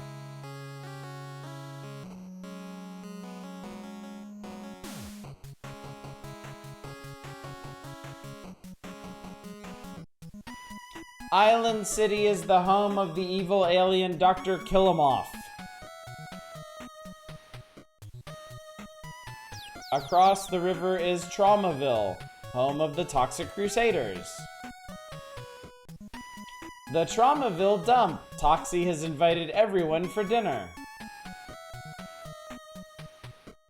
Yvonne should be here already. Where are the Crusaders? Toxie's mom arrives upset. Toxie, my son, Yvonne is missing. Killamoff appears. You toxic trash, I have captured Yvonne. And the rest of the Toxic Crusaders. Find him if you can. Oh, okay, here we go. I'm currently horrified by this. Welcome to Traumaville.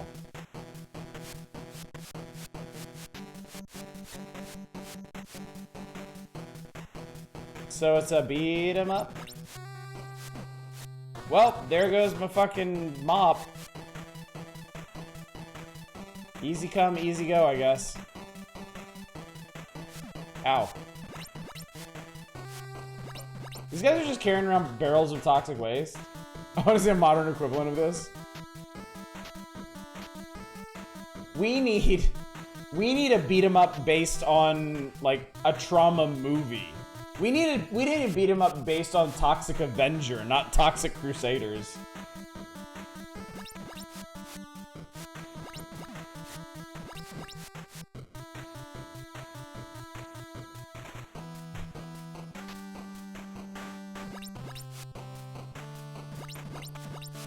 Whoop, whoop, whoop. Jigsaw for kids. How's the trauma game the least bloody game of the night? Because it's based on an adorable family-friendly cartoon. It's the Traumaville Pet Shop.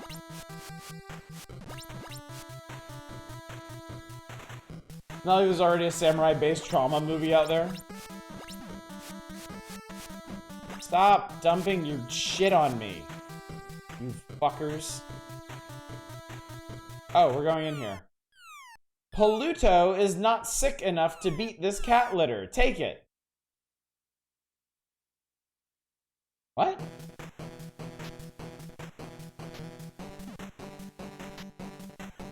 Uh-oh. Uh-oh, I've been shot.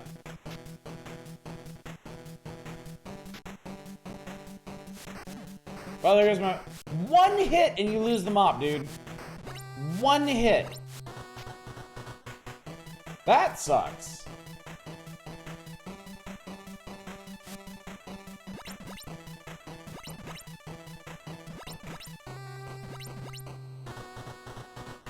They did say that you lose the mop too bad. They were right. They called it.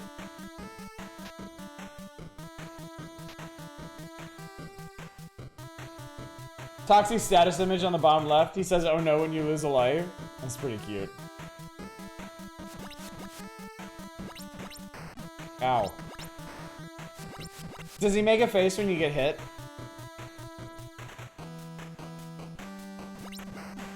Oh, he bleed. Oh my god, he bleeds.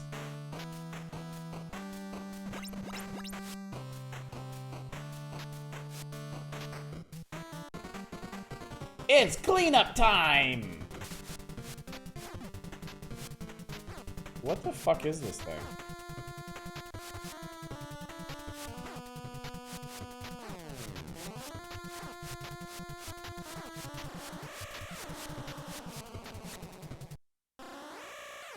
Go away, you toxic mutant! Newsflash, Toxie saves major disaster. Read it in the Traumaville Times. Toxie won! Be like me, plant a tree! Oh god Christ, was that like his catchphrase in the cartoon? Playtesting is things that happen to other games, I guess. I didn't even notice him at first.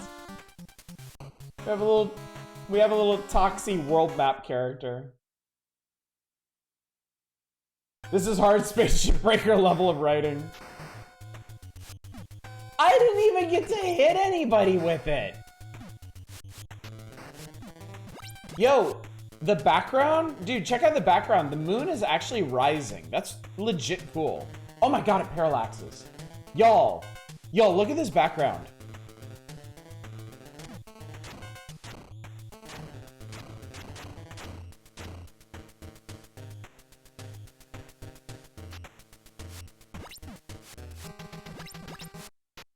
This game is actually kind of rad.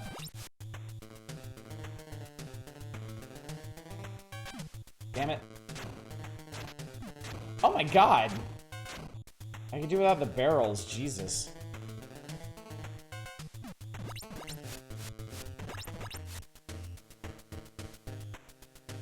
Wow, the moon rises and like lights up the back of the stage. That's really cool. God fucking damn it, man. Minus the gameplay, I suppose. Yeah, this is far from the best brawler I've ever played. I mean, it's functional though. Gets the job done. Uses the IP to the fullest, clearly.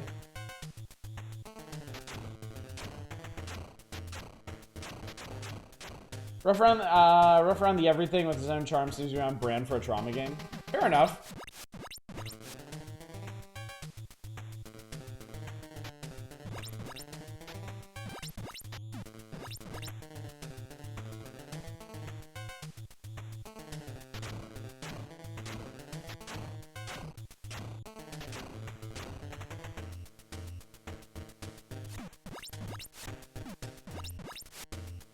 My problem is I'm not really sure how to avoid damage in this. Also, okay, levels are really short in this, and they don't have many, if any, features. We got $5, let's make a game.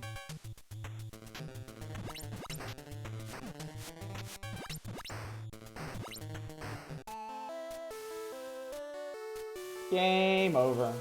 Kinda agree with the take that you might really like this if you're a Toxic Crusaders fan. You might have a hard time getting into it otherwise. Yeah, I don't know. Yeah. It's one of those games where I don't know why you would get into it otherwise, you know?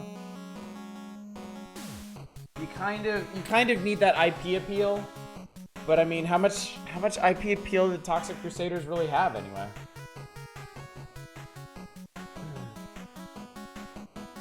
All right, anyway. We've completed the NES portion of the evening. We got a couple Game Boy games to check out, and then we'll wrap up the magazine. Wow, I have kept y'all up really late tonight, and I apologize for nothing. Toxie done. All right, we got 3.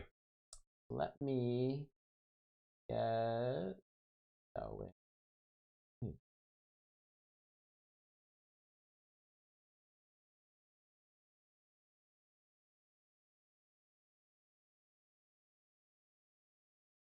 It's all set up. Good thing we're not going to anything silly like 3 AM or something. You know how it be.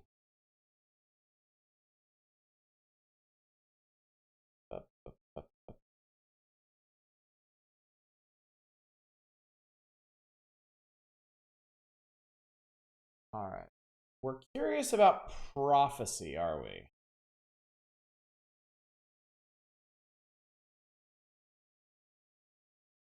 Prophecy, the Viking child say.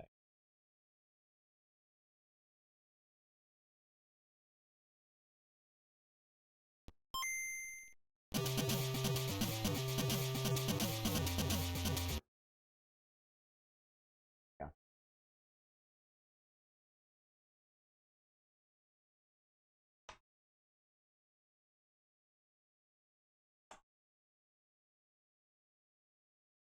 Hiking child. Oh, it does look like that, doesn't it? Game tech, huh? Oh, well, he's a child. That's definitely a child. Written by S. Golding. That's a big fucking cursor.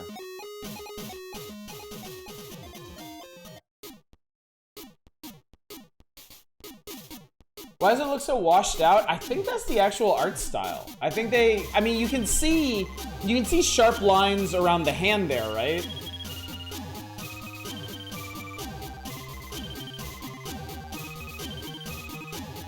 Oh boy. Talking about sad attacks. I think I took fall damage. Oh my god, oh my god, oh my god, oh my god. Why did I even come this way?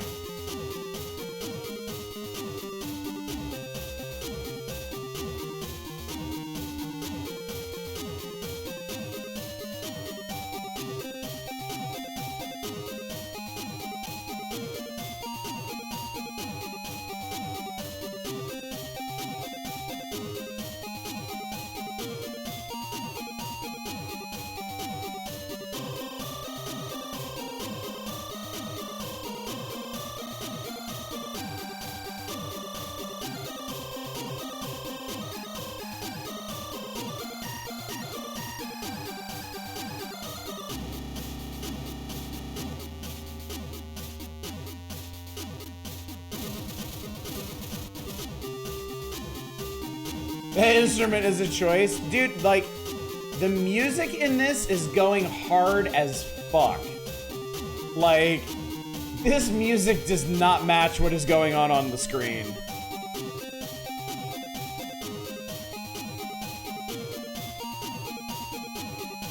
I love the guy gargling mouthwash on the soundtrack. Get away from me!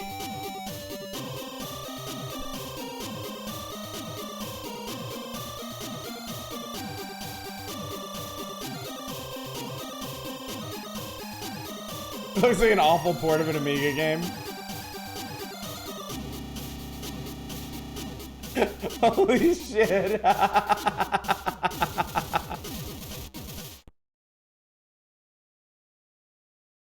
That's it. That's all you get. That's all the music you get.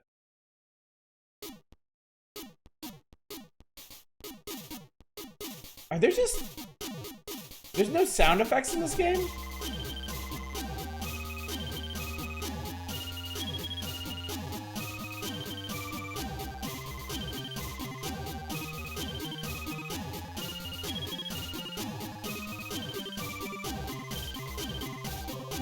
No effects, this is a banger of a track.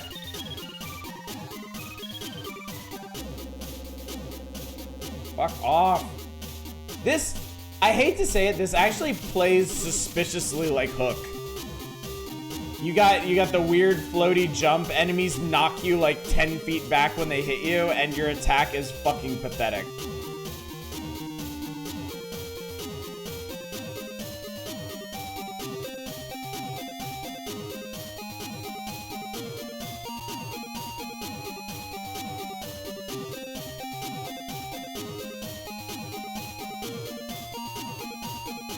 All channels are used to make the music. Just check this is on Amiga, Atari, ST, Game Boy, and Lynx. Oh, okay. That explains a lot, CSX Hobo. Thanks for doing the research on that one.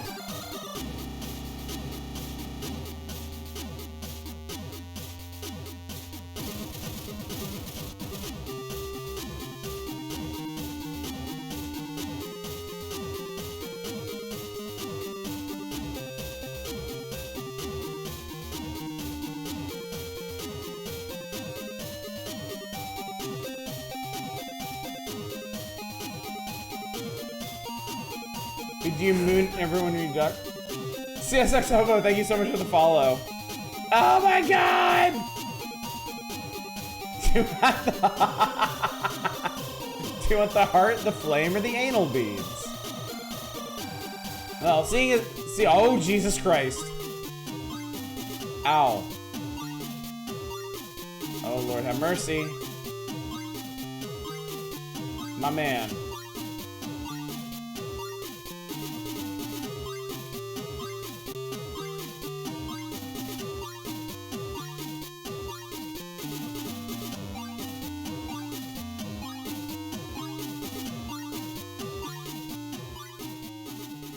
What are hitboxes anyway? Okay. Him name Hopkin Grayscale Frog.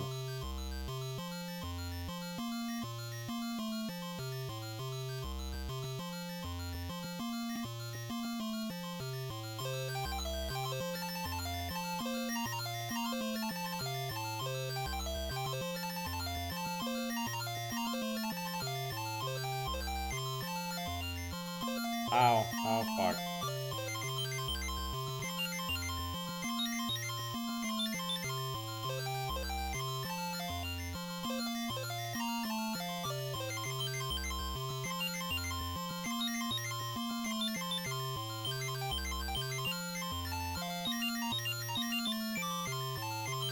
Okay. Okay. Okay. All right. That's enough. That's enough. That's enough.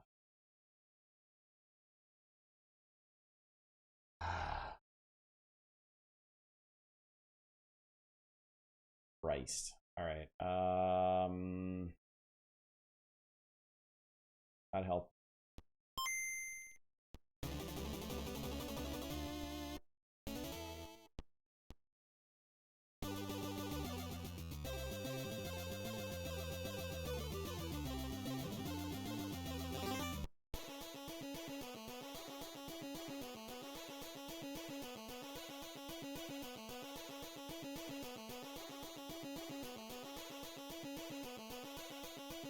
Grunt fodder, I'm so sorry. Gameplay is hurting my soul. It's the exact same game.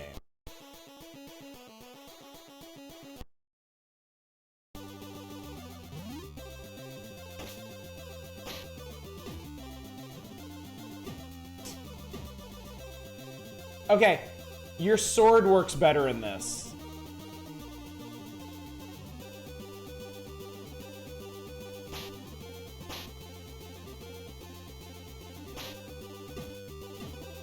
I can actually kill... He's still got that junk in the trunk, though.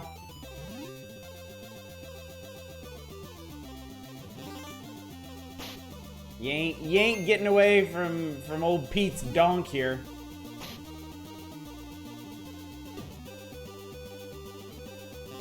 Got that dumpy.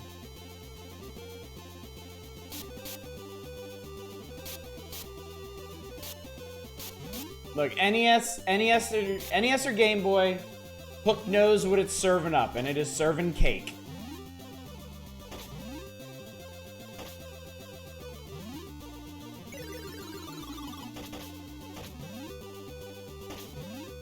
Accurate port. But why? Your developers were so concerned with if they could, they didn't stop to ask if they should.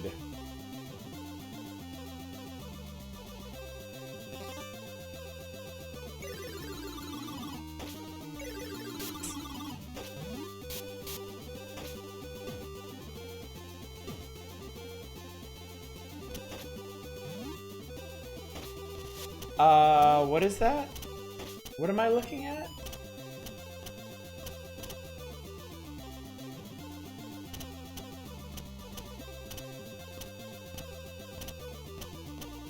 Okay, I think I see it. I think it's a gorilla hanging onto the branch like this, and then underarm chucking bananas.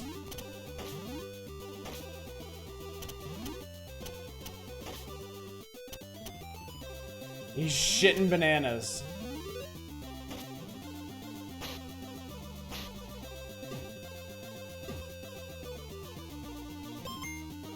Can I leave?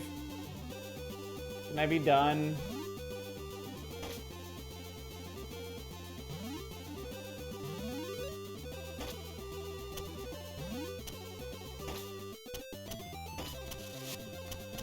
You slip on the bananas.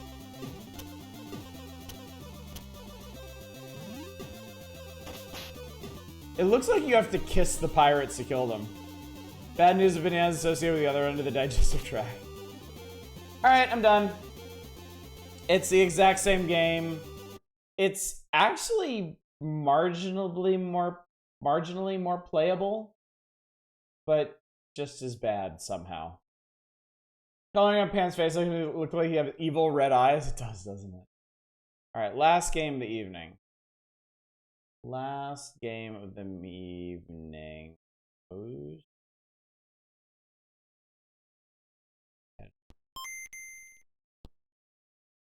Milton Bradley.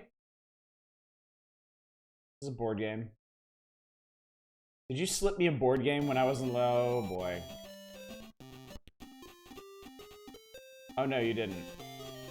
We got 2 maxis. Oh my god. What is this?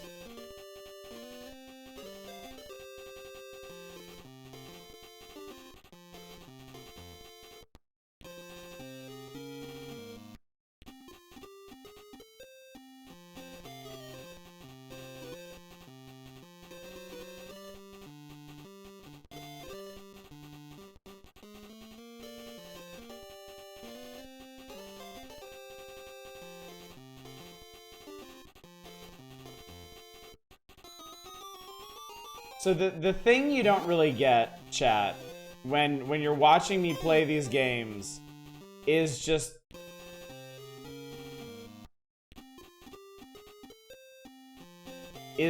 how incredibly slow and clunky and awful the controls are. This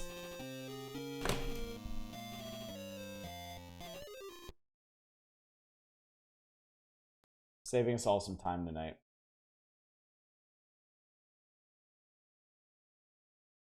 This controls like Castlevania on the Game Boy. Bad, slow, clunky, like you're trying to pull your character out of the fucking mud to do anything. It's an atrocity. This game kicks ass. Maybe the least amount of time you spend on the game. My patience has been exhausted. I have nothing left to give, chat. We're gonna finish the magazine and then I may just crawl directly in bed. I don't know. It's the top 20. Mario 3, Battletoads, Legend of Zelda. No surprise that Mega Man 4 made it up really high. Super NES, Mario World, F-Zero, Legend of Zelda, Final Fantasy 2, Castlevania 4. Good. Game Boy, Metroid 2, the top Game Boy game of the month. That's surprising. I think it's the first time Super Mario Land has been usurped. Battletoads, Dr. Mario, Mega Man. Cool. Some kids did some things. Eddie Furlong, remember him? He was in a movie one time. I guess he likes video games. Bye. All right, Pack Watch. This is what we got coming up. Feel free to request stuff that you see in Pack Watch. Obviously, it's not going to get played tonight. It will get played when it actually shows up in the magazine. If it shows up in the magazine. Some of the stuff, there's kind of actually no guarantee. I don't know why it was getting me so hard that one of the games listed is Ultra Golf, Company Ultra Genre Golf. Well, when you put it like that. Street Fighter, was that a popular game? I know some people that played it from time to time. Street Fighter 2 is coming up very fast. Street Fighter 2 will be soon. I don't think it's next month. I think it might be the month after that. TMNT 4, Turtles in Time. I played this in the arcade. This game fucking owns. This game is great. I love it. If I remember correctly, the Super Nintendo version is a little bit different. I think, if I remember correctly, there are 2 stages in arcade TMNT that didn't work in the Super Nintendo version, so they came up with different stages, I think. I'm not exactly an expert on this game, so I can't say for sure. SNES is improved? Okay. I might do a little research before we play this one, though. And then Data East has something called Ultrabot Sanction Earth, which looks neat. Moving to cutting edge of gaming, a single-player futuristic Robotech simulator titled Ultrabot Sanction Earth. Although Super NES game is still in development, you should see it in the stores by June or July. The basic idea behind the game is alien and robots have invaded Earth. Only hope for humanity. Capture and refit the massive metal stompers so they can fight Robo. In the game itself, you operate Ultrabots on a strategic level from a command post or inside an Ultrabot with a cockpit view. Oh, so it's kind of mech warrior, Battletech-y, mech warrior-ish. But the general consensus was Street Fighter kind of sucked. Street Fighter 2 was so much better, nobody cared. I don't actually know how much reach the original Street Fighter had, because I was totally unaware of it until much later in life. I mean, I know Street Fighter 2 said Street Fighter 2, but I just never bothered to look into what Street Fighter 1 was. Alright, Toast, have a good one. Thanks for coming out. SNES has a better hitboxes, played better, had time trial mode. Interesting. Top Gear from Kemco. 4 meg Super NES racing game. Okay, Pebble Beach Golf Links. It's a golf game. Apparently Joe Dirt is a character in it. Wings 2.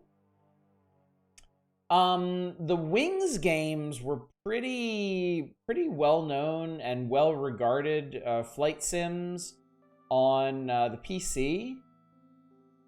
These don't look like direct ports. They look like something quite different. Fuck you, Eva. Fuck you so bad. Goddamn RoboCop 3. There's also Might and Magic. I feel obligated to spot Dominic this one. Like, just know that when Might and Magic shows up in the magazine, and when Dominic's around, we'll just play it. Yeah, apparently Wings did come to SNES. Thank you, Satellite. Street Fighter is more popular in Japan, not a world beater. Top Gear is actually a good SNES Outrun clone. Okay, that sounds appealing. I like Outrun. Oh, fuck. Batman, I don't know where to live. I'll live on the gossip, because y'all are not going to read that shit. Alright, Arcane, have a good one.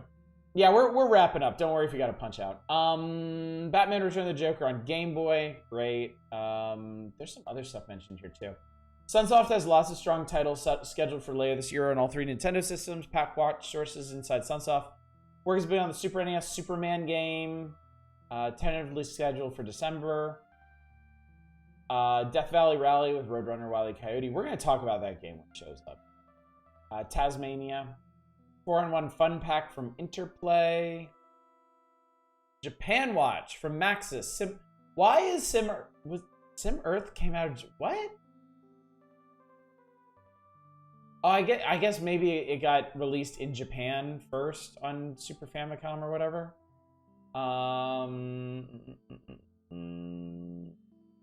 The Japan Watch is literally just talking about Sim Earth. Music is a fucking bop. Emo's why. It's either a bonk or Bammy Hammer. Alright, Gossip Galores. Capcom and Sunsoft are positioned to challenge Acclaim's title of Licensed Property King. Strength of Capcom's Disney character-based properties will continue 2 games based on upcoming Disney TV series, starting with Goof Troop. Goof Troop, I think a puzzle game. Like a kind of neat one. Packwatch has also learned that Capcom is debating what Disney movie title would be best for a future game. Apparently, The Little Mermaid did so well that another Disney movie title is almost assured. Sunsoft deal for the Looney Tunes characters gives them some of the strongest licenses in the industry. Really? Really? Really? Hope they're as classy as Sunsoft's earlier Batman games. Speaking of Batman, Konami has the license for the second Batman movie. Don't expect to see anything for several months. Keeping it under wraps.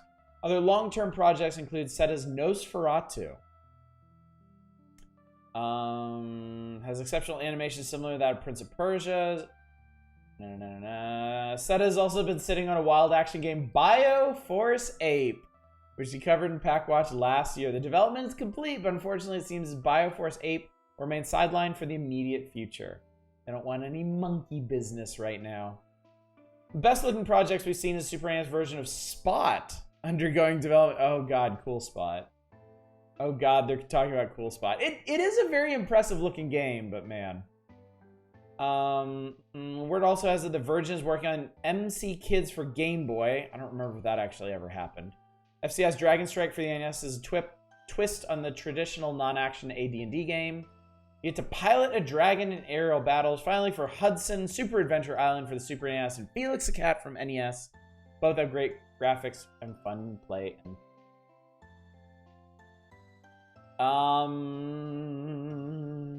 Man, they're still saying Uncharted Waters coming to NES. Alright, nothing super crazy on here. Did huge numbers in Brazil. Apparently Brazil Top Gear NES did like Mario numbers. That's crazy. Alright, we did it! We made it! We survived. Next issue. Darkwing Duck, Batman Return of the Joker, Contra 3, and oh boy, Super Adventure Island. Maybe I should actually beat Super Adventure Island. I rented it as a kid, and I got to a boss that I absolutely could not figure out how to beat. Like, just could not do it.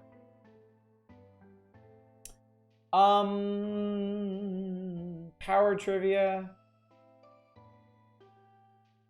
We can talk about this another time. I don't have the energy to do anything else tonight, chat. I am fucking wasted. I am done. Let's call it a night here, shall we? But hey, we did it. We survived another issue of Nintendo Power and only took 4.5 hours to get through the back of it.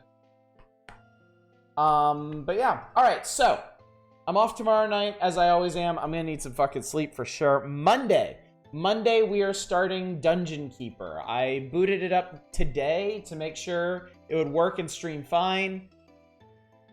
It's like a dream. Should be a real good time. Should be really neat. So I'll be doing Dungeon Keeper Monday, Tuesday, and Wednesday, unless, you know, it kicks my ass too much. But I have high hopes for this one. I think we'll do okay. And then on Thursday, we'll be starting the next issue of Nintendo Power, Volume 36. With some good old Nintendo NES stuff. And then I'll let you know what we're doing on Friday. Haven't decided yet. But tested for 10 minutes and lost 3 times. So yeah. Alright, chat. Let's find somebody to rage, shall we? Jesus Christ. I gotta say, thank you all so much for sticking with me tonight. We don't normally go this late, and when we do, I feel like people tend to drop off pretty hard. I mean, we've had a bunch of people duck out because it was, you know, understandably very, very late. But I mean, we got a lot of people watching for how late it is, and I really appreciate that. I really appreciate y'all's fortitude and hanging out with me. Let's go hang out with Dama. Haven't rated Dama in a hot minute. Last Power Hour stream for a bit. Going to be out of town Thursday and Saturday. Good luck, Manic. Good luck. Have fun with whatever you're doing. Alrighty.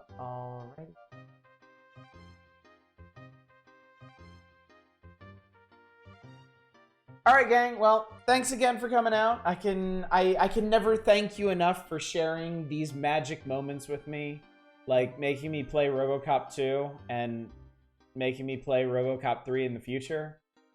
These are really the moments that define the enjoyment I get from these things. Anyway, again, thanks again for coming out. Hopefully I'll see you next week for the stuff that we do. Until then, as always, y'all take care. Bye, everybody.